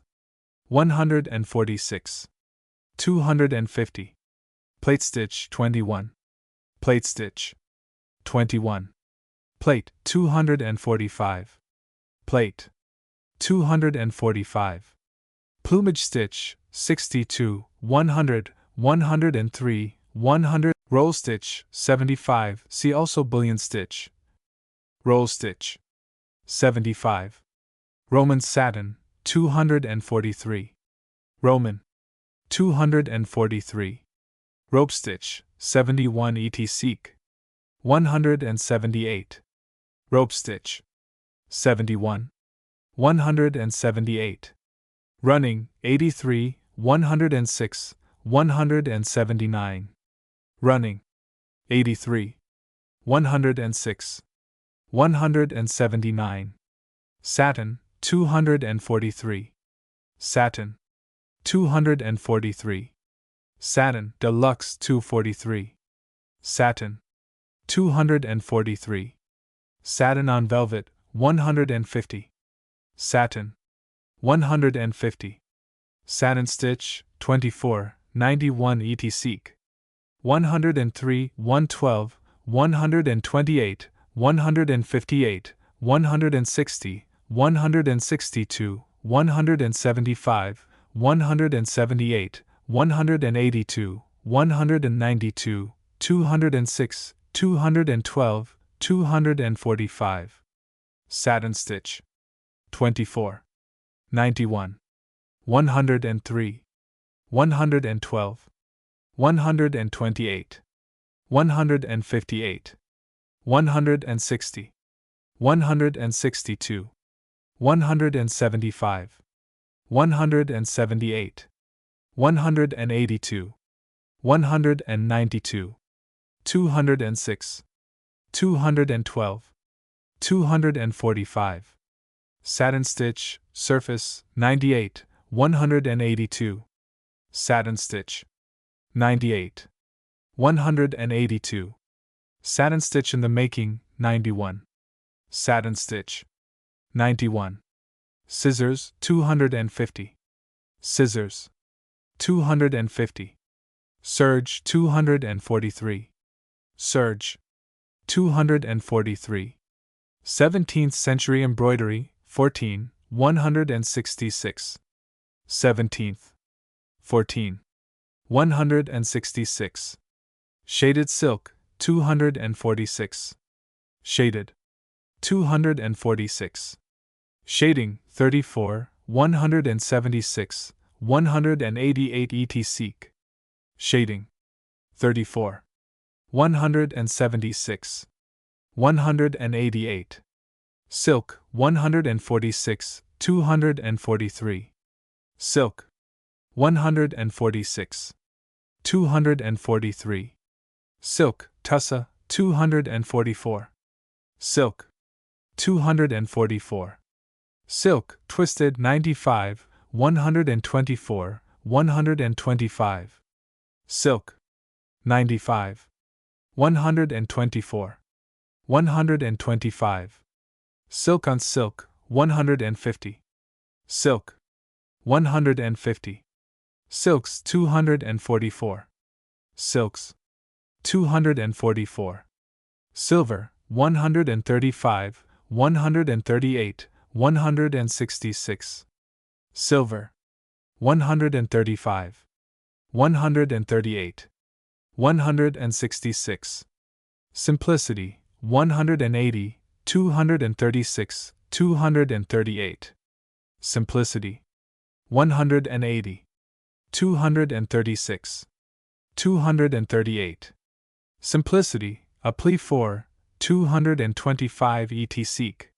Simplicity. 225. 16th century embroidery, 22, 120, 125, 142, 185, 199. 16th. 22. 120. 125. 142. 185. 199. Solid chain stitch, 43-44. Solid, 43-44. Solid crewel stitch, 32-34. Solid, 32-34. Sudanese embroidery, 112. Sudanese, 112. Spangles, 169, 248. Spangles, 169, 248. Spanish embroidery, 129, 142, 154, 166, 185. Spanish, 129, 142, 154, 166, 185. Spanish stitch 18, 22. See also plate stitch. Spanish stitch 18, 22. Split stitch 38, 100, 105, 114, 179, 190, 196, 222. Split stitch 38, 100, 105, 114, 179, 190, 196, 222. Spot stitch 30. Spot stitch 30. Stem stitch 32. Stem stitch 32. Stems 95. Stems 95. Stepped outline 16, 24. Stepped 16, 24. Stiletto 174. Stiletto 174. Stitch, definition of 11. Stitch 11. Stitch adaptation 103, 188, 253. Stitch 103, 188, 253. Stitch in effect 36, 78. Stitch 36, 78. Stitch in form 44, 47, 100, 118, 176, 211, 253. Stitch 44, 47, 100, 118, 176, 211, 253. Stitch and stuff 12, 13, 16, 18, 24, 88, 91. Stitch 12, 13, 16, 18, 24, 88, 91. Stitch groups 9, 175 et seek. Stitch 9, 175. Stitch names 8, 9. Stitch 8, 9. Stitch patterns 87, 88. Stitch 87, 88. Stitch and design 10, 238. Stitch 10, 238. Stitches 7. Stitches 7. Stitching over stitching 215. Stitching 215. Stretching work 251, 254. Stretching 251, 254. String 159, 160, 162. String 159, 160, 162. Stroke stitch 16. Stroke stitch 16. Stuffs 242. Stuffs 242. Surface crewel stitch 86. Surface 86. Surface darning 84. Surface 84. Surface satin stitch 98, 182. Surface 98, 182. Surface stitches 84. Surface 84. Cyan cope, the 7, 130, 210. Cyan cope. 7. 130. 210. Tailor's buttonhole, 56. Tailor's. 56. Tambour, 245. Tambour. 245. Tambour frame, 44. Tambour. 44. Tambour needle, 38. 245. Variety. 148. 158. Variety of stitch, 180 et seek. Variety. 180. Velvet, 150. 222. Velvet. 150.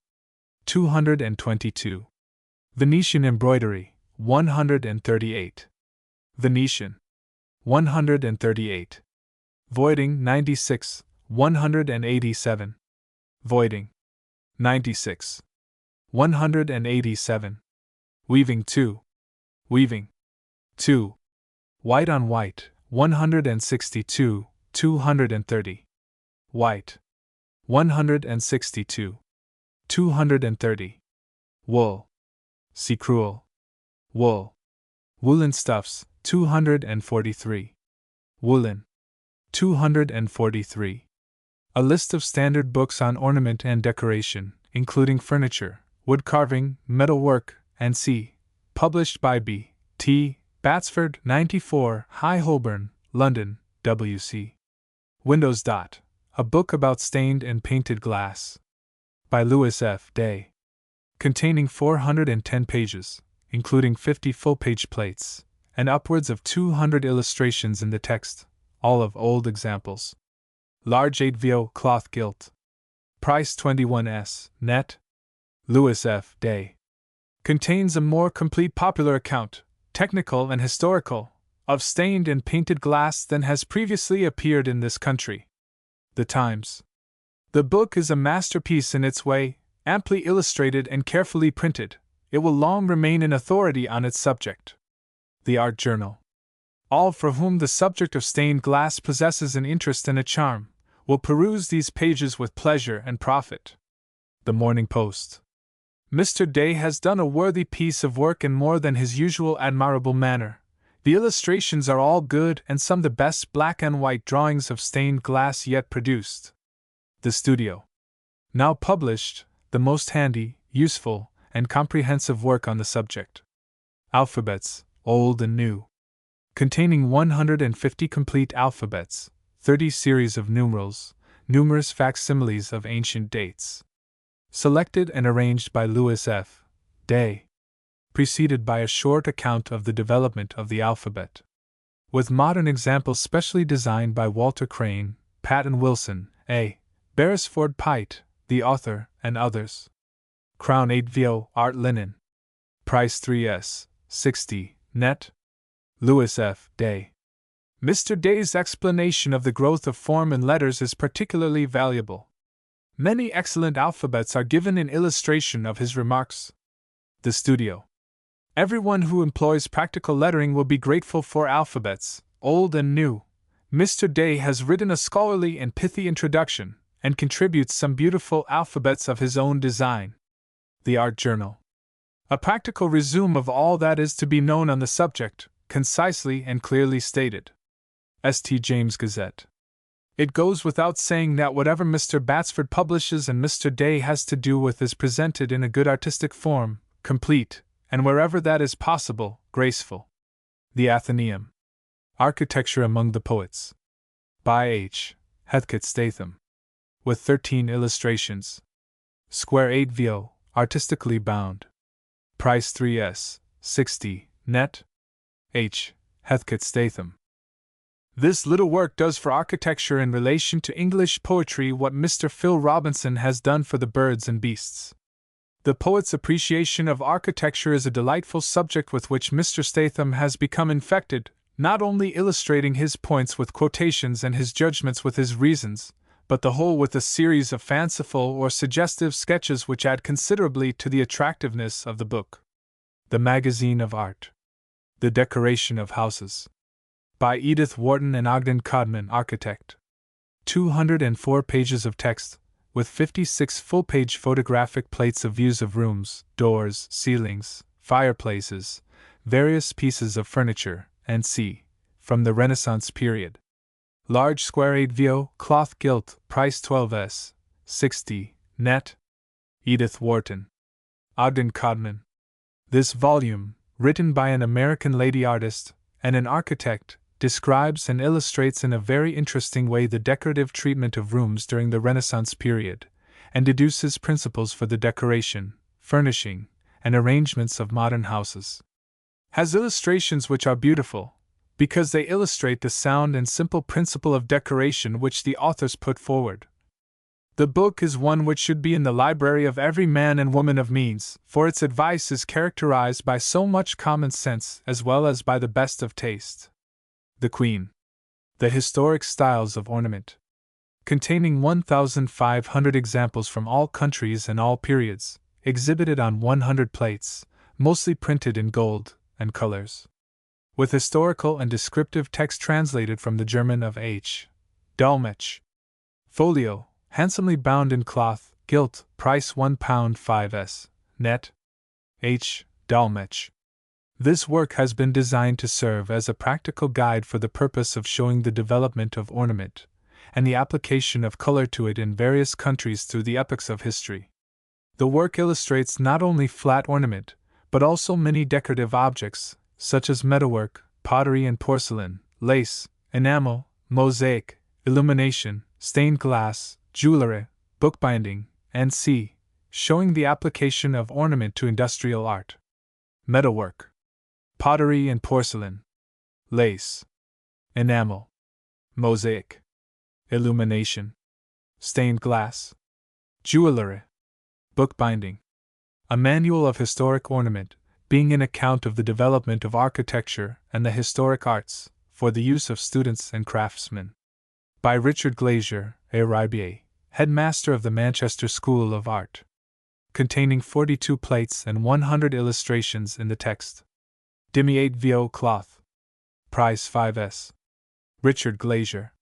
The object of this book is to furnish students with a concise account of historic ornament, in which the rise of each style is noted, and its characteristic features illustrated.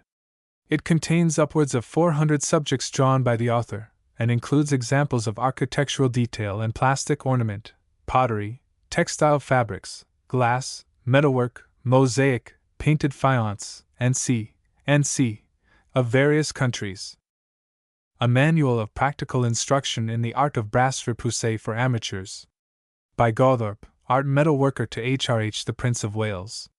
Second and enlarged edition. With 32 illustrations, many from photographs of executed designs. Crown 8vo in wrapper. Price 1s. net. Gawthorpe. Old Clocks and Watches and Their Makers. By F. J. Britton, Secretary of the Horological Institute. Being an account of the history of clocks and watches, their mechanism and ornamentation, to which is appended a list of 8,000 old makers, with descriptive notes. Containing over 400 illustrations, many reproduced from photographs, of choice and curious examples, of clocks and watches of the past in England and abroad, including the finely ornamented bracket clocks of the 18th century, with their ingenious mechanism, and the tall and elegant cases of the 80th century, also a selection of portraits of the most renowned masters of the clockmaker's art. 512 pages. Demi 8vo cloth, gilt. Price 10s. net. F. J. Britton. King René's Honeymoon Cabinet. A monograph. By John P. Seddon, architect. Illustrated by 10 photographic reproductions of the cabinet, and the panels, painted by the late Sir E.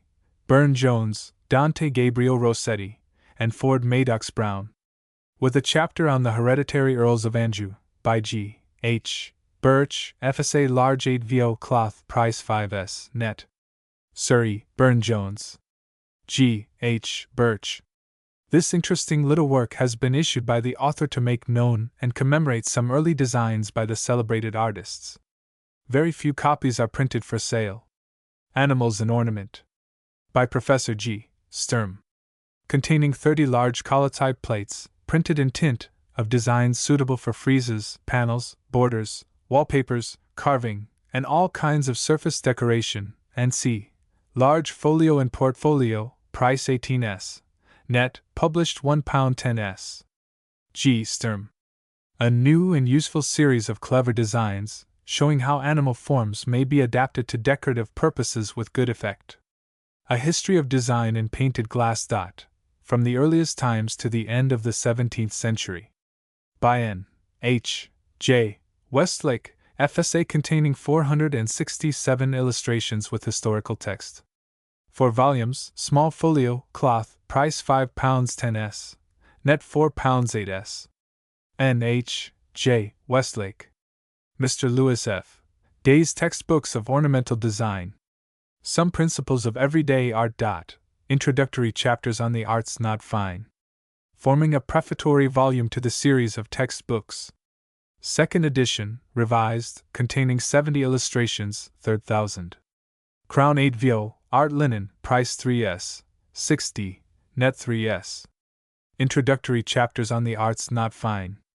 Authoritative as coming from a writer whose mastery of the subjects is not to be disputed, and who is generous in imparting the knowledge he acquired with difficulty. Mr. Day has taken much trouble with the new edition. Architect. A good artist, and a sound thinker, Mr. Day has produced a book of sterling value. Magazine of Art. The Anatomy of Pattern. Containing I. Introductory. 2. Pattern dissections. 3. Practical pattern planning. 4. The drop pattern. V. Skeleton plans. 6. Appropriate pattern. 4th edition, 9,000, revised, with 41 full-page illustrations. Crown 8 Vo, Art Linen, price 3s. 60, net 3s. There are few men who know the science of their profession better or can teach it as well as Mr. Lewis Day, few also who are more gifted as practical decorators, and in anatomizing pattern in the way he has done in this manual, a way beautiful as well as useful. He has performed a service not only to the students of his profession, but also to the public. Academy. The Planning of Ornament. Containing I. Introductory. 2. The Use of the Border. 3. Within the border. 4. Some alternatives in design. V. On the filling of the circle and other shapes. 6. Order and accident. 3rd edition, 5,000, further revised, with 41 full-page illustrations, many of which have been redrawn. Crown 8 Vo, Art Linen, price 3s. 60, net 3s. Contains many apt and well-drawn illustrations. It is a highly comprehensive, compact, and intelligent treatise on a subject which is more difficult to treat than outsiders are likely to think. It is a capital little book, from which no tyro, it is addressed to improvable minds, can avoid gaining a good deal. Athenaeum. The Application of Ornament. Containing I. The Rationale of the Conventional. 2. What is implied by repetition. 3. Where to stop in ornament. 4. Style and handicraft. V. The teaching of the tool. 6. Some superstitions. 3rd edition, 6,000, further revised, with 48 full-page illustrations and 7 woodcuts in the text. Crown 8 Vo, Art Linen, price 3s. 60, net 3s. A most worthy supplement to the former work, and a distinct gain to the art student who has already applied his art knowledge in a practical manner, or who hopes yet to do so. Science and Art. Ornamental Design. Comprising the above 3 books. Anatomy of Pattern, Planning of Ornament, and Application of Ornament. Handsomely bound in 1 volume, cloth gilt, price 10s. 60, net 8s. 60. Anatomy of Pattern. Planning of Ornament. Application of Ornament. Nature in Ornament. With 123 full-page plates and 192 illustrations in the text. 3rd edition, 5,000. Thick Crown 8 Vo, in handsome cloth binding, richly gilt, price 12s. 60, net 10s. Contents. I. Introductory. 2. Ornament in Nature. 3. Nature in Ornament. 4. The Simplification of Natural Forms. V. The elaboration of natural forms. 6. Consistency in the modification of nature. 7. Parallel renderings. 8. More parallels. 9. Tradition in design. X. Treatment. 11. Animals in ornament. 12. The element of the grotesque. 13. Still life in ornament. 14. Symbolic ornament. Contents. Amongst the best of our few good ornamental designers is Mr. Louis F. Day, who is the author of several books on ornamental art. Nature and Ornament is the latest of these, and is probably the best. The treatise should be in the hands of every student of ornamental design. It is profusely and admirably illustrated, and well printed. Magazine of Art. A book more beautiful for its illustrations, or one more helpful to students of art, can hardly be imagined. Queen. A handbook of ornament. With 300 plates, containing about 3,000 illustrations of the elements and application of decoration to objects. By F. S. Meyer, Professor at the School of Applied Art, Karlsruhe. Third English edition, revised by Hugh Stannis, Lecturer on Applied Art at the Royal College of Art, South Kensington. Thick 8vo, cloth gilt top, price 12s, 60, net 10s. F. S. Meyer. Hugh Stannis. A library, a museum, an encyclopedia, and an art school in one. To rival it as a book of reference, one must fill a bookcase. The quality of the drawings is unusually high, the choice of examples is singularly good. The work is practically an epitome of 100 works on design. Studio. The author's acquaintance with ornament amazes, and his 3,000 subjects are gleaned from the finest which the world affords. As a treasury of ornament drawn to scale in all styles, and derived from genuine concrete objects, we have nothing in England which will not appear as poverty-stricken as compared with Professor Meyer's book. Architect. The book is a mine of wealth even to an ordinary reader, while to the student of art and archaeology it is simply indispensable as a reference book. We know of no one work of its kind that approaches it for comprehensiveness and historical accuracy. Science and Art. A handbook of art smithing. For the use of practical smiths, designers, and others, and in art and technical schools. By F. S. Meyer, author of A Handbook of Ornament, translated from the second German edition, with an introduction by J.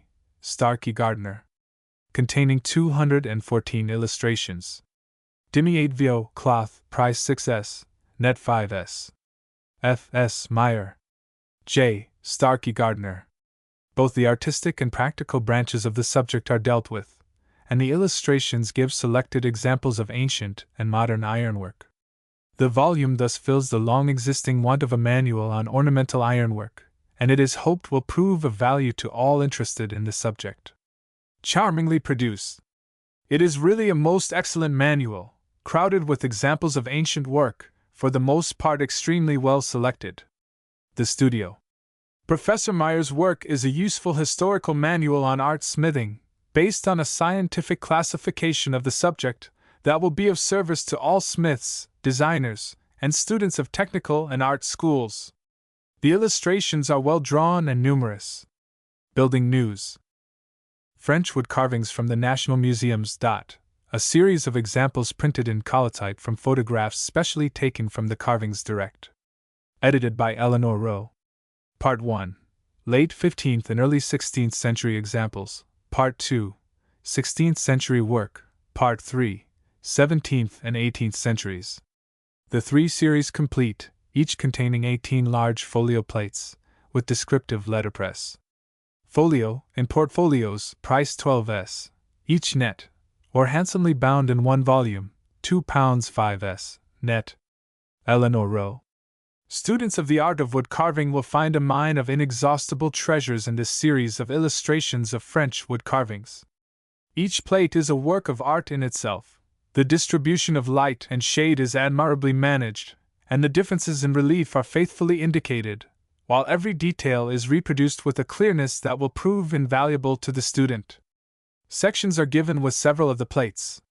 The Queen needs only to be seen to be purchased by all interested in the craft, whether archaeologically or practically. The Studio. Hints on Wood Carving for Beginners. By Eleanor Rowe. 4th edition, revised and enlarged, illustrated. 8 vo, sewed, price 1s. In paper covers, or bound in cloth, price 1s. 60. Eleanor Rowe. The most useful and practical small book on wood carving we know of. Builder. Is a useful little book, full of sound directions and good suggestions. Magazine of Art. Hints on Chip Carving. Class Teaching and Other Northern Styles. By Eleanor Rowe. 40 illustrations. 8 vo, sewed, price 1s. In paper covers, or in cloth, price 1s. 60. Eleanor Rowe. A capital manual of instruction in a craft that ought to be most popular. Saturday Review. Details of Gothic wood carving. Being a series of drawings from original work of the 14th and 15th centuries. By Franklin A. Crallan. Containing 34 large photolithographic plates, with introductory and descriptive text. Large 4-2 in handsome cloth portfolio, or bound in cloth gilt, price 28s, net 22s. Franklin A. Crallan. The examples are carefully drawn to a large size, well selected and very well executed. The Builder. Progressive Studies and Designs for Wood Carvers. By Miss E. R. Plowden. With a preface by Miss Rowe. Consisting of 5 large folding sheets of illustrations, drawn full size, of a variety of objects suitable for wood carving. With descriptive text. 2nd edition enlarged. 4-2 in portfolio. Price 5s, net. E. R. Plowden. Rowe. Ancient Wood and Ironwork in Cambridge. By W. B. Redfarne. The Letterpress by John Willis Clark. 29 folio lithograph plates drawn to a good scale. Cloth gilt, a handsome volume, price 10s, 60, net 8s, 60. W. B. Redfarne. John Willis Clark. This work, giving an interesting and useful series of examples, is but little known. Very few copies remain. Hepplewhite's Cabinet Maker and Upholsterer's Guide, or repository of designs for every article of household furniture in the newest and most approved taste. A complete facsimile reproduction of this rare work, containing nearly 300 charming designs on 128 plates. Small folio, bound in speckled cloth, gilt, old style, price £2 10s, net. 1794. Original copies when met with fetch from £17 to £18. A beautiful replica, which every admirer of the author and period should possess. Building News. Chippendale's The Gentleman and Cabinet Maker's Director. A complete facsimile of the 3rd and rarest edition, containing 200 plates of designs of chairs, sofas, beds and couches, tables, library bookcases, clock cases, stove grates, and C. Folio, strongly bound in half cloth, price £3 15s, net. 1762. Sheraton's Cabinet Maker and Upholsterer's Drawing Book. A complete facsimile reproduction of the scarce 3rd edition. With the rare appendix and accompaniment complete. Containing in all 434 pages and 122 plates. 4-2 cloth, price £2 10s, net. Examples of old furniture, English and foreign. Drawn and described by Alfred Ernest Chancellor. Containing 40 photolithographic plates exhibiting some 100 examples of Elizabethan, Stuart, Queen and Georgian and Chippendale furniture, and an interesting variety of continental work. With historical and descriptive notes. Large 4-2 gilt, price £1 5s, net £1 1s. Examples of old furniture, English and foreign. Alfred Ernest Chancellor. In publishing his admirable collection of drawings of old furniture, Mr. Chancellor secures the gratitude of all admirers of the consummate craftsmanship of the past. His examples are selected from a variety of sources with fine discrimination, all having an expression and individuality of their own, qualities that are so conspicuously lacking in the furniture of our own day. It forms a very acceptable work. The Morning Post. Furniture and Decoration in England during the 80th Century. By J. Aldham Heaton. 2 volumes, each of 2 parts, bound in 4, large folio, cloth, price £7 net. Containing upwards of 150 plates of photographic reproductions from the published designs of R. and J. Adam, Chippendale, Hepplewhite, Sheraton, Shearer, Pergolesi, Cipriani, Darley, Johnson, Richardson, and all great English designers and cabinet makers of the period. Furniture and Decoration in England during the 80th century. J. Aldham Heaton. This work forms an encyclopedic and almost inexhaustible treasury of reference for all furniture designers, painters, interior decorators, cabinet makers, and since no artist of importance is unrepresented, and a fair selection is in every case given of his work. Remains of Ecclesiastical Woodwork. A series of examples of stalls, screens, bookboards, roofs, pulpits, and containing 21 plates beautifully engraved on copper, from drawings by T. Talbot Berry, architect 4 to, half-bound, price 10s. 60. Net 8s. 60. T. Talbot Berry. Flat Ornament, a pattern book for designers of textiles, embroideries, wallpapers, inlays, and 150 plates, some printed in colors, exhibiting upwards of 500 historical examples of textiles, embroideries, paper hangings, tile pavements, intarsia work, and with some designs by Dr. Fischbach. Imperial 4 to boards, cloth back, price £1 5s. Net 20s. Flat Ornament, a pattern book for designers of textiles, embroideries, wallpapers, inlays, and Fischbach. Examples of English medieval foliage and colored decoration. By J.S.K. Colling, architect, FRIBA, taken from buildings of the Xth to the XVth century. Containing 76 lithographic plates, and 79 woodcut illustrations, with text. Royal 4-2 cloth, gilt top, price 18s. Net 15s. Published at £2 2s. J.S.K. Colling. Plastering, plain and decorative. A practical treatise on the art and craft of plastering and modeling, including full descriptions of the various tools, materials, processes, and appliances employed, with over 50 full-page plates, and about 500 smaller illustrations in the text. By William Miller. With an introduction, treating of the history of the art by G. T. Robinson, FSA thick 4-2 cloth, containing 600 pages of text, price 18s. Net. William Miller. G. T. Robinson. This new and in many senses remarkable treatise unquestionably contains an immense amount of valuable first-hand information. Miller on plastering may be expected to be the standard authority on the subject for many years to come. A truly monumental work. The Builder. A grammar of Japanese ornament and design. Illustrated by 65 plates, many in golden colors, representing all classes of natural and conventional forms, drawn from the originals, with introductory, descriptive, and analytical text. By T. W. Cutler, FRIBA Imperial 4-2, in elegant cloth binding, price £2 6s. £1 18s. Net. T. W. Cutler. Decorative wrought ironwork of the 17th and 18th centuries. By D. J. Ebbets. Containing 16 large lithographic plates, illustrating 70 English examples of screens, grills, panels, balustrades, and folio, boards, cloth back, price 12s. 60. Net 10s. Decorative wrought ironwork of the 17th and 18th centuries. D. J. Ebbets. A new book of drawings of ironwork. Invented and designated by John Teague. Containing several sorts of ironwork, as gates, frontispieces, balconies, staircases, panels, and of which the most part hath been wrought at the royal building of Hampton Court, and all for the use of them that work iron in perfection and with art.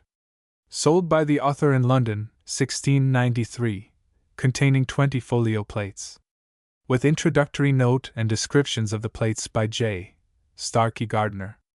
Folio, bound in boards, old style, price 25s. Net. John Teague.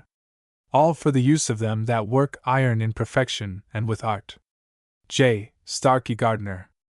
Only 150 copies were printed for England, and very few now remain.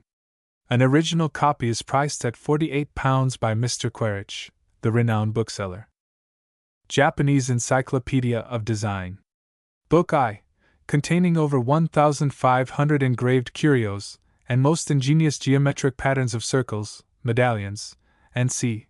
comprising conventional details of plants, flowers, leaves, petals, also birds, fans, animals, key patterns, and c. oblong 12mo, fancy covers, price 2s, net. Book 1. Book 2. Containing over 600 most original and effective designs for diaper ornament, giving the base lines to the design, also artistic miniature picturesque sketches. Oblong 12mo, price 2s, net. Book 2. These books exhibit the varied charm and originality of conception of Japanese ornament, and form an inexhaustible field of design. A delightful series of studies of birds, in most characteristic and lifelike attitudes, surrounded with appropriate foliage and flowers. By the celebrated Japanese artist, Bairei Kono. In 3 books, 8vo, each containing 36 pages of highly artistic and decorative illustrations, printed in tints. Bound in fancy paper covers, price 10s, net. A delightful series of studies of birds, in most characteristic and lifelike attitudes, surrounded with appropriate foliage and flowers. Bairei Kono. In attitude and gesture and expression, these birds, whether perching or soaring, swooping or brooding, are admirable. Magazine of Art. A new series of bird and flower studies. By Watanabe Seidai, the acknowledged leading living artist in Japan. In 3 books, containing numerous exceedingly artistic sketches in various tints, 8vo, fancy covers. Price 10s, net. Watanabe Seidai. Artist Sketchbooks. A series of 5 volumes. Volume 1, Birds, Flowers, and Plants, drawn in a decorative spirit. Volume 2, Sketches of Insects, Plants, and c. drawn for designers. Volume 3, Drawings of Fishes and Marine Animals. Volume 4, Natural Scenery, Landscapes, and c. Volume 5, Scenes from Japanese Life, and c. 8vo, Fancy Covers. 7s, 60, net. The Architecture of the Renaissance in Italy. A general view for the use of students and others. By W. J. Anderson, ARIBA, Director of Architecture, Glasgow School of Art. 2nd edition, revised and enlarged. Containing 64 full-page plates, mostly reproduced from photographs, and 100 illustrations in text. Large 8vo, cloth gilt, price 12s, 60, net. W. J. Anderson. A delightful and scholarly work, very fully illustrated. Journal RIBA. It is the work of a scholar taking a large view of his subject. The book affords easy and intelligible reading, and the arrangement of the subject is excellent, though this was a matter of no small difficulty. The Times should rank amongst the best architectural writings of the day. The Edinburgh Review. We know of no book which furnishes such information and such illustrations in so compact and attractive a form. For greater excellence with the object in hand there is not one more perspicuous. The Building News. A History of Architecture for the Student, Craftsman and Amateur. Being a comparative view of the historical styles from the earliest period. By Bannister Fletcher, FRIBA, Professor of Architecture in King's College, London, and B. F. Fletcher, ARIBA, containing 300 pages, with 115 collotype plates, mostly from large photographs, and other illustrations in the text. 3rd edition, revised. CR 8vo, cloth gilt, price 12s, 60, net 10s. A History of Architecture for the Student, Craftsman and Amateur. Bannister Fletcher. B. F. Fletcher. We shall be amazed if it is not immediately recognized and adopted as par excellence the student's manual of the history of architecture. The Architect. The general reader will read the book with not less profit than the student, and will find in it quite as much as he is likely to retain in his memory, and the architectural student in search of any particular fact will readily find it in this most methodical work, as complete as it well can be. The Times. As a synopsis of architectural dates and styles, Professor Bannister Fletcher's work will fill a void in our literature and become a most useful manual. The Building News. The Orders of Architecture, Greek, Roman and Italian. Edited with notes by R. Fiennes Spears, FSA, FRIBA 3rd edition, revised and enlarged, containing 26 plates. 4-2 cloth, price 10s, 60, net 8s, 60. R. Fiennes Spears. A most useful work for architectural students. Mr. Spears has done excellent service in editing this work, and his notes on the plates are very appropriate and useful. British Architect. Renaissance Architecture and Ornament in Spain. A series of examples selected from the purest executed between the years 1500 to 1560. By Andrew N. Prentice, ARBA, containing 60 beautiful plates, reproduced by photolithography and photo process from the author's drawings, of perspective views and geometrical drawings, and details, in stone, wood, and metal. With short descriptive text. Folio, handsomely bound in cloth gilt, price £2 10s, net £2 2s. Andrew N. Prentice. For the drawing and production of this book one can have no words but praise. It is a pleasure to have so good a record of such admirable architectural drawing, free, firm and delicate. British Architect.